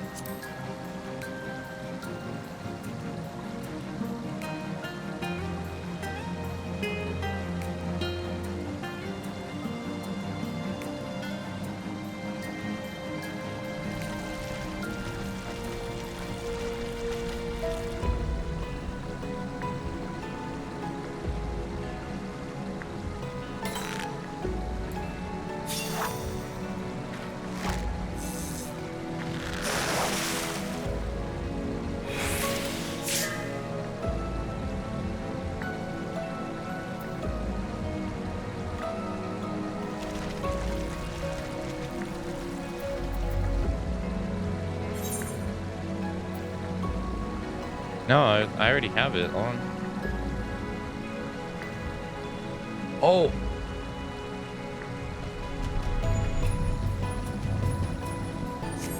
Oh, I'm an idiot, dude. I'm stupid. No, I'm sitting there thinking the eel isn't with the item I need. I thought it was... I wasn't paying attention.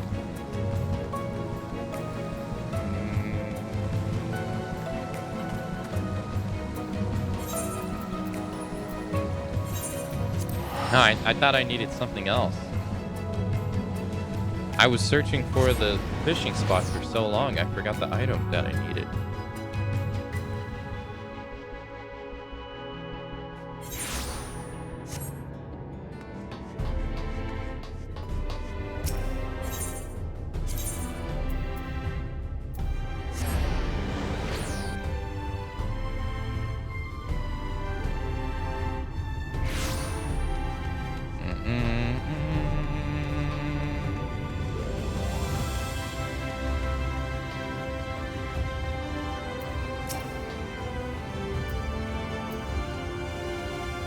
Welcome back. In all honesty, you'd been gone so long, I thought something dreadful happened. So any luck?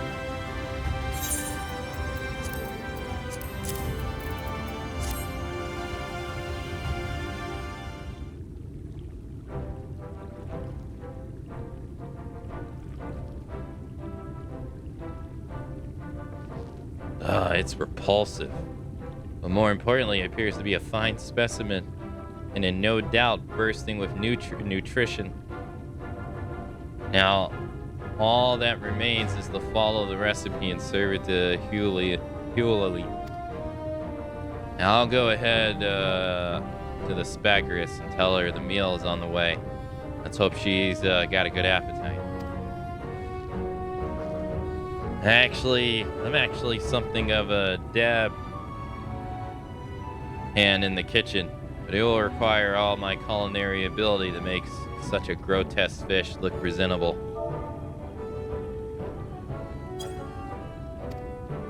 It'll take a while to cook it, so perhaps we can meet at the Spagarus a little later.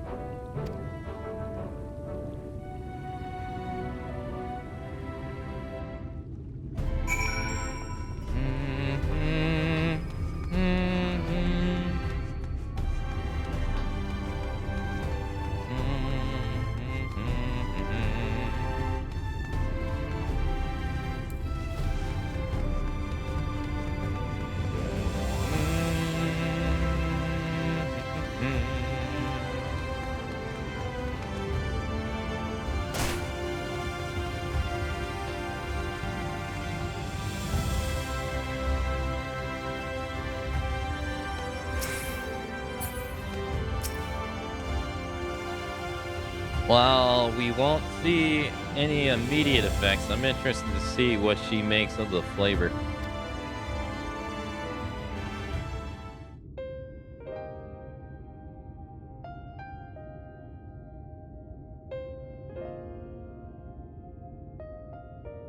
How was it?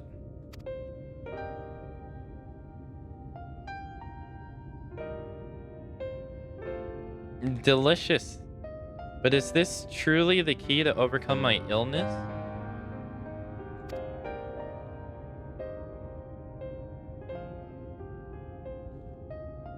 It's still too soon to be sure, but providing your theories are correct, our theories are correct, your symptoms should gradually improve if you continue with the treatment.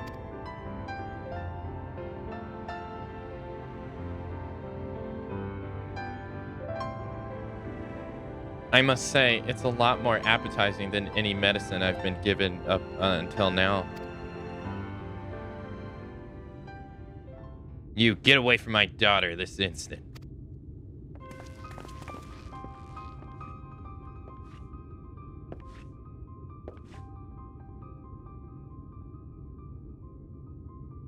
Father, what's wrong? Aren't these your friends from the facet?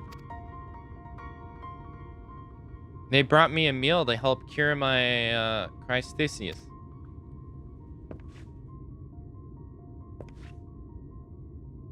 I worked my fingers to the bone to pay for her medicines, and you think you could do better? These kind of diseases are caused by an improper diet. The dish Akane and Frithric put together is meant to give her what she's been missing.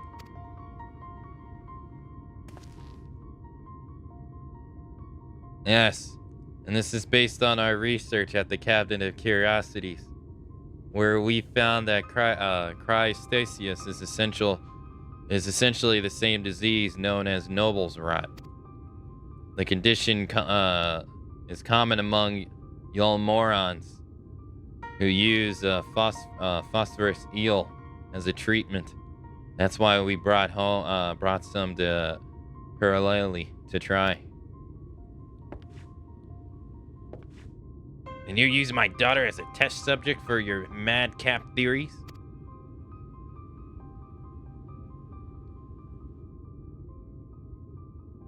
There's nothing madcap about eating a balanced diet, and your daughter was keen as anyone to try this new approach.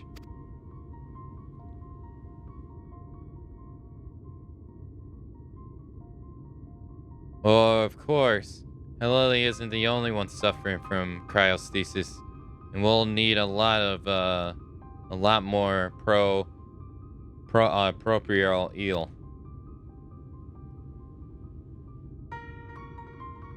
We were lucky to have Akane here, but we can't expect her to keep catching them indefinitely.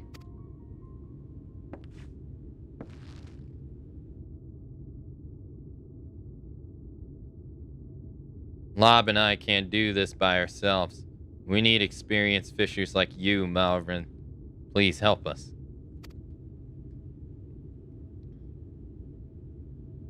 You did all this for her, really? Even after everything I said?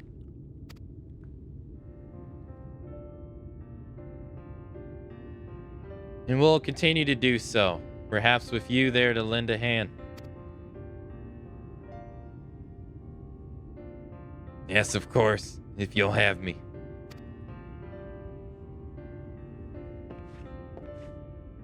Hurry.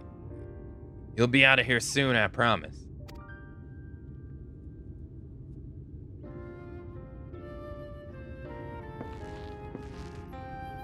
Come on, let's return to the mean.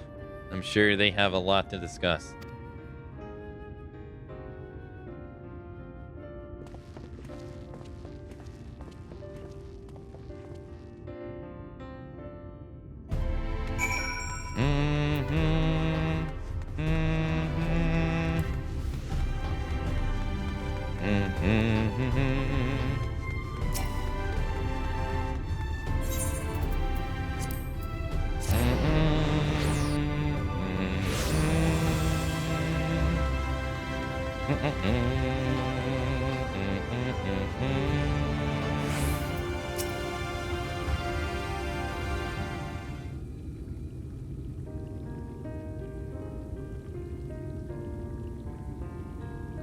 I'm pleased we were finally able to get through Melvrel.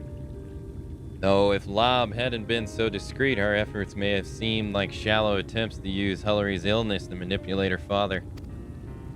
He acted out of genuine desire to help her, which will continue to be the driving force behind our efforts.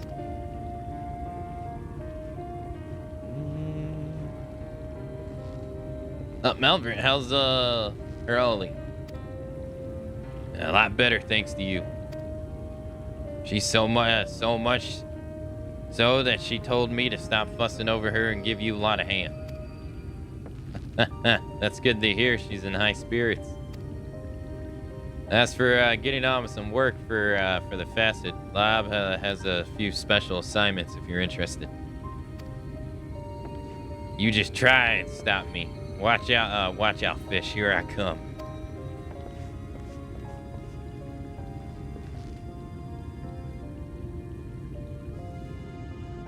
It's incredible to think how much has changed. With everyone working towards a common goal, things should go a lot more smoothly from now on. Having said that, I can't help but wonder what would happen if you and Lob hadn't been there to guide me. I'd probably still be butting heads with Marvell and the others, which hardly bears thinking about. But it's not only me you've helped, it's everyone in the Christium. Once they get into better eating habits, they'll be much healthier and happier as a result.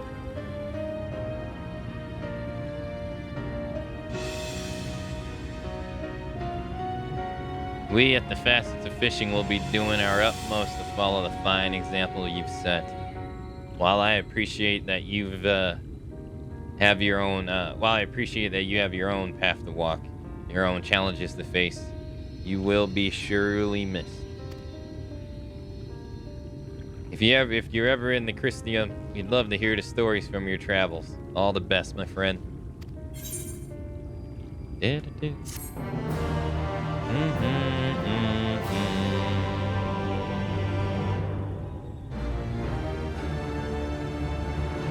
You have completed all of Frisk's tasks. Friskrit is entirely grateful for your efforts. He now considers you a warrior of water. There may be other folks in the crystalline mean who could use the assistance of a talented artisan. Ask around and see who is in need of your skills. Live long and prosper.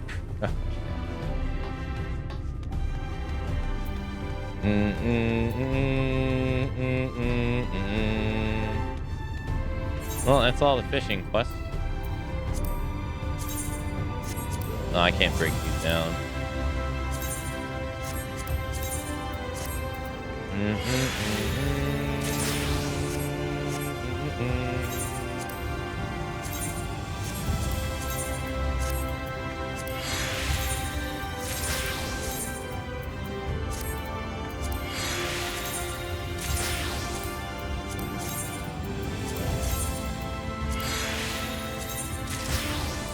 Yep.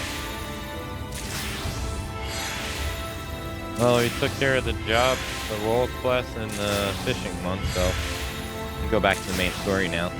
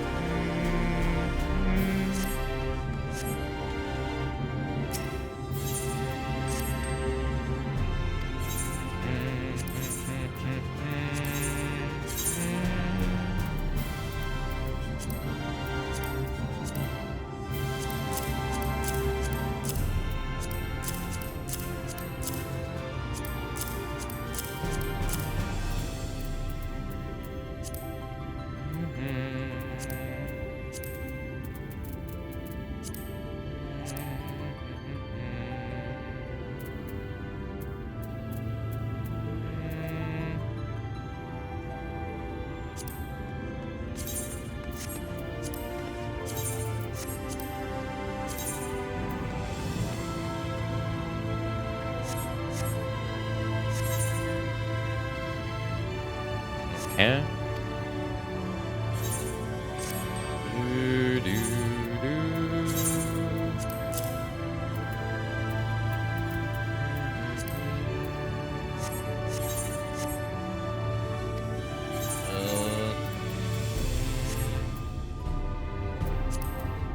Break these down too.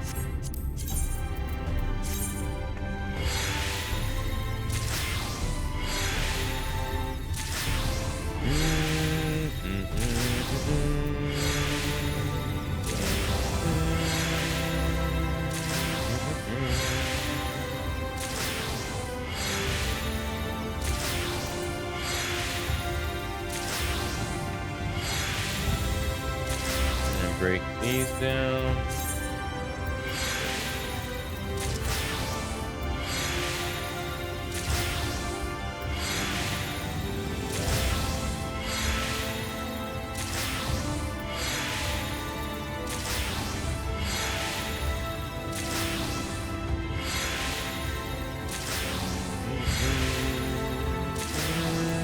Okay.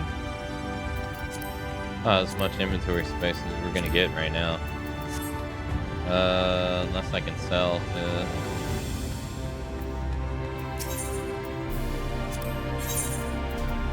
Oh, you can't sell these. Oh, I'll just dump.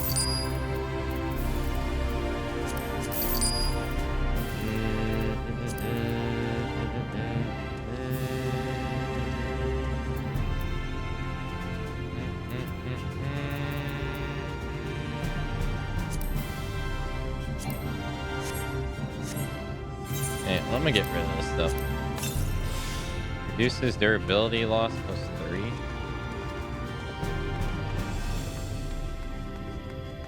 I don't really care for this stuff.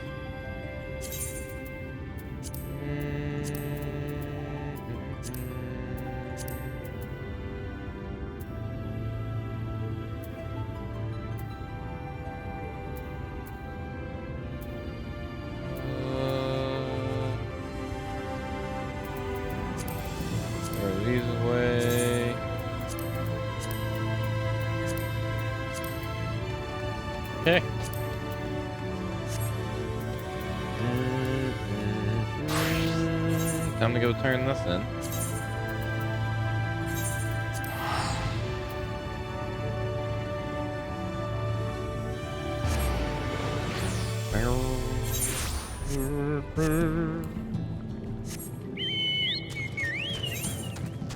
South.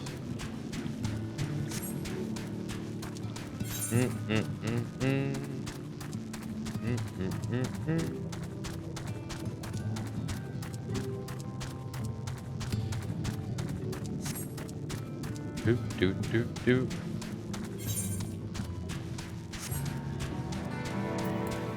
And that's so we don't get aggroed.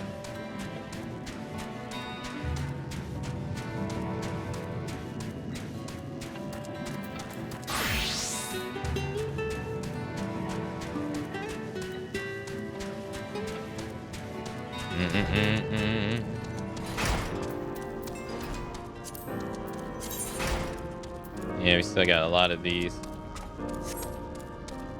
to gather. Come on, let me move.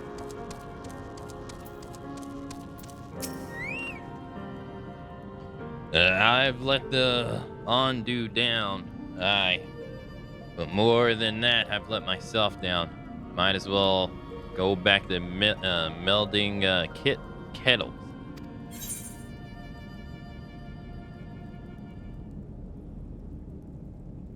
Oh, you got to show him the crystal. Oh. What's that you got there? Such striking beauty. It shines with heartache and laughter and transcendence of life. Like the turmoils of history made manifest. Aye. I can see the brilliance of the crystal's legacy. You've never captivated such a glean, not if you labored 100 years. But buggers me if I don't mean to try. Where me tools? Gods damn it. I must set work before the feeling fades.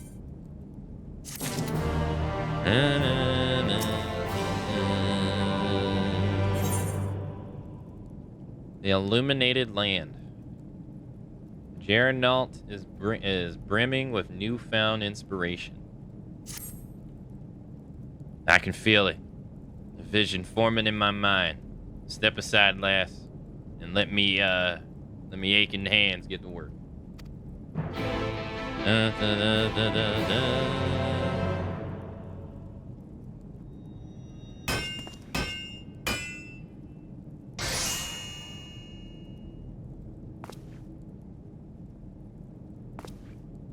Done.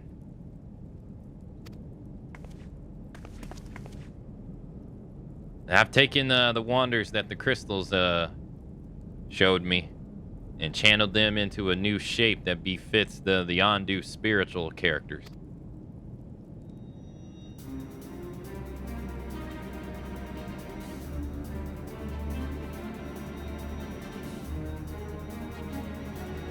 Not a bad job, if I do say so myself.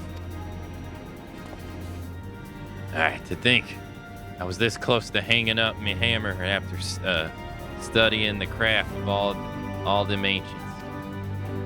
And I've been across the length of the Brethren Novaranth, gobbling up every scrap of craft and wisdom that I could find.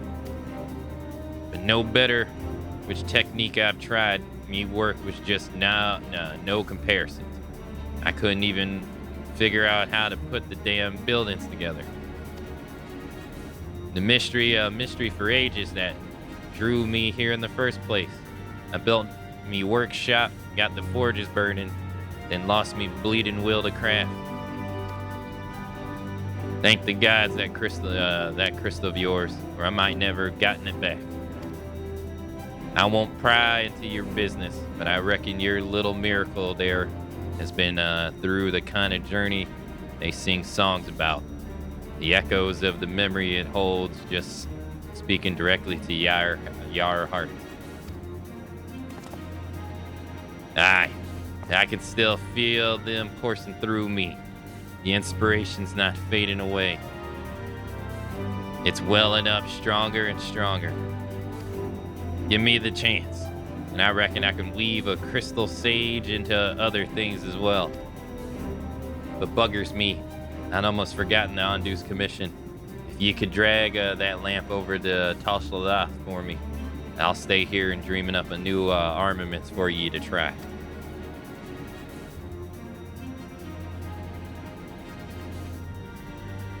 You now have access to Giamont's Forge. Equipment rewards will become available for collections based on the role quests you have completed. Okay.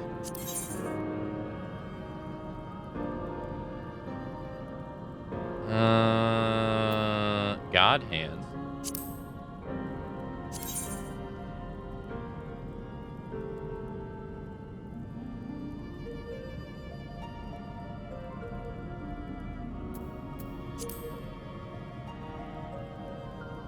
Required achievements, the Sweet Science 8.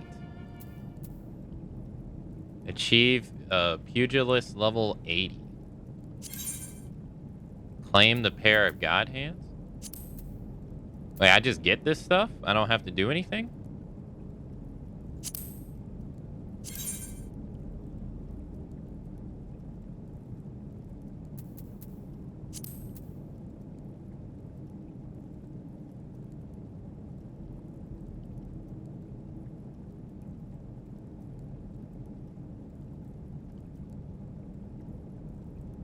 You already put in all the work? Yeah, when you do the role quest, you unlock all the art for that job. Alright, well, to relate it back to FF11, because I do this like a broken record. God Hands is the name of the 5th, like, super rare weapon. 5th? 4th. The 4th one. So they're in FF11 as well. They probably don't look... Whoa! They don't look nothing like this in FF11, but I like them way better so far. And then this right here, Biku is actually the name of the 3rd gear. The 3rd gear in FF11 too. Ray wouldn't have seen this stuff because it wasn't out when he was playing. But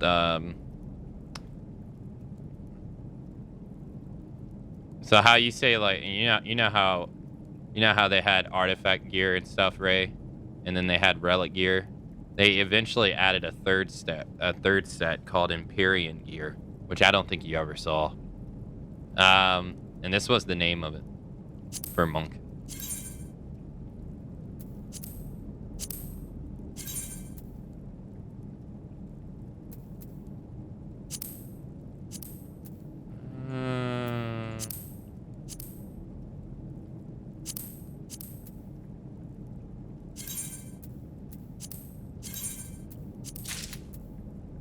Man, the idea of work and the idea is so different in this.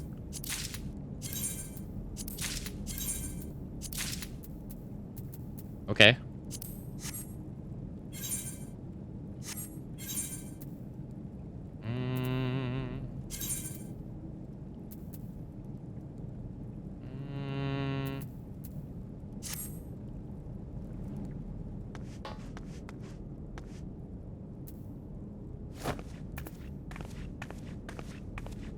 It doesn't glow. Oh, finally, something that doesn't glow. Finally.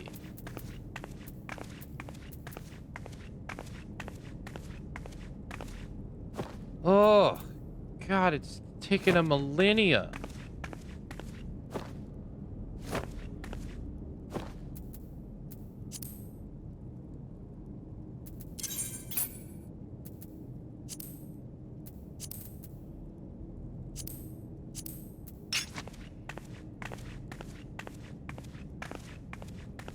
That's what we were using prior.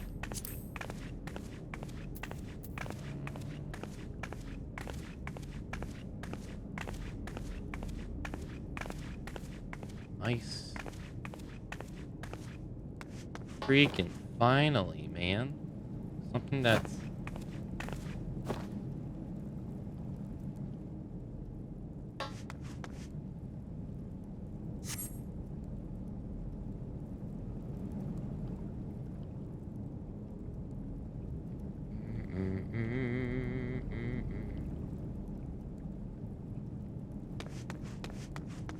Nice.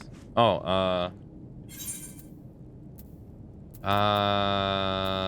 hold on.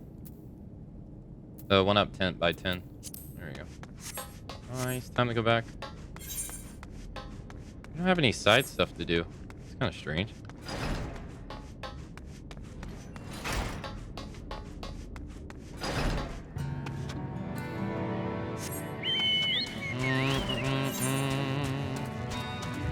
I'm not a big fan of the glow fest of weapons in this game. It's not for me. I like basic looking shit.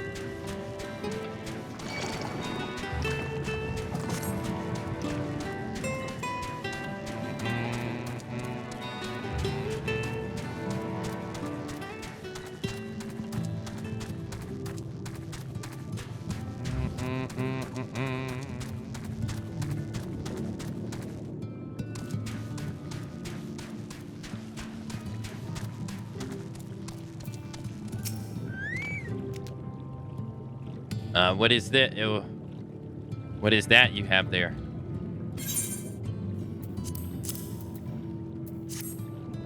The sacred lamp. Then the finless one has kept his promise. My people tell me of many deeds you have performed in the name of aiding the cups.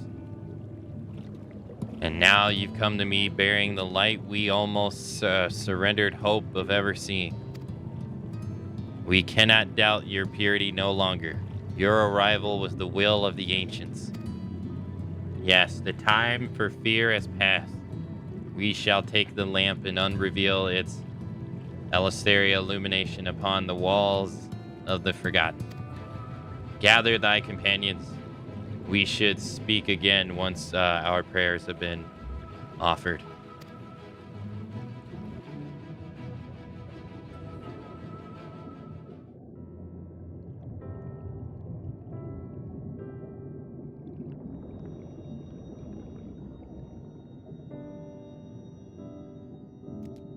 O stewards of the Ondo, we offer up our light in answer.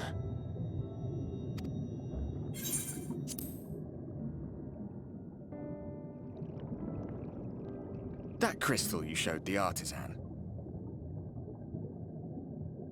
Was it... Did it belong to one of my friends?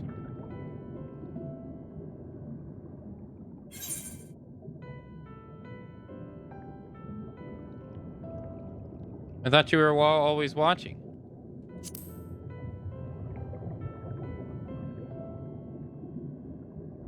I tried to give you a measure of privacy. No one wants a spirit looking over their shoulder every moment of the day. So tell me, if you would, how did you come across that crystal?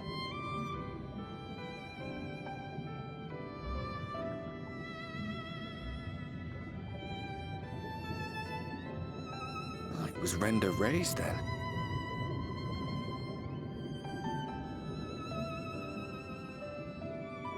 Strange that I should learn such things now, after they're long gone. They were fine friends, every one of them. I didn't expect death to teach me so much. About them, about Seto, about you. About the hope that hides at the heart of this world. I've never been one for idle chit-chat, but if by some miracle I could see them all again, I doubt I would ever stop talking.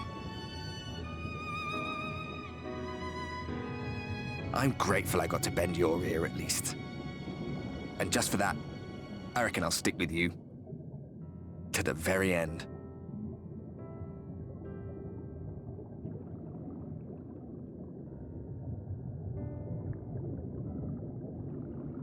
Apologies, we were a little late to the gathering.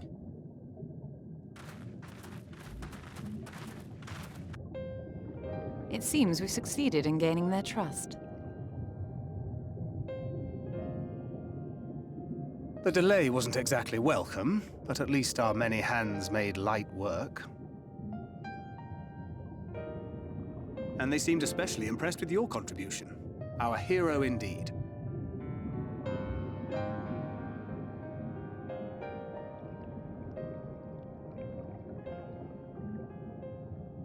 Y'shtola was telling us those structures may date back to the age of the Ascians.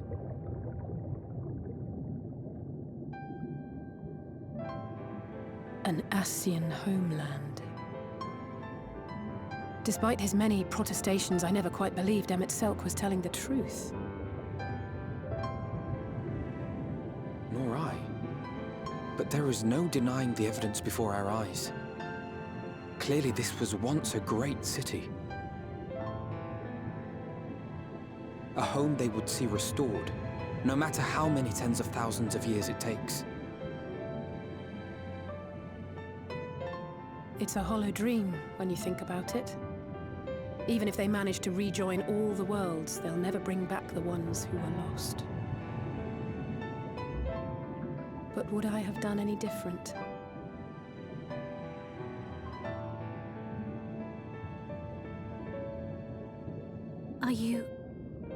How are you feeling?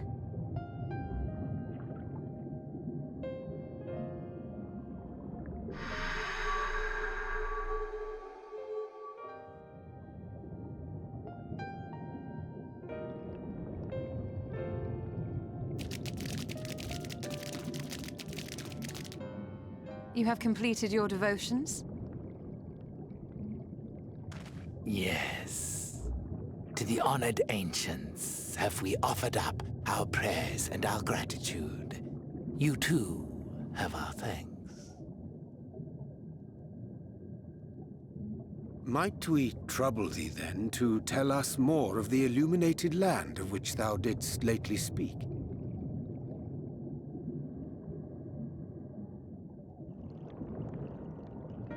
To the west of here lies a great trench.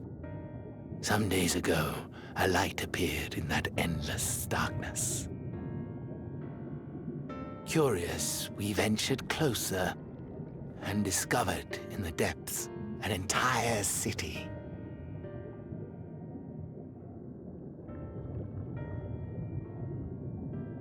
The buildings we spied were akin to our own everlasting abodes. Impossibly so. We understood at once the ancients had risen. There could be no doubt.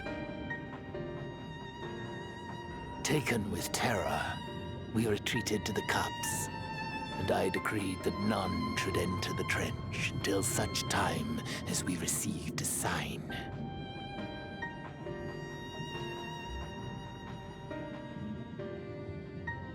Might it still be possible to reach this city of the ancients? With no water to drown you, a finless one could now travel there. Yes. I am convinced you are the sign for which we have been waiting. My people will show you the way.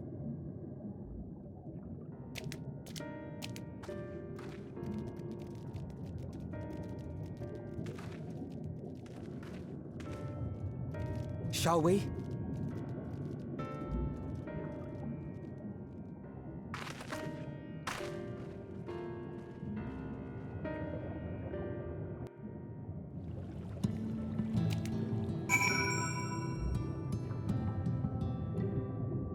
Okay. Where are we? Oh, here. The chieftain has bid me to guide you to the illuminated land.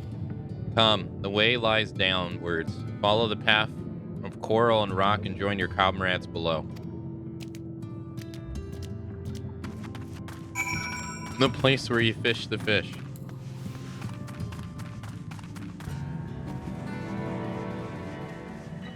I'm a Jin main, of course I've got to have glowy nonsense.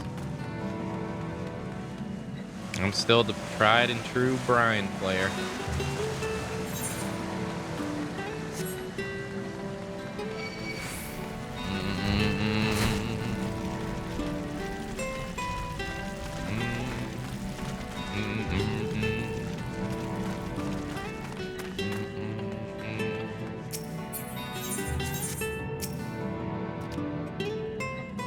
All are gathered, yes? Then I shall describe the path you must take. Enter the cavern below and follow the wall down, and down, and down. At the bottom, find a passage to the northwest, then continue west, and west, and west. The way is not so simple. Keep your friends within shouting distance and do not stray into the deep. Just before the journey's end, you'll find the Caliban Gap and the barrier we placed at its mouth. This obstacle will fade should you raise your hand towards it. We have made it so. A most succulent explanation. We thank you for your guidance. Right, deeper into the depths we go.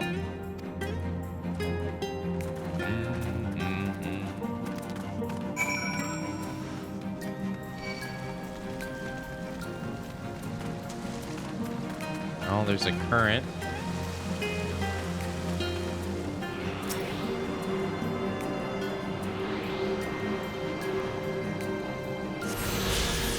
Yeah. Now, we weren't able to finish the last place in Stormblood. There's 5 of them if I should.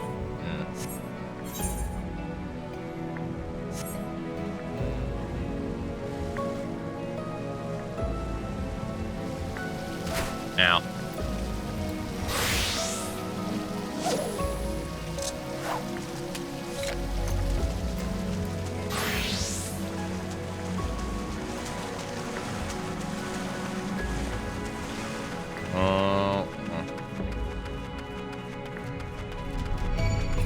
Oh, son of a...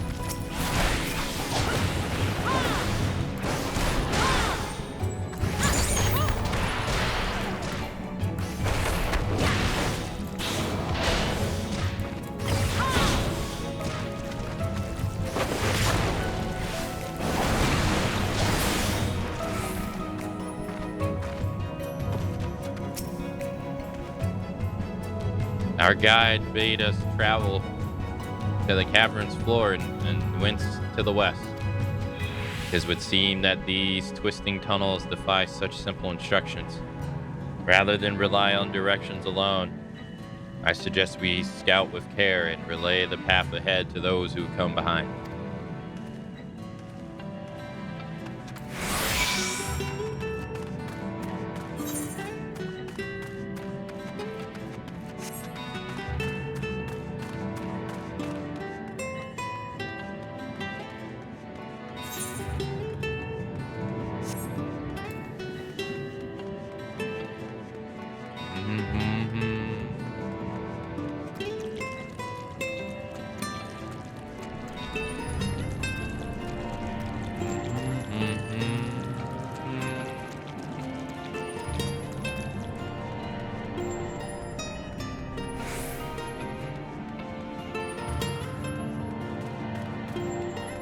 Seems like a ship was here.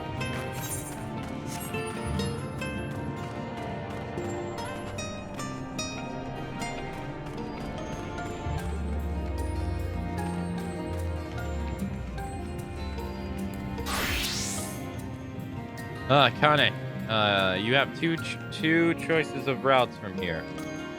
You can either take the long way to the south along the rocks, or skip along this coral branch as Alicia did.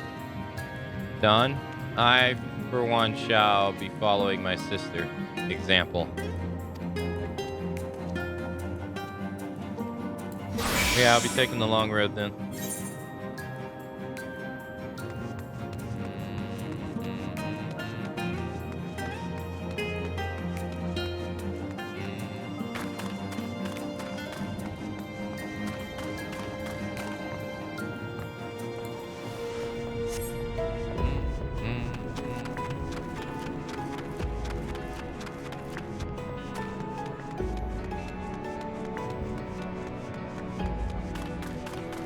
rich.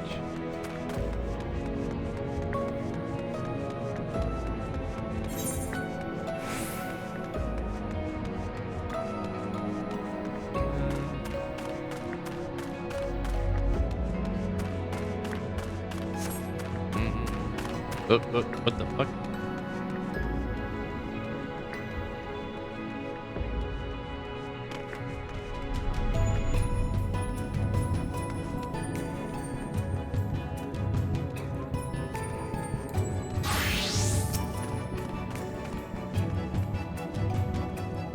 There you are. Come on, I think I found the tunnel we're looking for.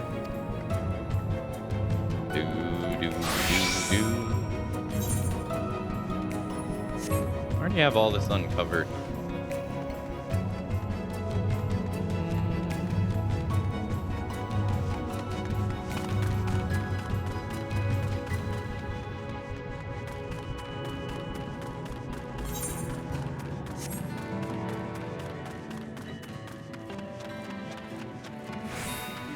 Oh, yeah.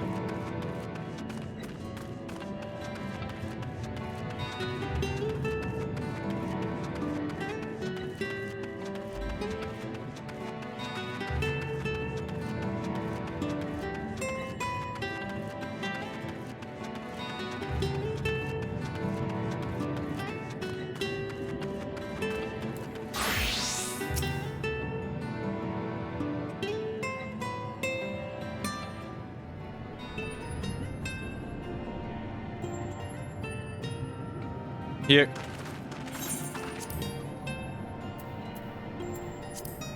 Here. This must be the barrier that Ondu spoke of. Well, that was rather more egregious than expected. I feel a sudden rush of gratitude for the smooth roads our ancestors cut through the wilderness. Tis was a treacherous path indeed. Now I believe one of us needs to raise a hand to banish this next obstacle. Nakane, I elect you to do the honors.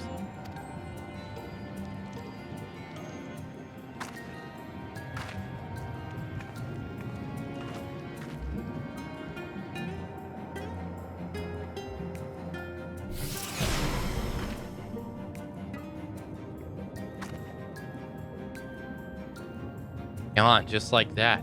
I suppose we should head in.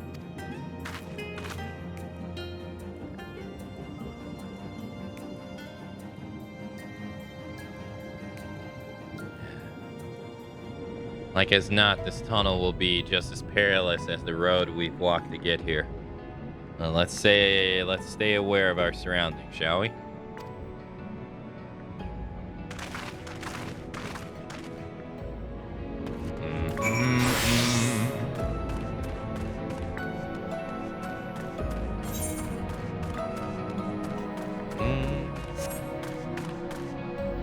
The puffer fish.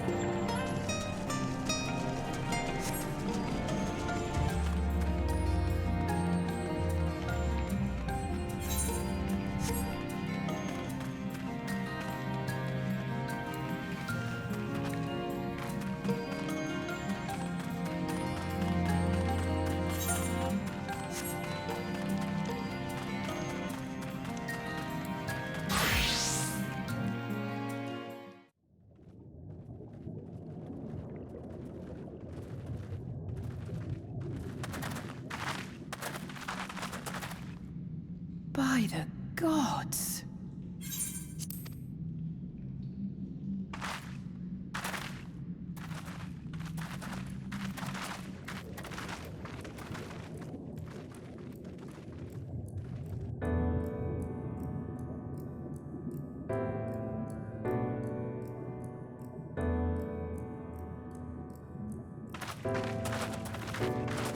When the Ondo spoke of a city, I did not think they meant an actual city.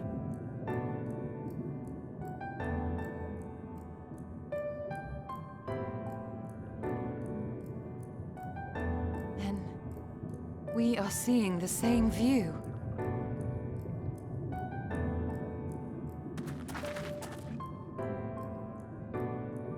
The remnants in the Ondo settlement were solid material structures. But these...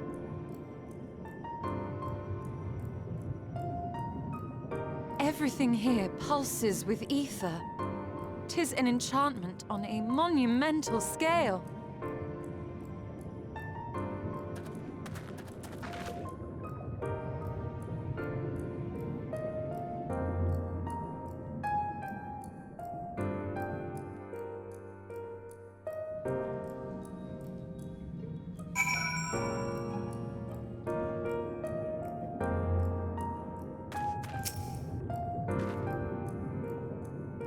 Akane, did you note the style of the architecture?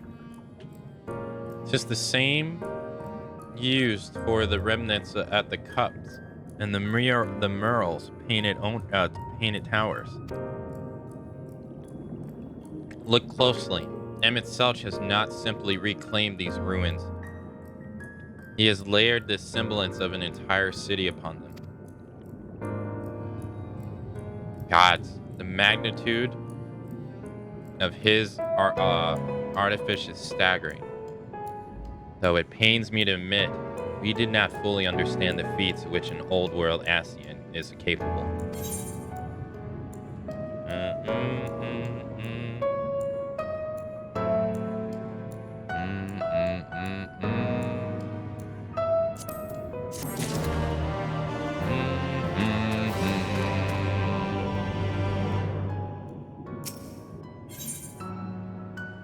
Alicia is steering herself for the task ahead.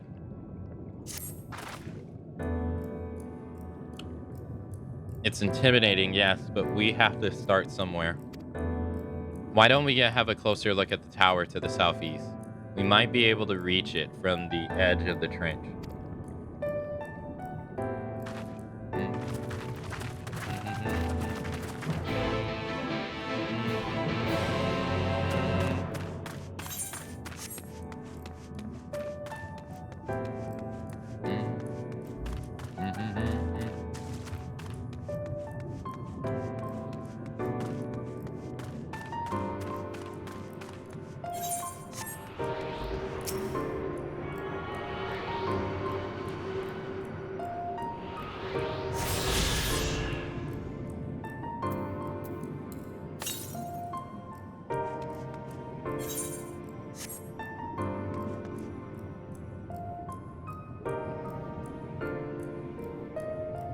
Cool thing about this area is that they blocked it from your view until you actually see the cutscene for the city. Yeah, that's pretty cool.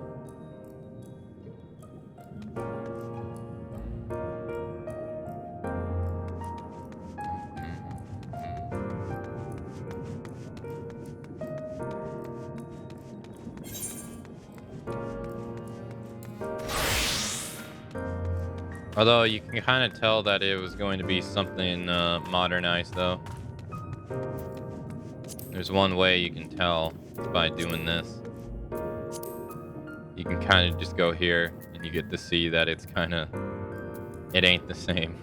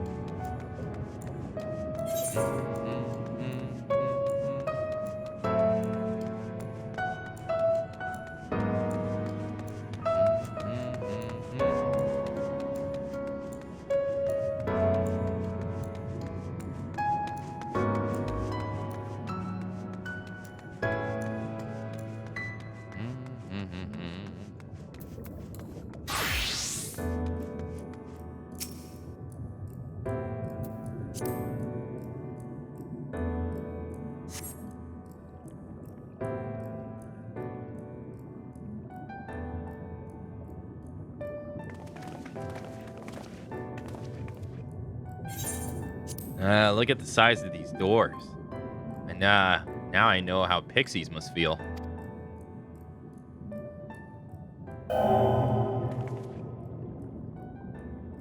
Akamatzu, recognize.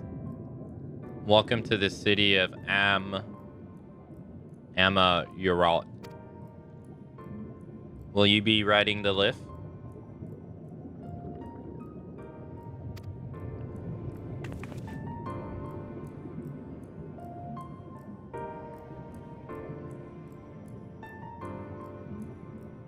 What?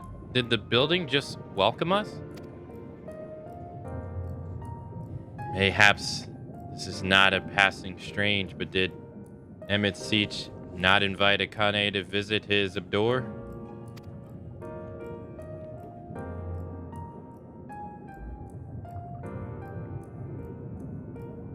Tis plain there thy coming was expected.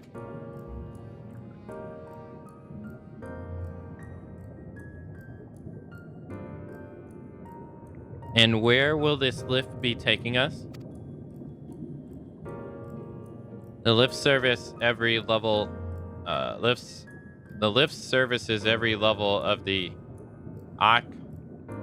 Achora Heights, but it's presently configured to convey passengers directly to the ground floor.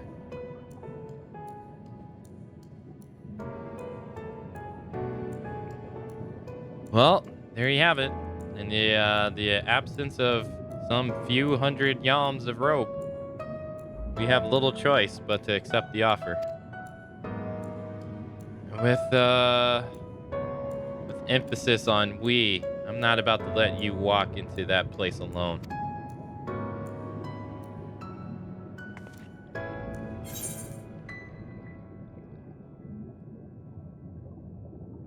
I wish to ride the lift.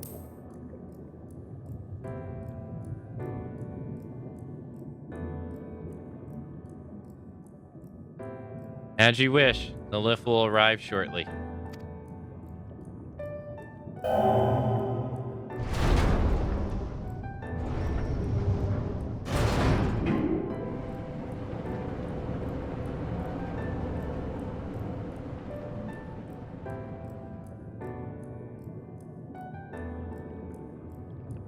Next stop, ground floor.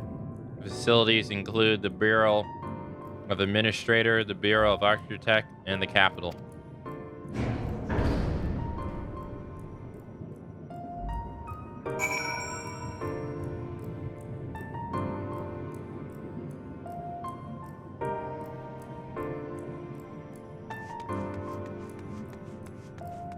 Okay.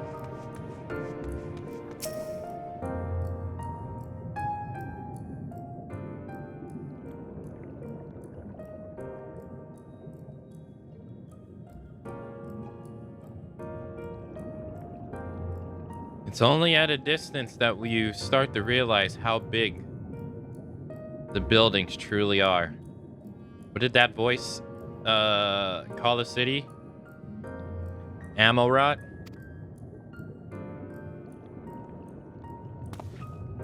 Look, over there.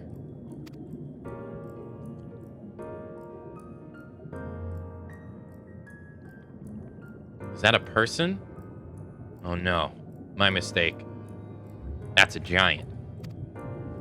It doesn't seem to have noticed us yet.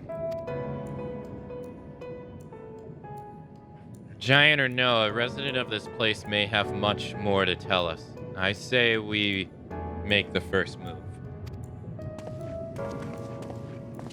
Alf, you can't just...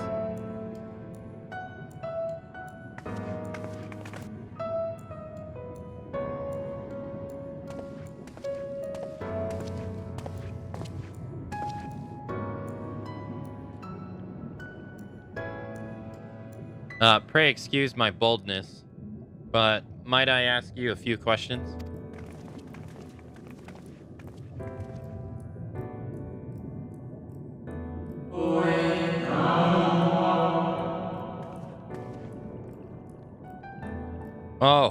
What adorable costumes. Are you children on an excursion? This district has much to teach you. How odd. That sounded like no language I've ever heard, yet I understood every word. Just as he understood us.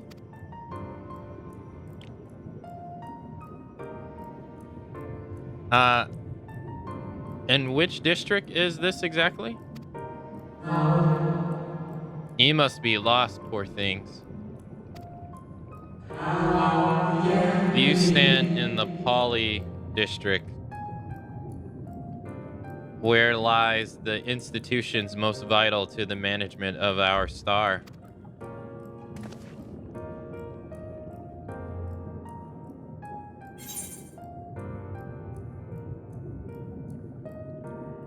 Can you tell us where to find Emmett Selch?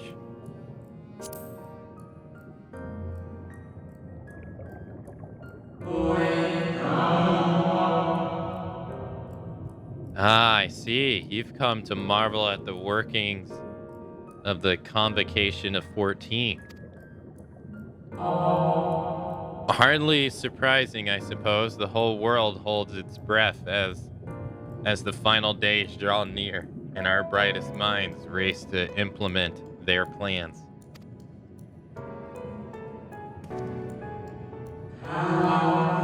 Thus must you understand that gaining an audience at this time will be next to impossible. You should hurry home now, before your families begin to worry.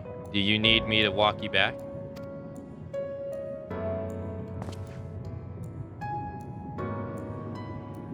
No thanks, we'll be fine.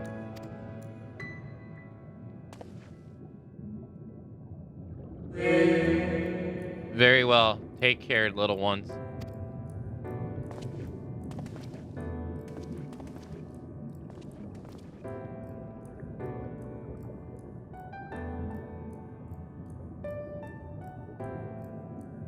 What was that all about?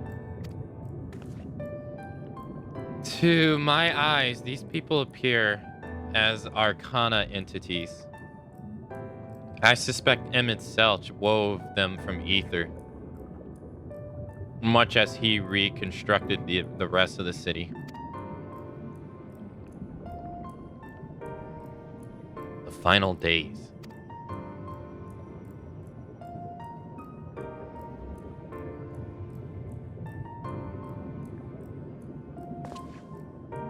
Such words well befit the oblivion described to us by our Asian foe. A catastrophic of unprecedented scale, which did set in the motion the summoning of Zolderek, and whence Heidenel herself. But that happened centuries and centuries ago, didn't it? That man spoke as if they were rushing to avert a disaster here and now.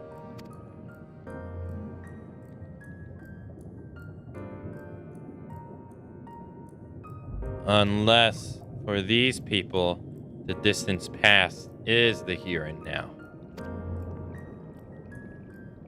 I believe thou hast the right of it, Master Alphino.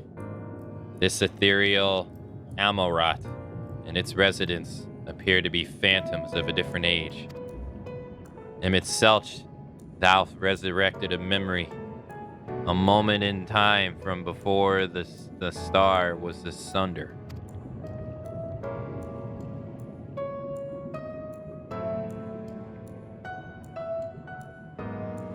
So we find ourselves in a long-destroyed city inhabited by long-departed. An unusual situation to be sure, but at least we'll be able to parlay with these ancients. In fact, they seem downright eager to chat. I say we use this to our advantage and split up and strike up some conversations and see if we can't learn the location of our quarry. While we're at it, it wouldn't hurt to wheedle out a few more details regarding this Convocation of 14 and their impending disaster.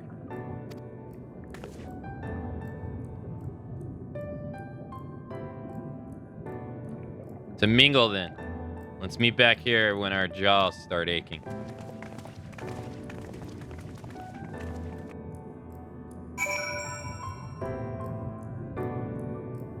Dun, dun, dun, dun.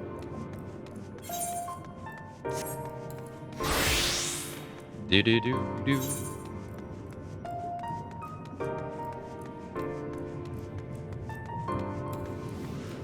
This area seems pretty cool.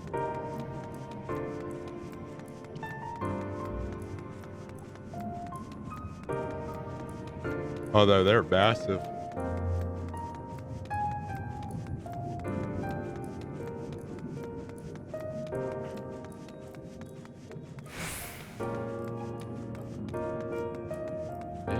Dun, dun, dun.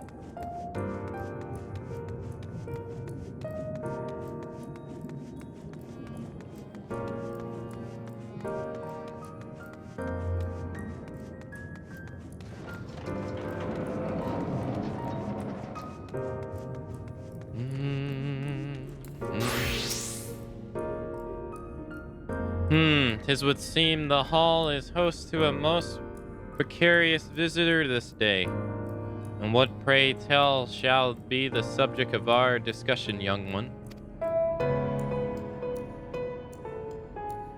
Ah, the convocation that had their handling of the coming peril. 'Tis only natural that you should have questions. Shall we begin with the members themselves? As all know, the 14 are the wisest and most puissant among us. They are the stewards of order and responsible for decisions which keeps this star turning season after season.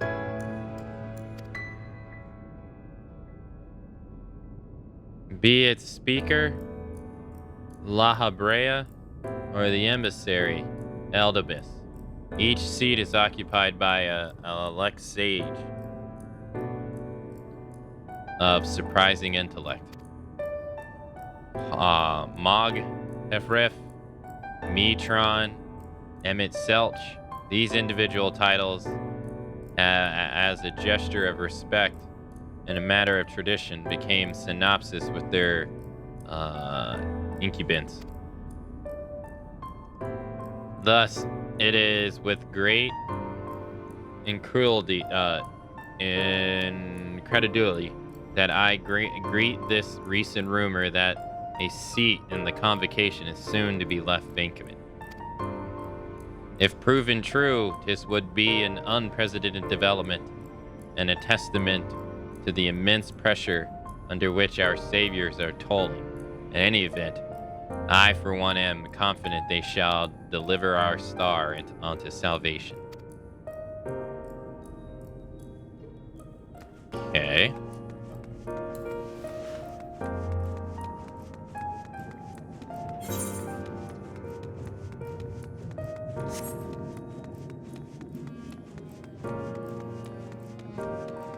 This area is huge.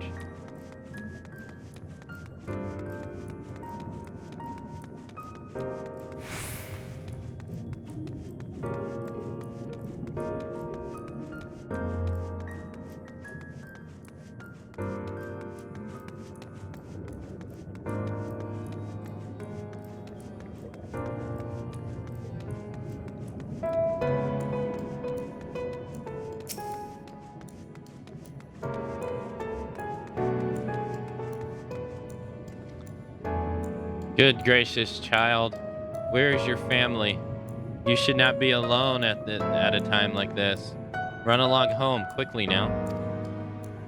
Have you not heard? Though yet confined to the lands across the sea, a terrible phenomenon afflicts our star. They are calling it the final days. 'Tis said it started suddenly. A cacophonious kneeling from beneath the earth. The sound distorts all living things within earshot and wrests from us control of our creation magics. Once that happens, all is lost. Fear, pain, despair, every dread impulse is siphoned from our minds and given substance. An eternal fall of fiery rain. An incessant spawning of nightmarish beasts. None can point to the source of the phenomenon. Tis as if star itself was falling ill, as if the forces immaculate to life now fester and spread. 'Tis only a matter of time until the Amaro rot too resounds to that discordant squall. You should stay with your loved ones, child. Stay with them.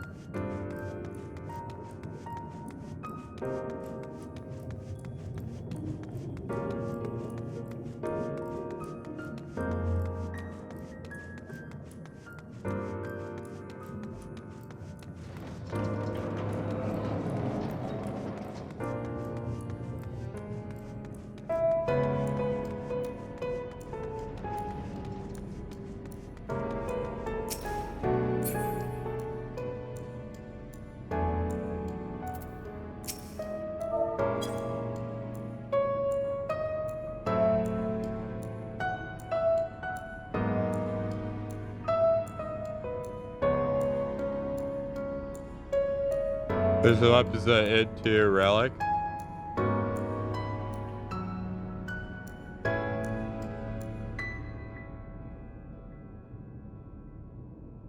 It's a gunblade.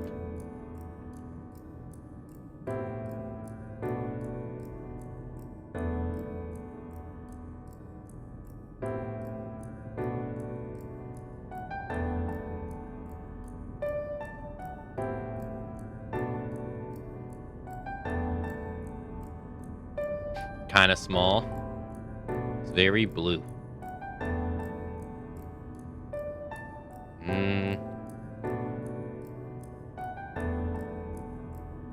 These are replicas of the stages.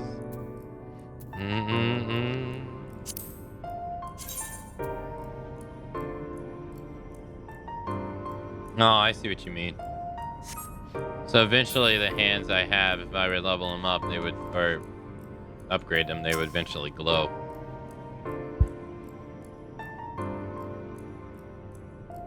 An audience with Elmet Selch? I'm afraid you have the wrong office, little one.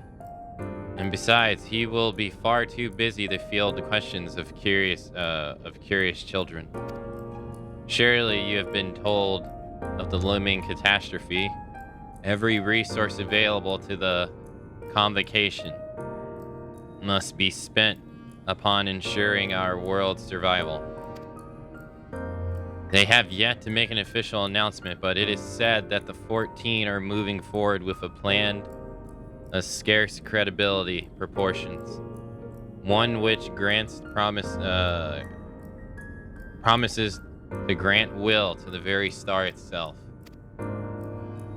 They will invoke our mightiest spells of creation to birth an entity, all encompassing magnificence.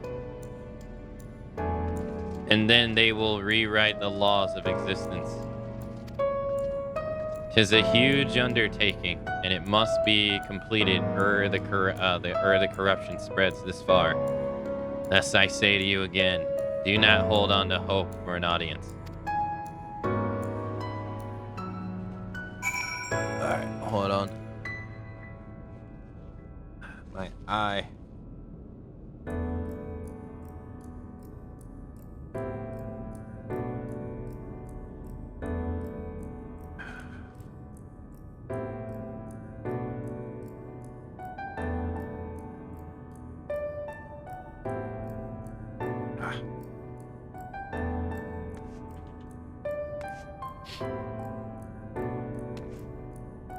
Oh yeah, that's not it's not flashy at all.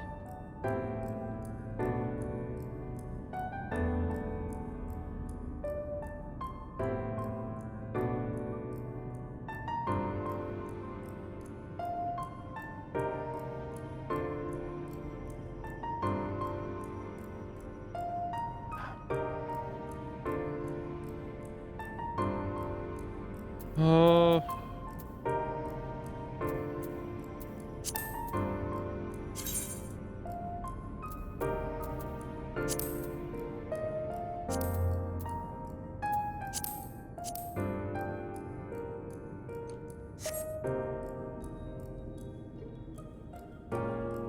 Oh, that's pretty cool.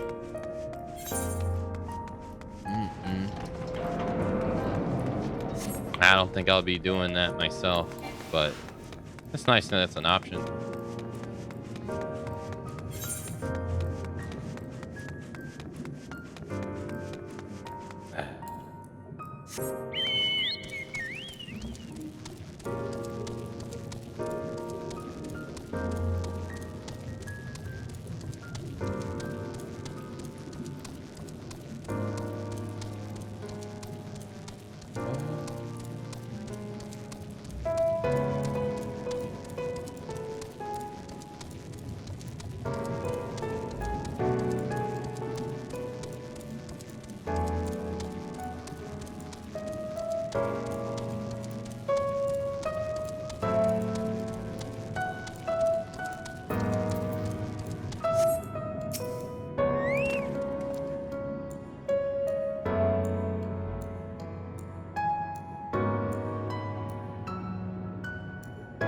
Akane.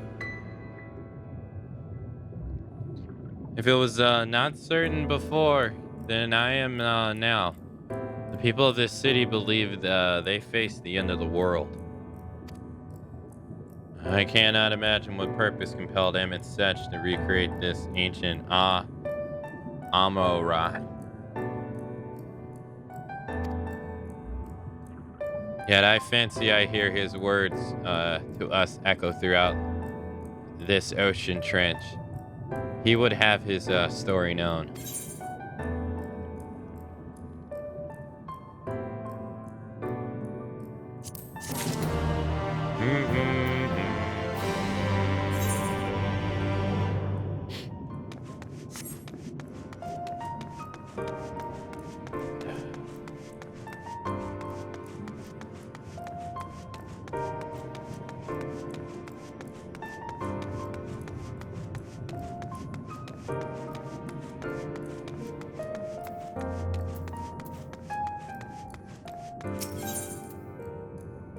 The patronizing Amarotian is struggling to conceal their disapproval of your attire. I must say, little one, those garments you're wearing, they are your own original concept, I take it? Clearly they must be, given their rather singular flamboyance.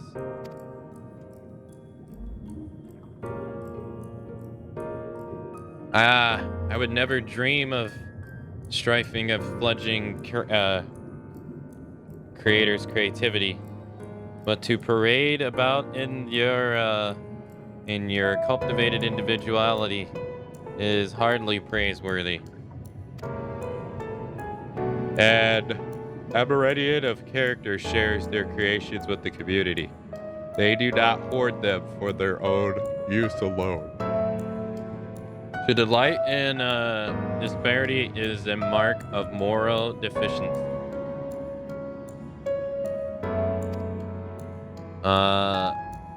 This partly engenders feelings of want and resentment which degrade the bonds of fellowship. Thus do we encourage creators to share and share alike. Else we risk kindling the embers of covetousness and violence that ever smolders in the heart of all. Therefore, I must implore to you, little one, to cast aside your original trappings and don the communal robe that you might acquit yourself as a equal among many. In doing so, you will be afforded greater respect and autonomy. Worry not, for this will be a simple affair. I recall seeing a gentle soul outside the hall of rhetoric, carrying robes perfectly suited for ones of your diminutive stature. I'm sure they will be glad to share their wealth of you. But do hurry, little one. The eyes of the collective are ever watching and weighing your worth.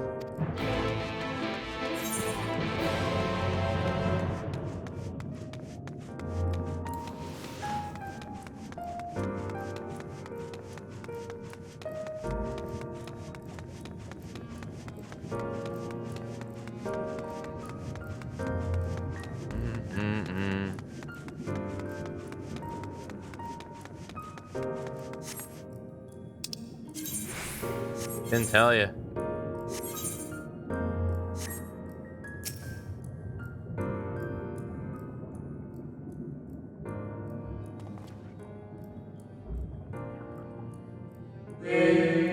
Oh, aren't you looking rather smart this evening? Well, what can I do for you, little one?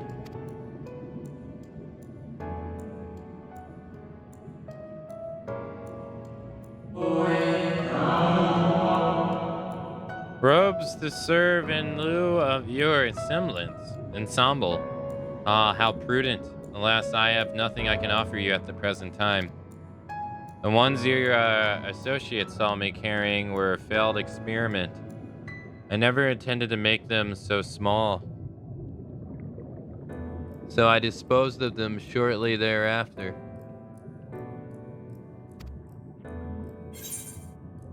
A failed experiment?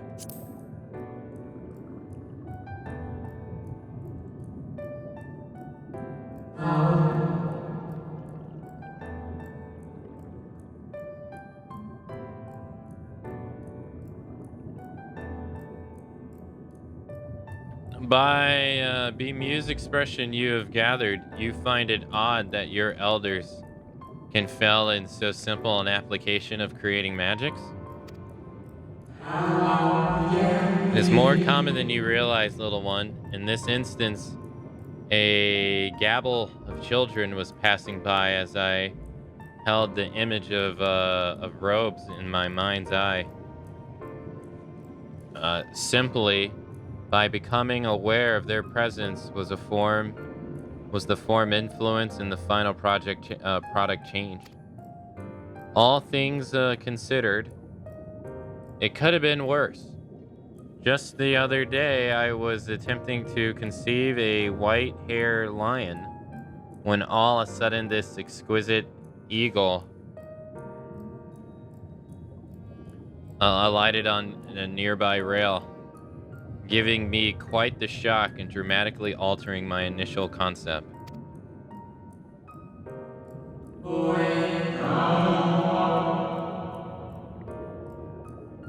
Yes, indeed. It was the most unexpected development, but not altogether unwelcome one. Great strides are often born from unexpected impotence. But even inspiration has its limits. For all the wonder we have wrought, I do wonder if there will come a time when we have fully explored the potential of our powers. Then there is truly nothing left unmade, and only iteration and imitation and stagnation remains. But such esoteric matters need not concern you, little one. For now, I would encourage you to embrace your creativity and work your magics without the fear of failure. Nevertheless, it would still be in your best interest to don the appropriate robes to avoid excessive scrutiny. Why don't you go to the Bureau of Architects and request the appropriate concept so you can fashion one yourself? Sorry, my eyes bothering me.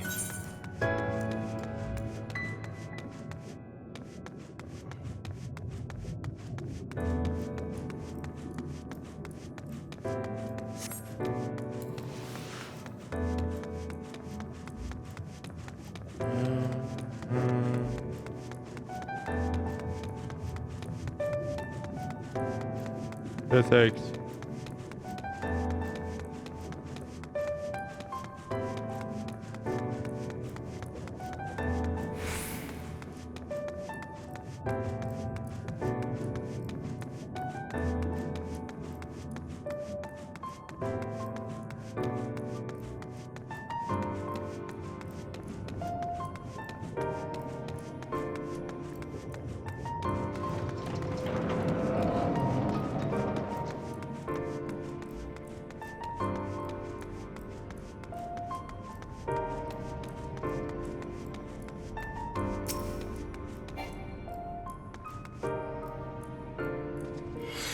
Welcome to the Bureau of Artifacts, little one.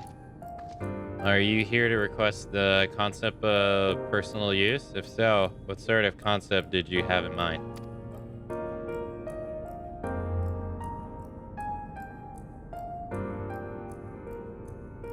A communal robe. That will take but a moment to prepare, but before I fill your request, I should caution you. Pardon me for asking, but your creative potential is relatively low. Is it not? We are trained to assess these things, and I fear that you do not possess the ability to express the concept in physical form. It's almost as though you completely lack it. And though that can't possibly be. But regardless of the reason, you needn't worry. We have special tools that many be used to address this eventuality. I will furnish you with a etheric robe you can use to restrain one's misbegotten combusses that congregate in the plaza north of the Academia Ender. You'll need to weaken your quarry before you can reliably bind them. But once you have, you can repurpose their energies to create your own robe. Okay. What do you want? The bureau attendant seems to be regarding you like a lost young child. Okay. Greetings and welcome to the Bureau of Architects. Are you in need of assistance? It would be my pleasure to answer any questions you might have. To your left is the counter where you may submit registration for a new creation. To your right you'll find the counter where you may relinquish the concept on file. Am I correct in assuming you are not familiar with the services we provide? I see. The most detailed explanation is in order then. You understand that by harnessing the power of creation, you can give form to all manners of concepts, yes?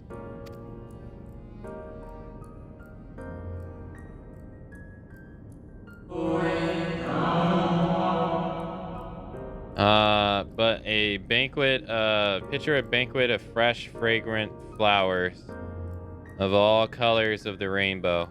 Now picture those self-same flowers formed a delicate crystal, impossibly fragile and radiating hues beyond the visual spectrum. Every now our people push the boundaries of imagination to conceive new and striking details in these. But these limits are there are limits to what a single individual can shape with their own abilities alone. Those who harbor greater ambition may offer their concepts to others here, and that they might with strength of many accomplish what one cannot.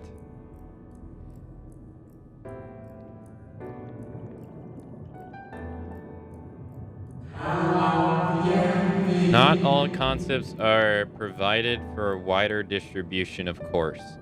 Dangerous subversions creations pose a risk to everyone, and so it is only after a comprehensive evaluation, after a concept is judged, to further the greater good that we've permitted to be shared with the community.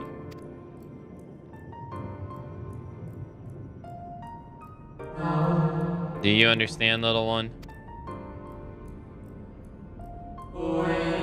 Since you are here, I think you might benefit from conversing with some of the others currently availing themselves of our services. Why don't you go and speak with some of the citizens waiting for this registration to be processed?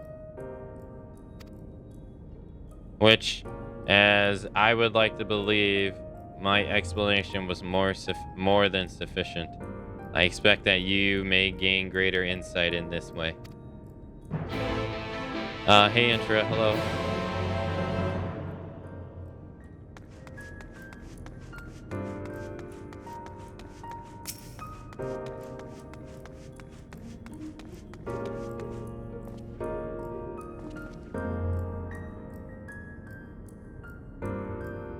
Hello, little one. So rare is it to see one of your size roaming about here.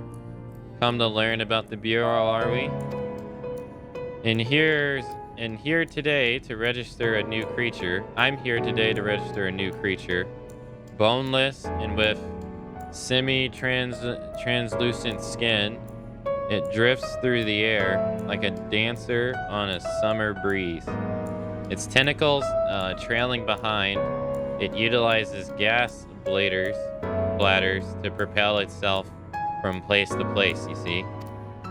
I'll admit it's not the most elegant design.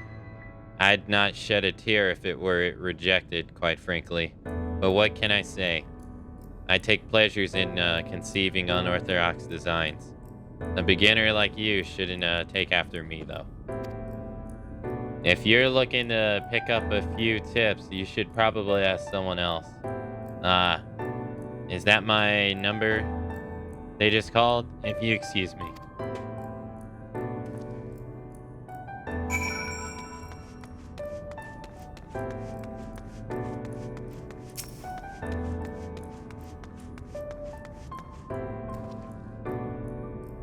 Are you the child I saw speaking with the attendant earlier? I thought so. So young and already so eager to learn about the concepts and creations. That curiosity will serve you well, little one. I've been credited with a few popular concepts. I'm proud to say I'm hoping that my latest will be equally well received. Autonomous figures. I say my latest, but really it's the product of many others' efforts and individual insight. But such is the case for every masterwork, I reckon. Autonomy notwithstanding, these creatures know no fear.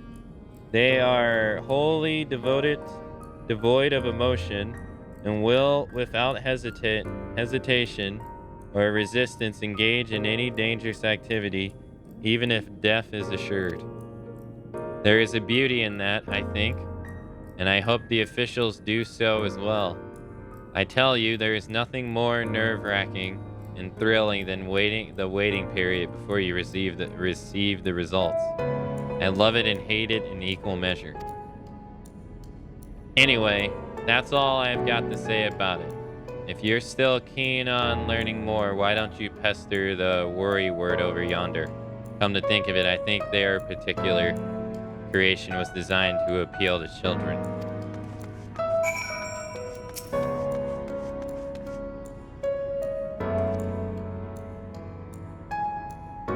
You there, inspiring creator, come to learn about the Bureau and its inner workings, I trust? That's all well and good, but since you're here, perhaps you can help me with a little something? I've been refining a concept of mine for some time now, and an adorable little creature's designed to be the perfect plaything for any young citizen, but I'm still terribly unsure if it's ready to be submitted for approval. Which is why I was hoping you might first put it through its places and tell me what you think. Your honest opinion, I'll have no flattery from you, young lady. This matrix will allow you to summon my creations, but don't use it here. Take it outside first, and don't be afraid to play rough. It's all part of the fun. Okay.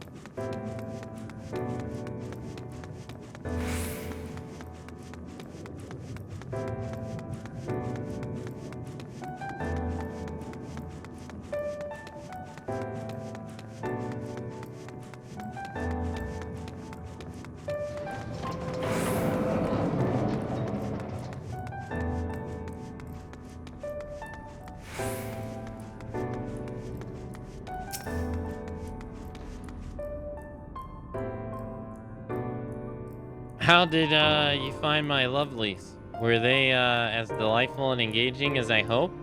Tell me everything, spare no details. I say, they sprouted nonsensical phrases and attacked you like mad bees? How distressing, and not at all like what I intended. My sincere apologies, little one, for the unpleasant experience. Still, from these experiments, do we grow stronger and wiser. I look forward to the day when you try your hand at creation too.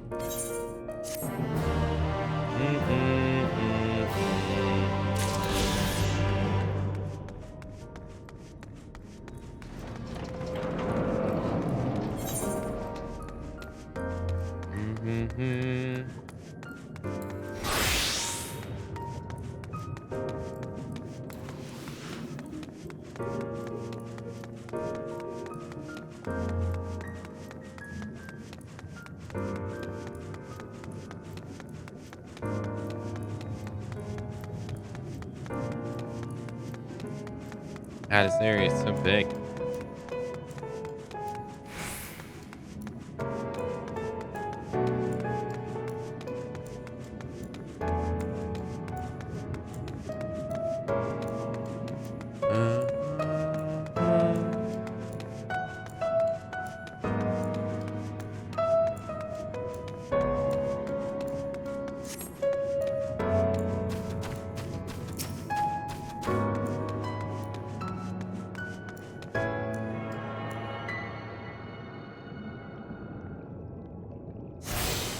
Okay.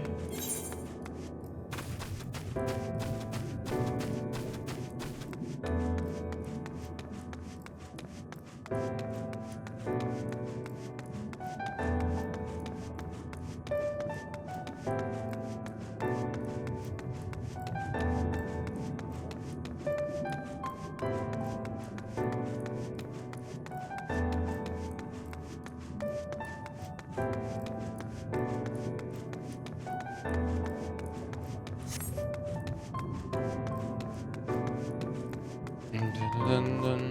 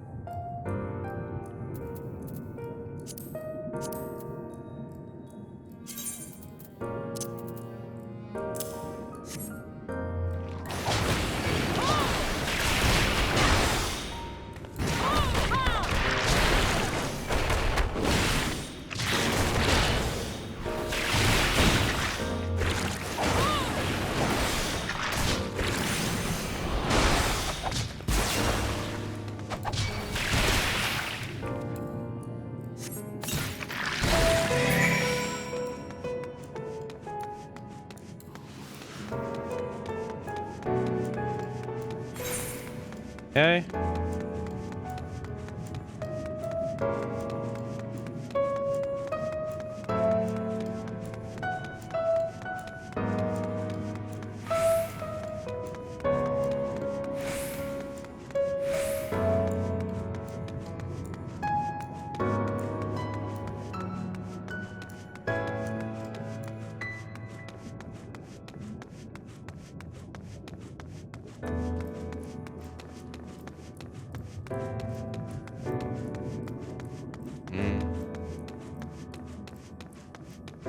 Hey, Pendragon.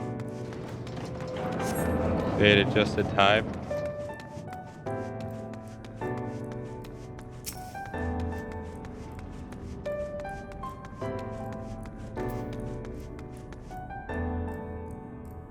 Welcome back, little one. Did you succeed in binding a cube? A cube bus?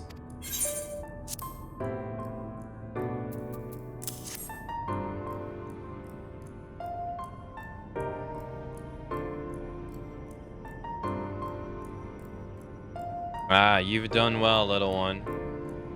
Allow me to siphon its energies and prepare the matrix for you.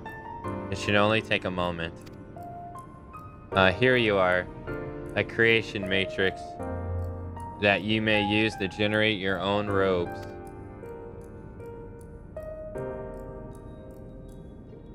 The concept is inscribed upon the crystal, which has been infused with the ether of the beast you brought me.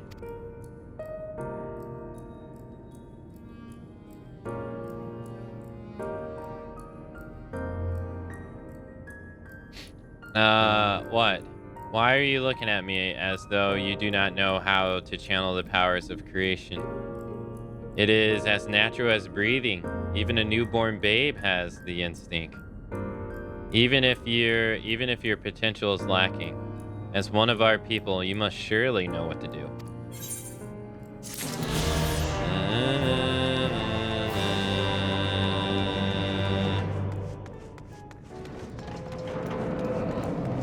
Take it easy, Snowy. Take it easy, Lander. In time for this part, I mean. Oh no,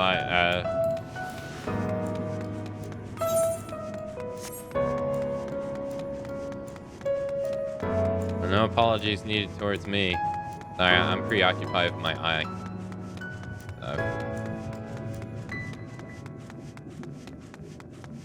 If I sound disinterested, it's just because my eye is messing with me.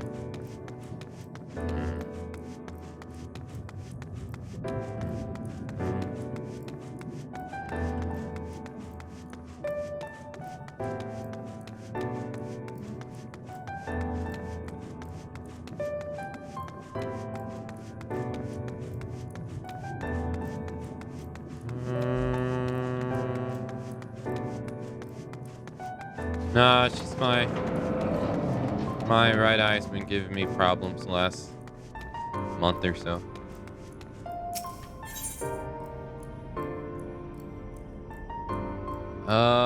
The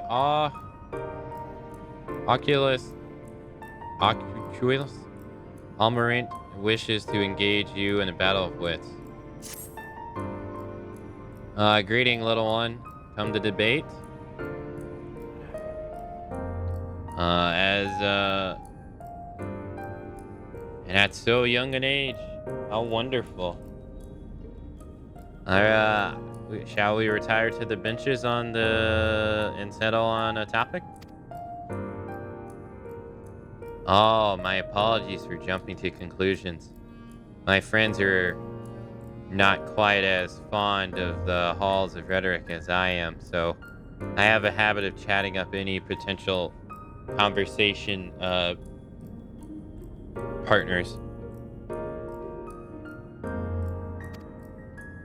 So if you are not here to debate, I assume you are here to learn about the mysteries and eccentric goings on here. It would be my pleasure to act as a tutor in the matter, if you will indulge me. The Hall of Rhetoric is, as its name indicates, a place where citizens may freely gather to discuss and debate all manner of topics. This central forum is ideal for open discourse, but smaller rooms are available for those desiring more intimate conversations. Oh, and there is a wealth of reading material concerning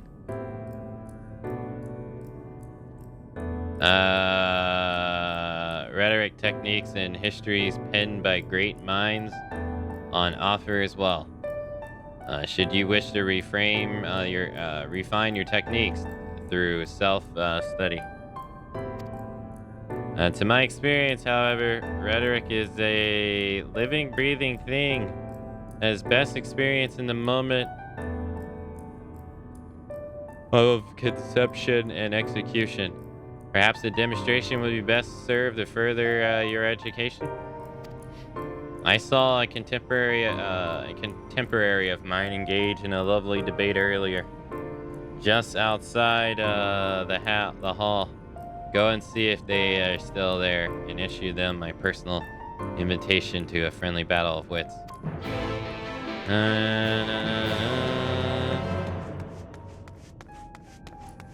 It's not my vision declining at all.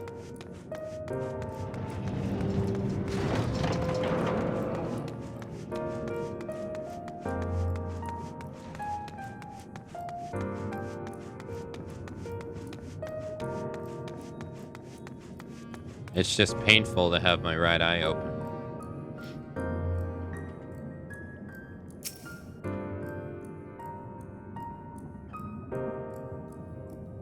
But that is precisely my point. That their obsession with this so-called mandate to approve only the most beneficial concepts for the wilder distribution. Never mind the ridiculous subjectivity of their creation. Has led to the Bureau of Architects astray from its original purpose.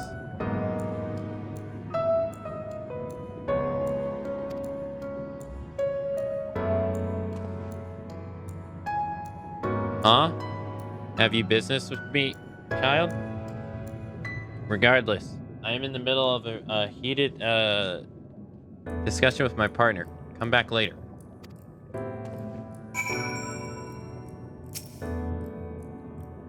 No. My position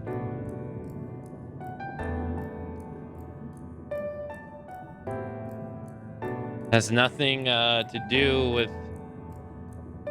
instinctual values of unique identities, and whether or not it is retained. Rather, I posit that the reproductions of a given concept are inherently imperfect, and thus they are themselves unique, be it in minor but significant degrees. And most importantly, this variance is not to be condemned, but celebrated.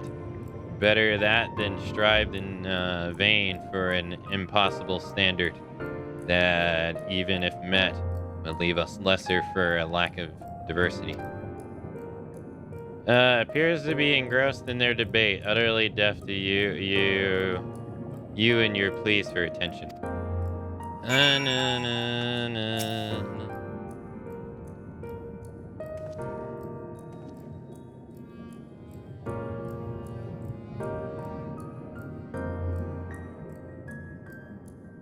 My, aren't you the stubborn little bugger? It's strangely endearing, I must admit, but we have all the time in the world. Why are you so insistent that I speak with you this very instant?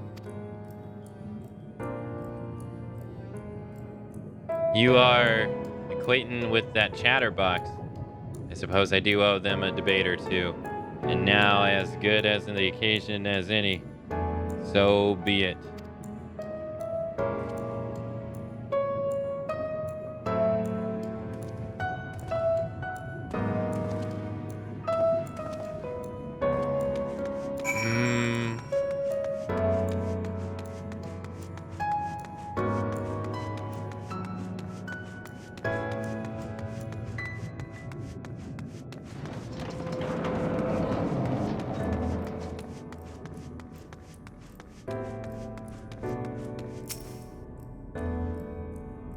I see, you found my friend. Thank you, little one. Without further ado, let us commence the promising debate. Oh no.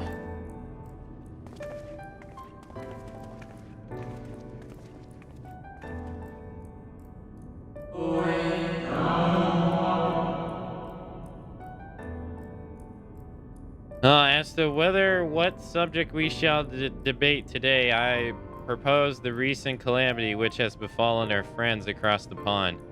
What say you? The singular point of contention is, of course, whether or not the Almarat should intervene on their behalf. I believe we should. The scale of the disaster which threatens the distant metropolis is of scale theretofore unseen, and so equally considerable resources must be committed to counteracting its effects. I disagree. The scale concerns me less than the nature of the proposition itself. Who are we to unliterally intervene in the affairs of those half a world away? We are to be saviors of one and all. Such arrogance may lead to our own downfall.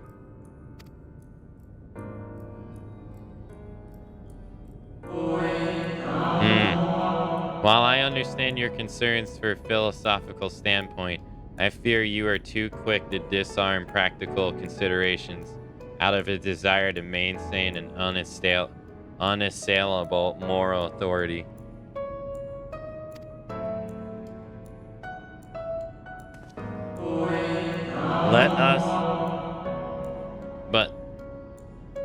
Let us, you and I, hold these for present and offer the floor to our young student. Have you heard our opening salvos in this debate concerning the fate of our neighbors across the sea? What is your opinion on the matter? To ignore the plight of those one might considerably save is not wisdom, it is indolence. You cannot save everyone. Sometimes it is all we can do to save ourselves.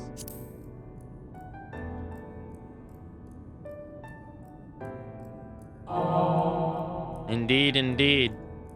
The same can be said regardless of one's own opinion on the morality of intervention. There is a clear and undeniable benefit to Almarat in using this situation as a test bed for our latest creations, that we might develop and refine our defenses against potential threats to their own fair city. How readily you creed the moral high ground. Was not your young friend's point that we have an ethic obligation to aid in those in need? Yet, not only do you instead elect to focus on the benefits to Almorad alone, but you also derive our distant neighbors of the urgency to determine their own fate.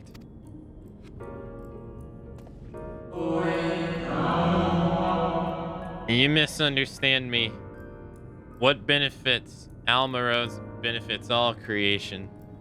I firmly believe for the knowledge and wisdom we can stand to gain from intervention can be shared with others, empowering everyone to most effectively surmount similar trials in the future.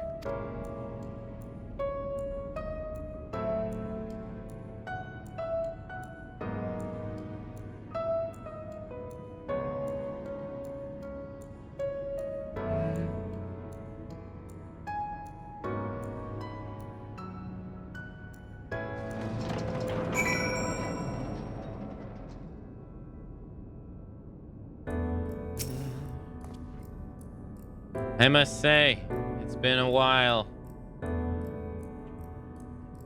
It's been far too long since I engaged in such refreshing exchange of ideas. My colleagues was equally delighted by the opportunity, you may be assured. Some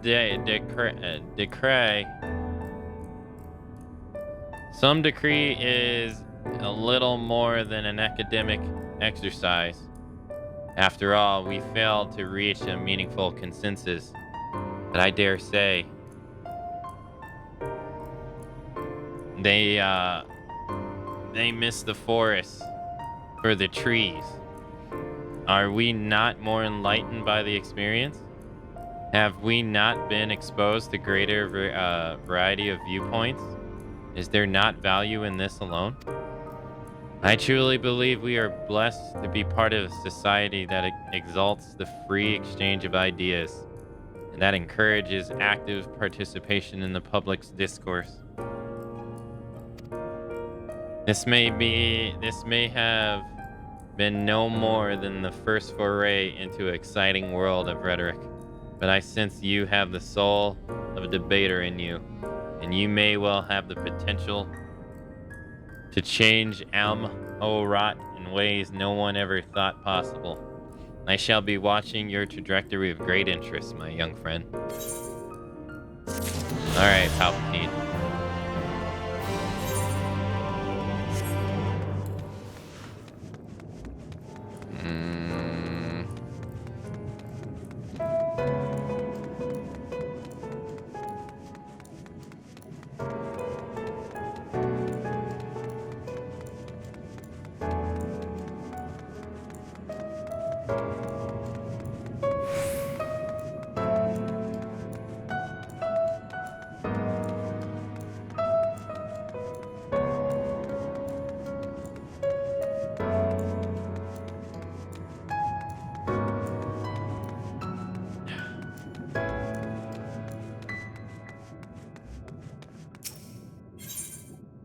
Alpha is waiting the return of the other companions. We can compare notes once the others return. Hopefully, then our next move will become clear.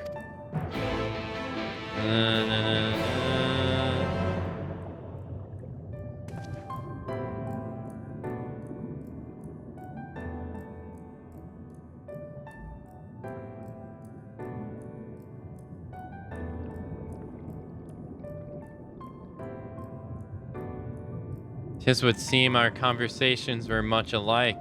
A looming disaster, creation magic's running rampant, and this convocation's efforts to bring salvation out of chaos. I suppose there was talk of little else in time when these events came to pass.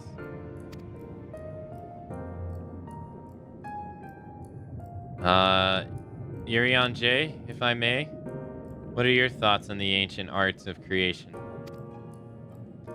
A fascinating discipline, indeed. Thought the mind can conceive may be rendered in reality. All that is ready is a clear concept upon which to focus one's will. 'Tis no dissimilar to the primals, rites taught by the Asians, wherein ritual ceremony breath life into figments of myth and legend. I see we arrive at the same conclusion then. The people who live in the age before the Sundering were blessed with vast reserves of mana. No matter how draining these creation magics must be, it seems they paid the cost with not more than a fraction of the ether which coursed through their own bodies. If we were to attempt the same, such spells would soon deplete our energies and then seek to draw the balance from elsewhere, from a hoard of crystals mayhap, or from the very land itself. Thus, when this act of creation was placed into our hands, it became a means for destruction. An interesting matter which no doubt bears further study. But despite all these revelations, I worry we are no closer to finding Image Selch. Have anyone learned aught which might lead us to his location? Not directly, mayhap, but for what I've heard, it seems the Convocation of 14 is sequestered in the nearby Capitol building. When we went to see for ourselves, the attendant wouldn't let us through without a right of permission. So we tried our luck at the Bureau of Administrator, where we thought the permissions would be issued, but the clerk said they couldn't help us since our names didn't appear in the registry. And that was where we gave up. I wonder though, Akane, could you be eligible for one of these rights? The voice in the elevator seemed to know who you were. It might be that your name is registered in the Bureau as well. Worth a look, I say. Meanwhile, I'll head back to the Capitol and search for a less official point of entry, just in case. Pray allow me to accompany thee on thy reconnaissance. An arcane perspective may prove needful.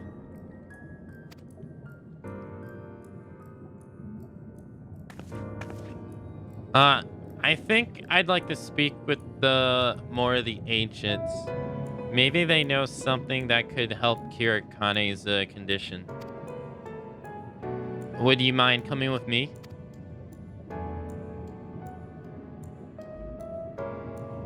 Of course I don't mind.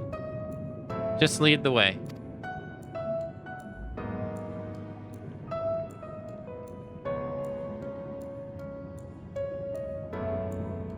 And then Ishtola and I will busy ourselves with further exploration. There is surely more intelligence to be had. And so we part ways once more. This time, however, let us reconvene in the front of the Capitol.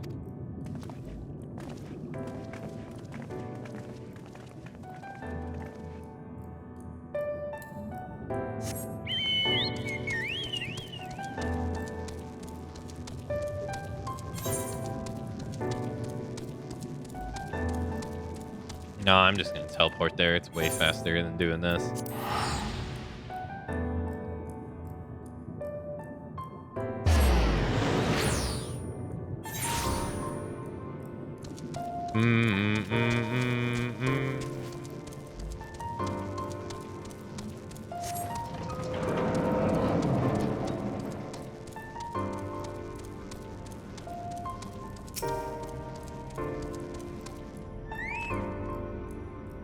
Visitor, right? Yes, I can assist you. Full name, please. Akamatzu. Please wait near the counter while I confirm your details.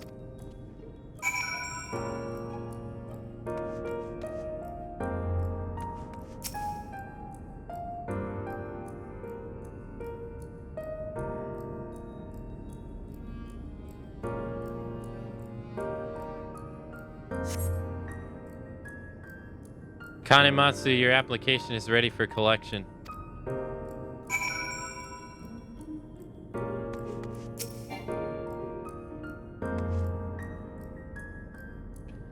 As your residency was approved by Emmett Selch himself, further forms of identification will not be required. Here's your application documents. Submit them at the Bureau of Secretary, and the client will issue you a visitor's right with for the capital. All the way over there.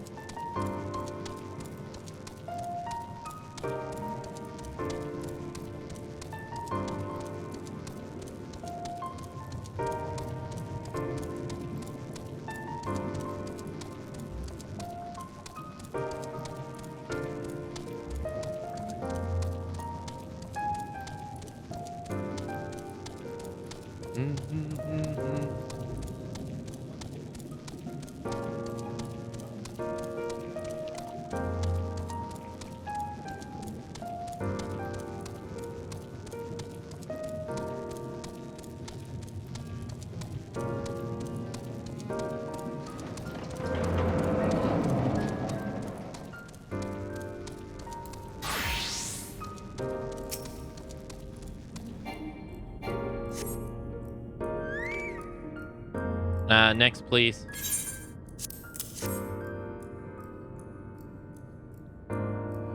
Visitors visiting the capital, are we? Please take a seat. Your name will be called when your application has been processed.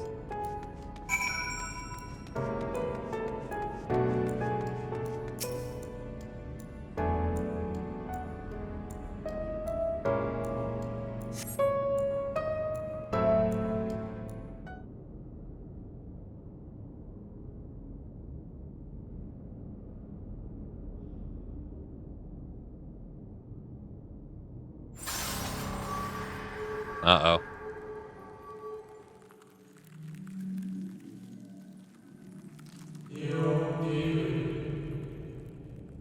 May I?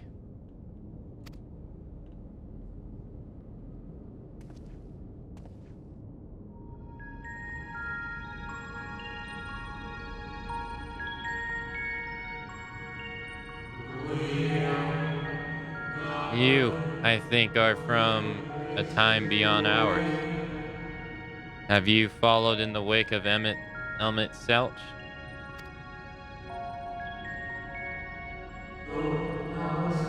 Nay, there is no cause for alarm. I am simply a shade, here and not here. I only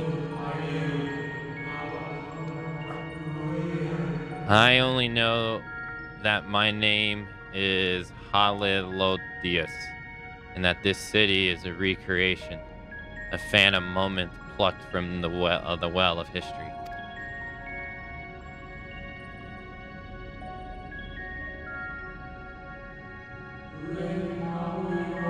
These others seem unaware of their pale existence, but I wonder if Emmett Selch's mind was distracted when it came to my reconstitution. A stray thought would have been enough. Heidenel will realize the truth. For example, we were close friends once, you see.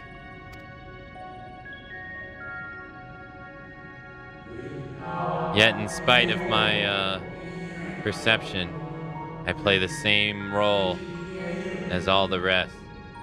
A bit part meant to bring color and noise to this well-crafted stage. Too much scrutiny and we all shall burst like the fragile bubble we are. Thus I tell you again, my presence is not to concern you. I wish only to share your company whilst we wait.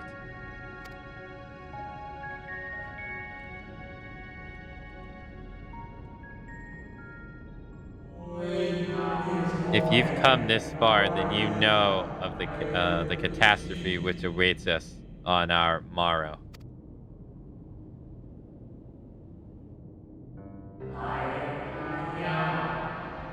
The final days. What began an isolated incident soon swelled into a world-spanning threat. The convocation of 14, well, it was 13 at the time, endeavored to create a will for our star. They would repair the fundamental laws of order and halt the spread of destruction. But creation on such a scale requires an immense source of power.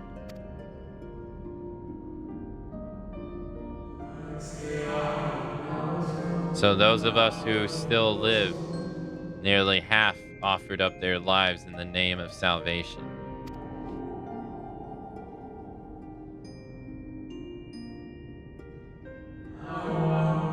And from their sacrifice, Zodark was born. Just as we hoped, he reached forth and halted the march of oblivion. Yet, oh, how the star had suffered. So many species lost. The land was blighted, the water poisoned, and even the wind had ceased to blow. Once more did our people give themselves to Zodark. Another half of our race sacrificed to cleanse the world, to ensure that trees and grasses and myriad of tiny lives would sprout and grow and flourish.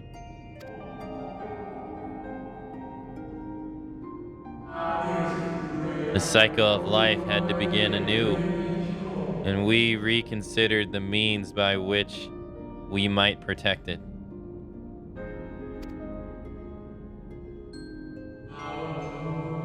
The convocation decided thus, we would nurture our world until it was bursting with vitality. Then, when the time was right, we would offer some portion of its living energy to Zodiac. In return, he would restore to us those brethren whose souls had fed his strength, and together we would resume our role as stewards. There were, however, those who disagreed with this plan, and they argued that enough had been sacrificed to Zodiac, and that a new world that this new world should belong to the lives newly born. These descendants surrendered their life energies in the creation of Hydenel, in the incarnations of their opposite belief. And for the first time in history, our people stood divided. Now you then, how has this conflict ended? Know you then how this conflict ended?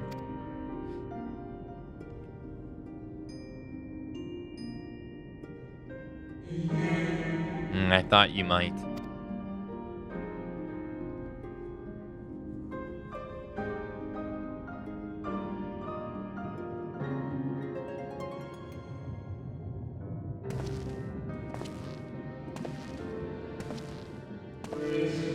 Image Shear has ever been a champion of the will of Zodark.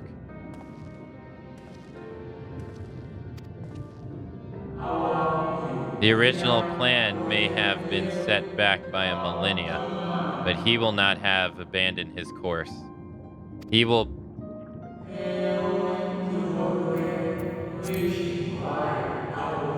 pay the price for our return by whatever means is necessary. And though he may carry himself with a certain glib ease, Emmett Selch is not a man to bear his burdens lightly. In fact, I imagine they have only grown heavier with each passing century.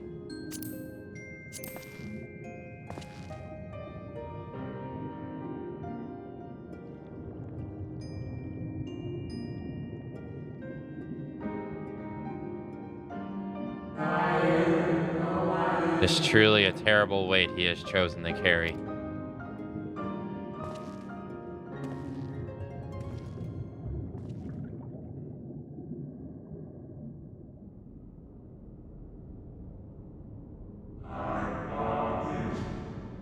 Akamatzu.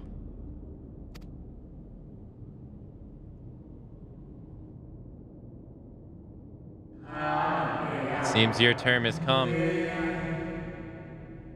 Pray, do not let me keep you.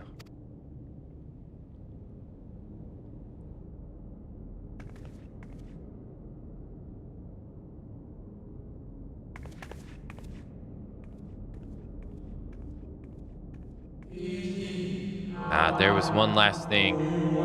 You walk with another at your side, yes?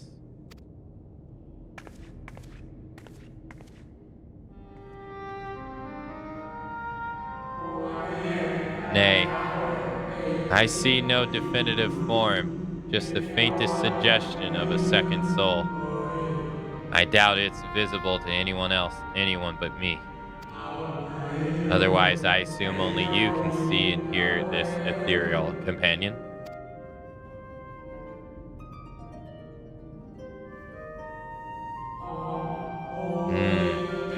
Your connection is hardly a coincidence. In our time, the two of you were one. The color of your souls tell the tale. A hue that distinctive cannot be mistaken, no matter how thin the soul is spread.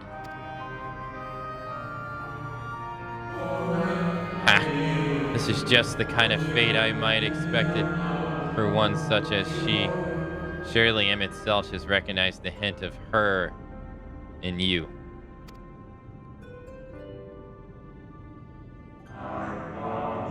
Akamatzu. Fare you well, my old friend. May you find what it is you seek.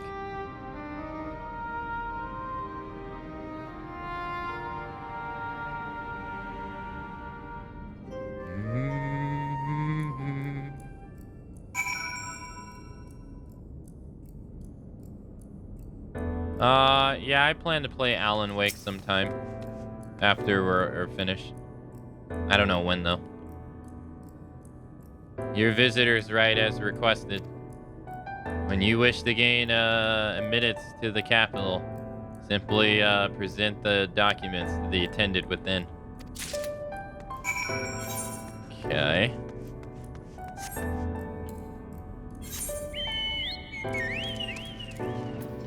Probably faster if we teleport.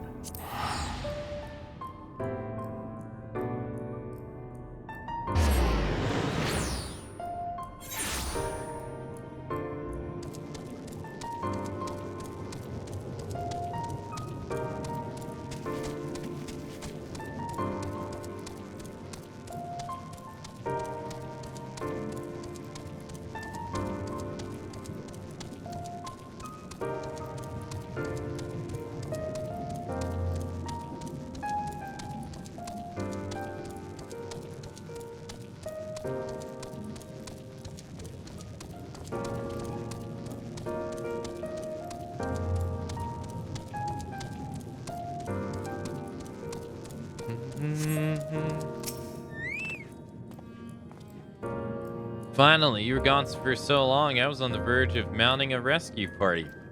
How fared you in the bureaucrat ventures?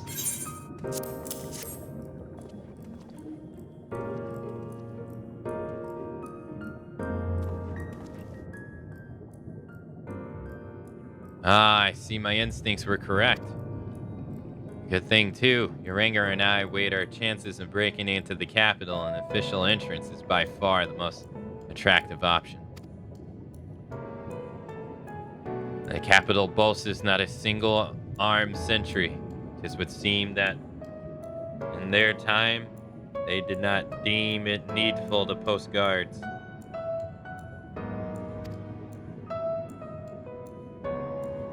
The windows and doors, however, appear heavily warded. Though mightily did we strive, with strength mundane and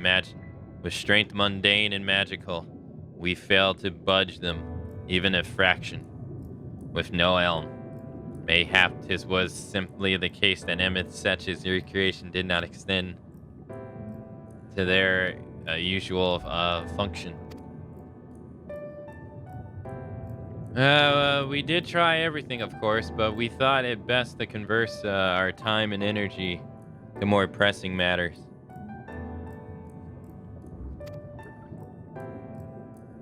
Speaking of which, Rain, I tried to ask you about a cure. Rain and I tried to ask about a cure for you.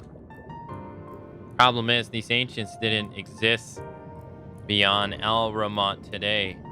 They will happily tell their own tales. But whatever we attempt to explain our situation, the conversation quickly becomes muddled.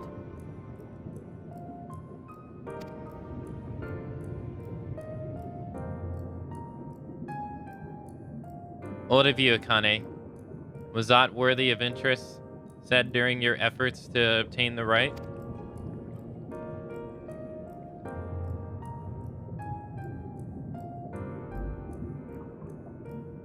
A great sacrifice of life in exchange for their brethren's resurrection? And you say all Asians scheme to have been leading to this?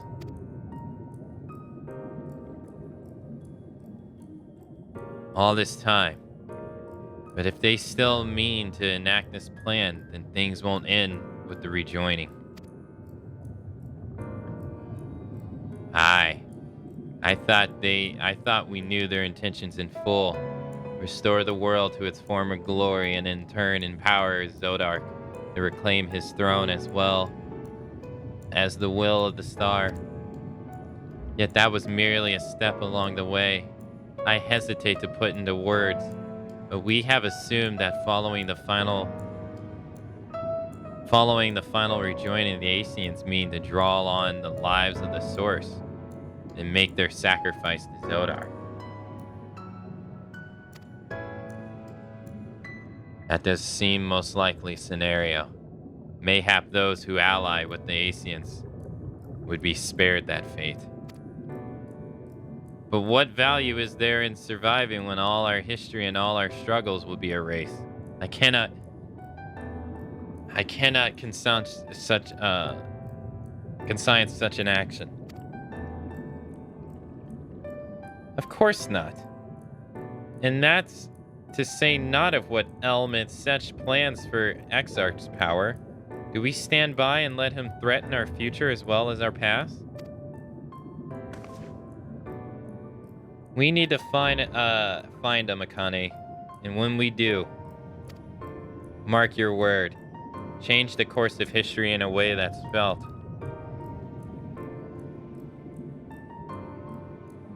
By those who came before, and those who came after, and by everyone you've ever met.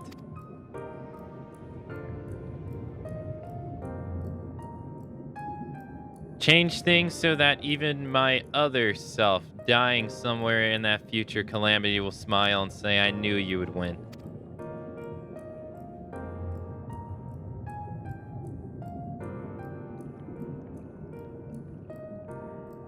Is fighting Element Selch the only way?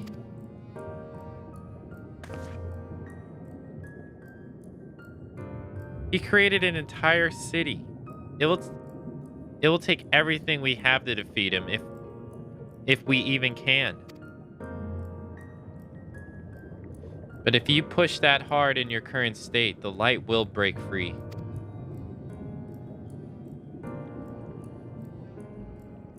The decision to press on lies within you, just as it lies with each and every one of us.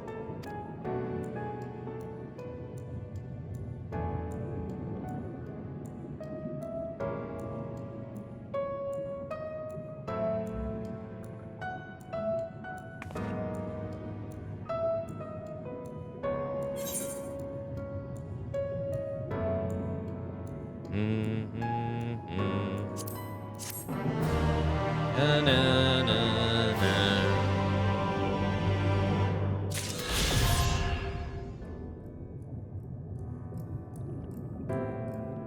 Okay.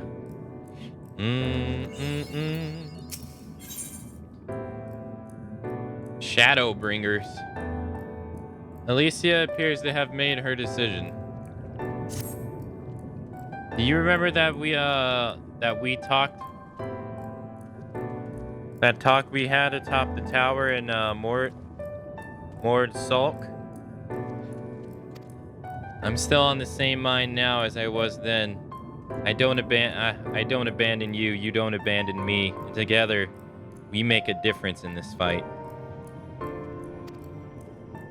There is always hope if we look for it.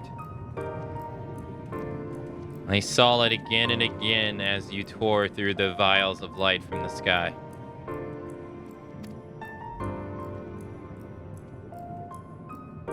If we keep taking the next step forward, there's a chance we'll find a way to save you. So no matter how long it takes, or how much it hurts, you can count on me to keep on walking.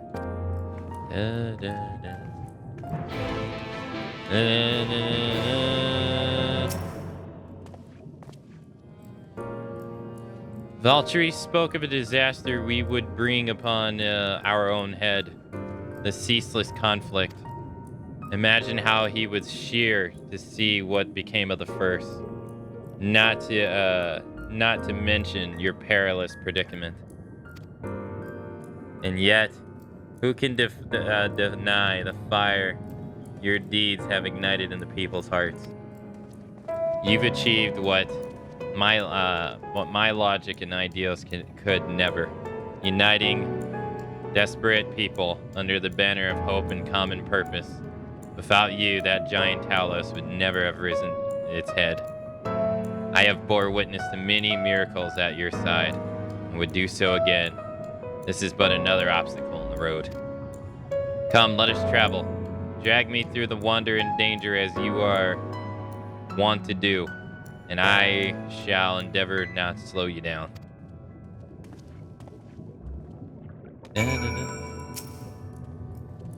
As well thou knowest, if we are to usher Emmett Selch onto his rest, we must needs bind his Asian soul, and then shatter it with overwhelming force.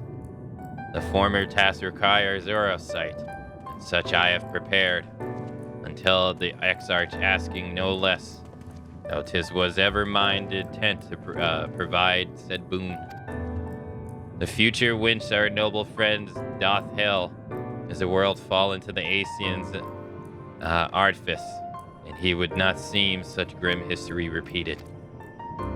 In a sense, Emmett Selch's destruction will be the accumulation of Exarch's efforts, and a reward for all he hath endured these many years. Yet even as thou stridest into the jaws of peril, forget not but that his fondness wish, and that of many others beside, is that these survive until tomorrow. 'Tis in pursuit of that happiness of outcomes that I do pledge to remain at thy side.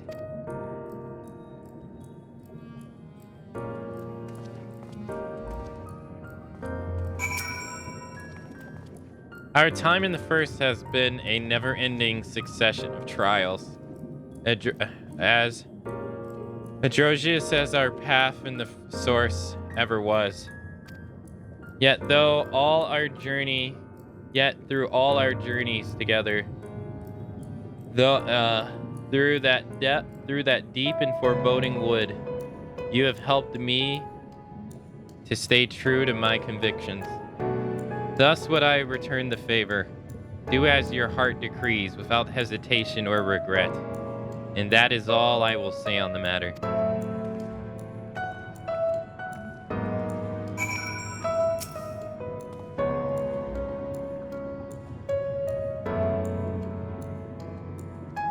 Well, this has to put everyone in a solemn mood, hasn't it? Honestly, we're not even sure this will be the end of it. But I suppose we should speak our minds when we have the opportunity. You taught me that much in Almarang. So forgive me. This moment of sentiment, Akane. By dragging me into this sorry mess, you've given me a chance to think and act as I should have. For Rain's sake. Words cannot express how much this has changed my life and how grateful I am for your support. So I shall express my gratitude through actions instead. No matter where you decide to go, I'll be there, guarding your back.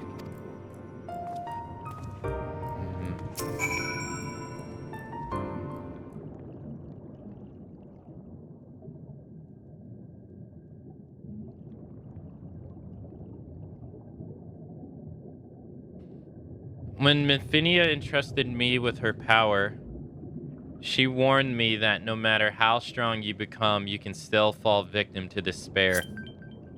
You can still feel powerless. She was right. After you collapsed on Mount Gulp, my hands wouldn't stop shaking. If I made a mistake, if I failed to bind the light within you, I was terrified you would die.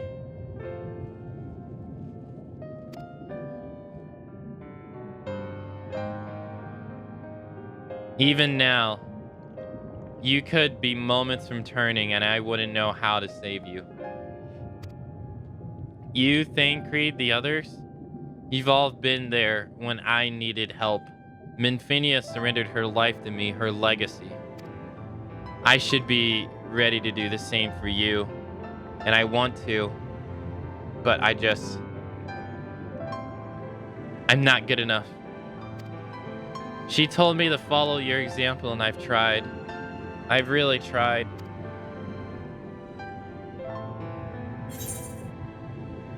Then you shouldn't hang your head.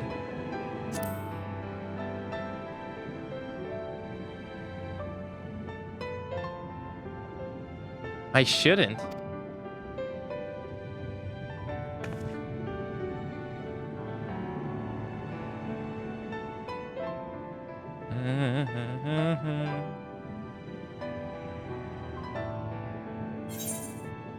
Fate can be cruel, but a smile better suits a hero.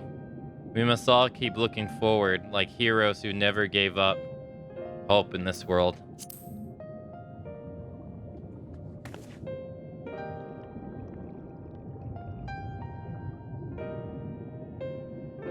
Ellipsis. I'm not sure who you...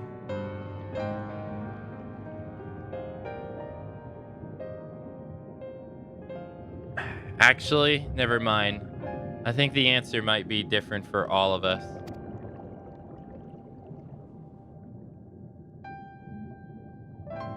No, nothing will come from brooding here in self-pity. I've made my choice. Akane, I'm going with you.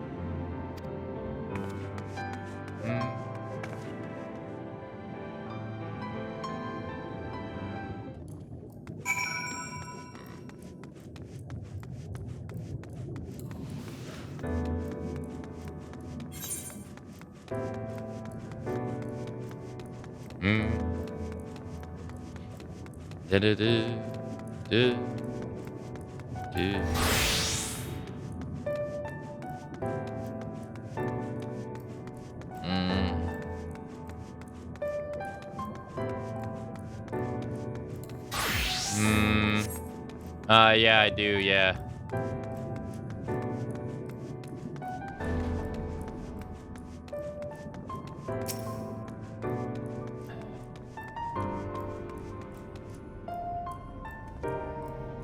Welcome to the capital. All visitors must present an official right of permission before admittance will be granted. Your documents appear to be in order. You may proceed into the capital, but any guests you may choose to bring in must remain in your vicinity at all times.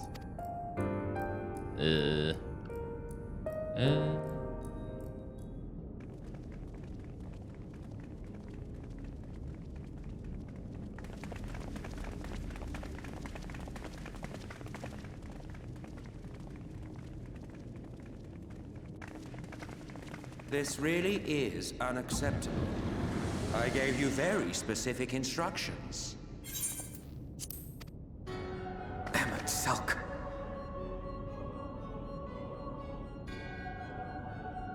My invitation was for an abomination, ripe with the power to bring about the world's annihilation. Not this half-broken thing. Whatever am I to do with you? And I see you insist on keeping the same familiar company. Are you so lost without them? It is not she who is lost without the familiar. Not content with remaking an entire city, you aim to fill it with the reconstituted souls of the dead. I may have gotten a little carried away in my attention to detail, added a few unnecessary flourishes. Well, there's no point trying to hide it. Yes. Once the rejoining of worlds is complete, Zodiac will regain his full strength and shatter his prison. Then we shall offer up the Source's remaining inhabitants in sacrifice, that we might resurrect our brethren who died to bring Zodiac into existence. But what was it that you came here to do exactly?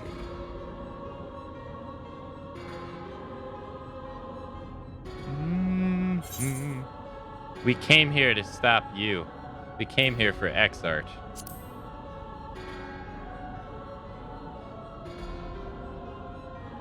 Well, you can't have him. The wisdom that man guards may open up new worlds of possibilities. He has unlocked the secrets of travel across the rift, and through time as well, it would seem. Quite an accomplishment for one of his incomplete nature. I must explore the limits of his capabilities, and harness that power for the Ardor.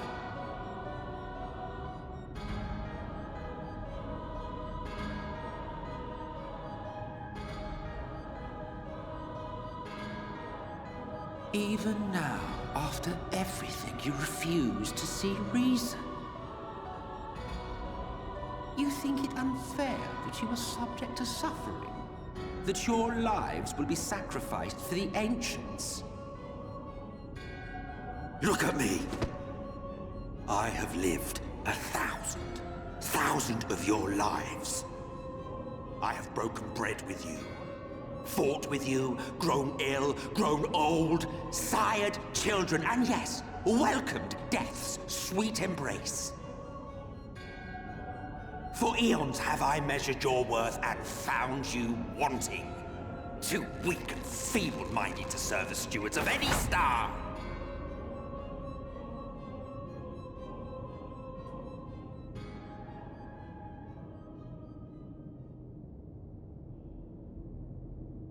Have your recent spats with Vorthri and his Sin Eaters taught you nothing? Have you not learned that your ignorance and frailty beget only endless misery?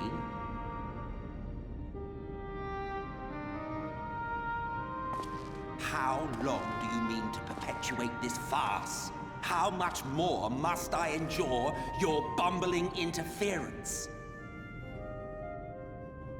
Let us imagine that the laws of reality are again undone, and the world faces true annihilation.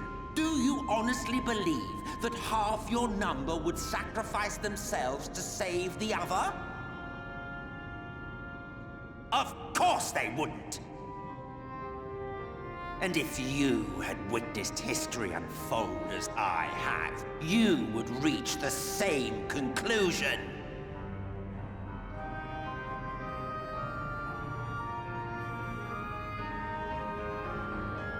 You cannot be entrusted with our legacy.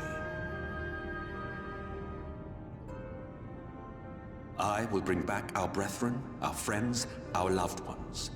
The world belongs to us and us alone.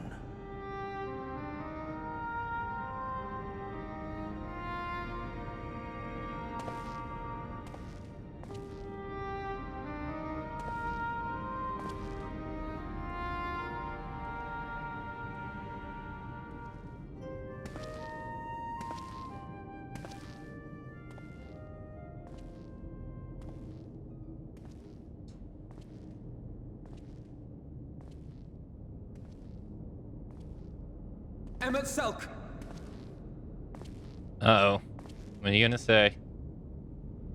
We understand, truly, but it makes no difference. The ones you love are in the past, while ours are here in the present.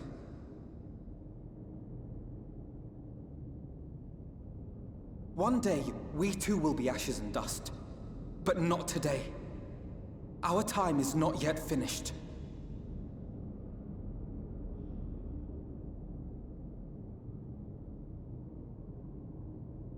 We share your conviction, and that is why we will not abandon our course.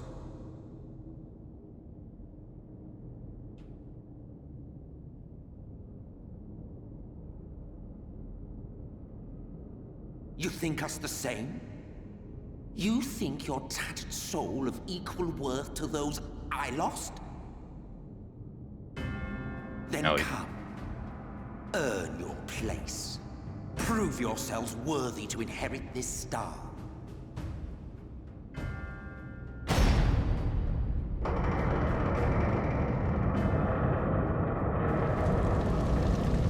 Okay. Behold the coming oblivion. 'Twas the end of our era and the beginning of our great work. A fitting backdrop for your final judgment.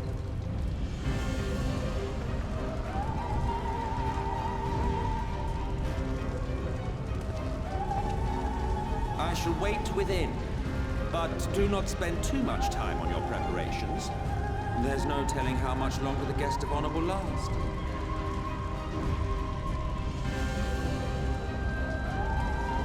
He's just gonna walk in it.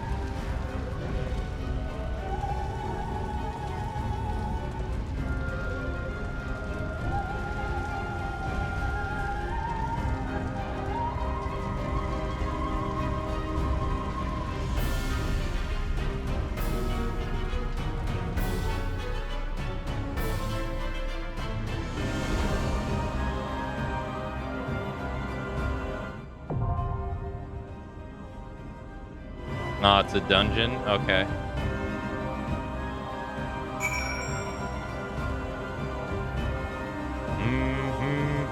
Oh, you get to see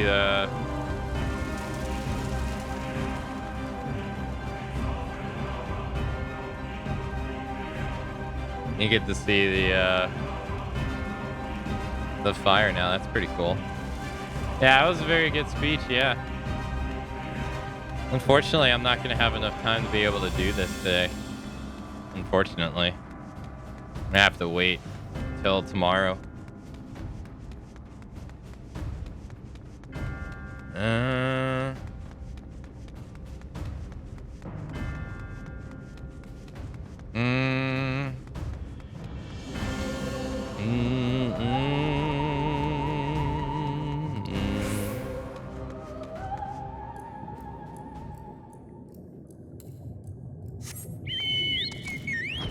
We can go fly around and uncover all the areas we haven't got yet, though.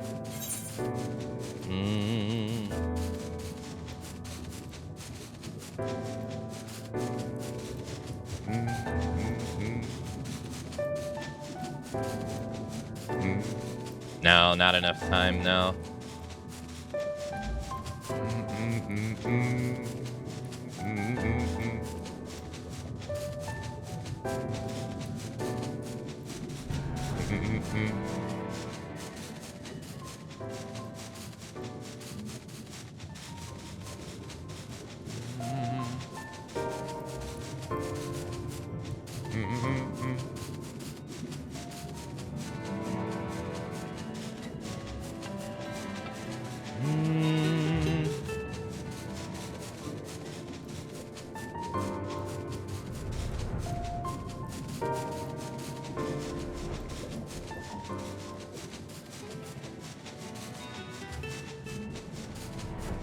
Wait, that's not the whole area?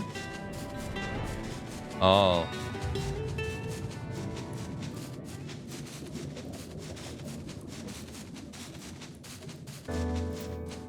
Maybe at best if I go here.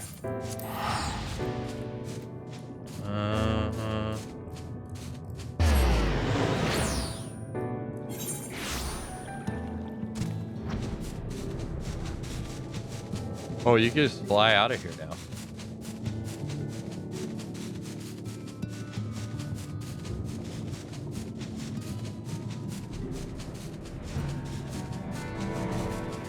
That was like the first time his comm demeanor was like compromised ever. And you've seen him like sadistically, usually calm. That time he just seemed straight up angry.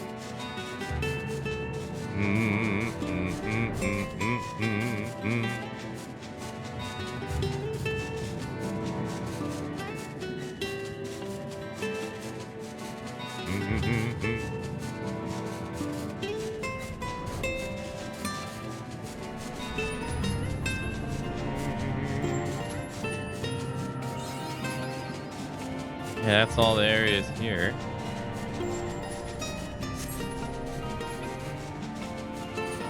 Oh, you can go down here?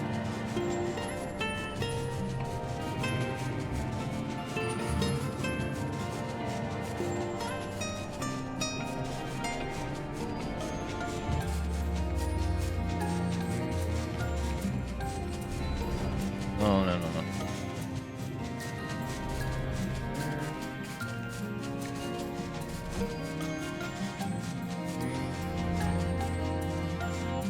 Oh no, we went down this way.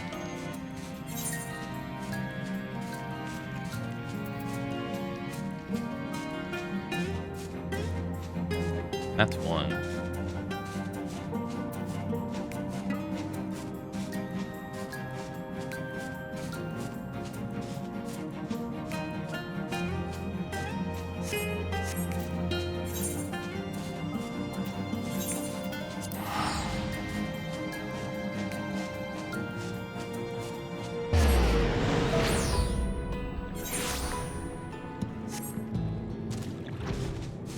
I go south.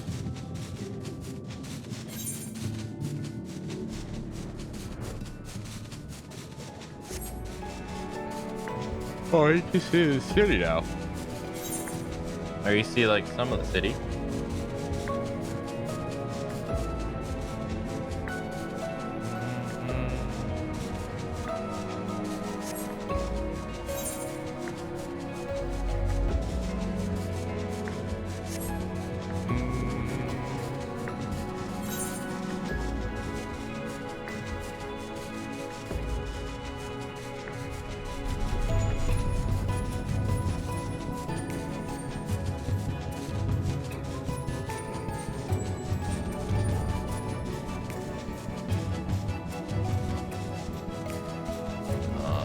Here?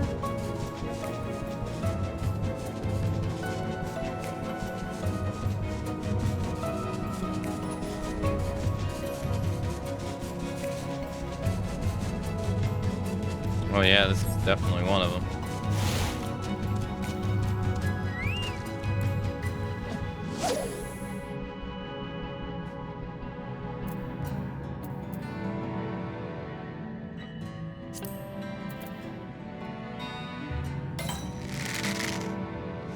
Okay.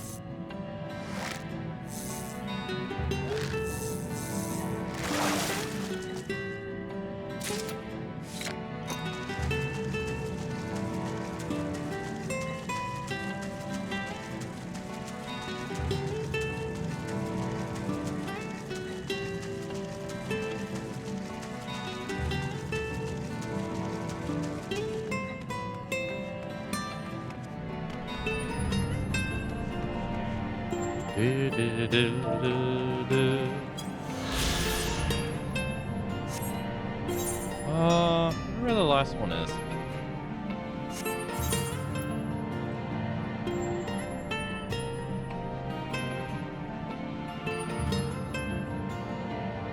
I doubt it's in the city.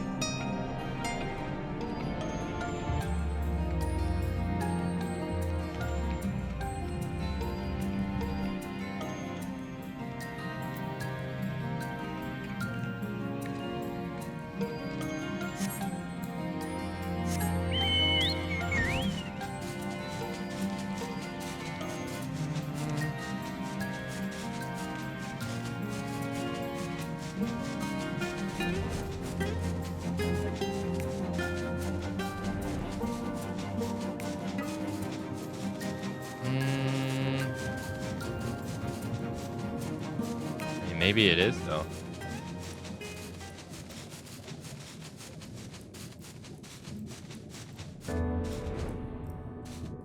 Oh, no. No.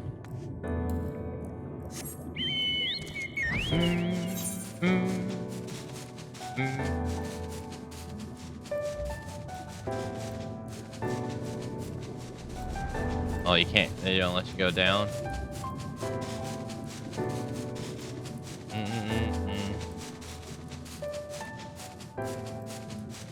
Let's go this way.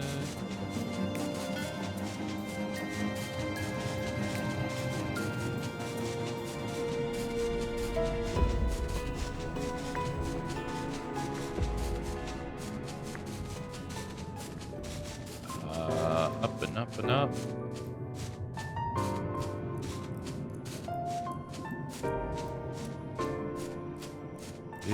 Do.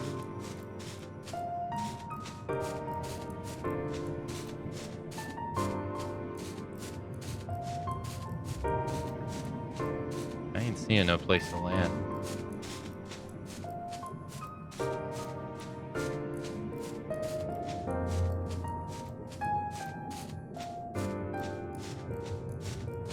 It must be like up. Oh, this must be it right here. No. That's...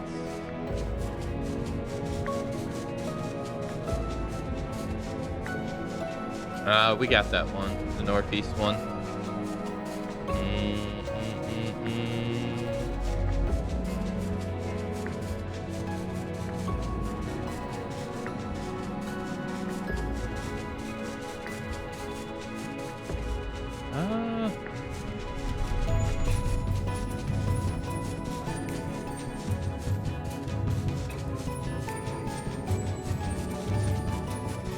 I don't know where it is.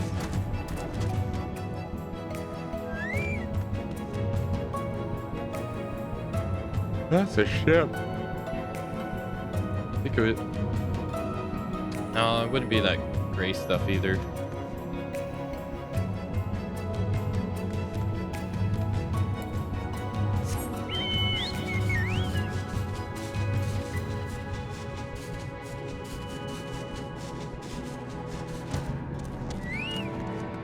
Nah, I didn't think so.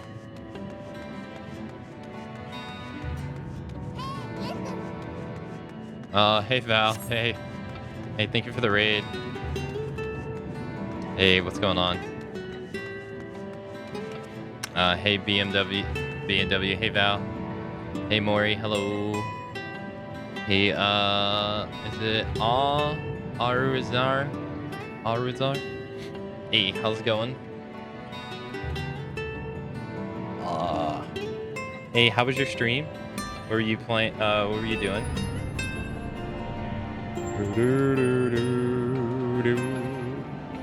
Close enough. I tried. It's the hard night delivery. I don't know what that is. I assume a horror game.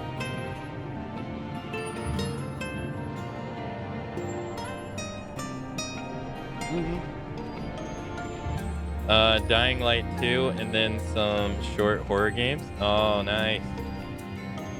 I hope you had a nice time. I meant to play Dying Light at some point, but I've never got around to it. It's too much stuff. Too much stuff and not enough time. Thank you for the raid. It's really kind of you. How's stream so far? It's nice. We it seems like we're on the final mission for the, I don't know if you know how the expansions or the story structure works in this game, but there's like a main and post story of each expansion. So kind of like a part A and part B. And I think we're on the final mission for part A.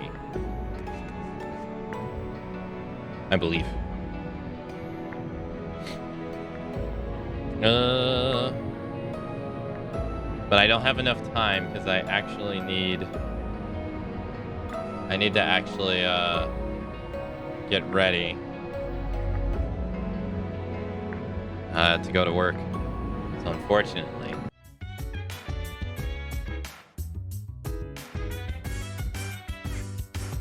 So dance, while I put you in a trance.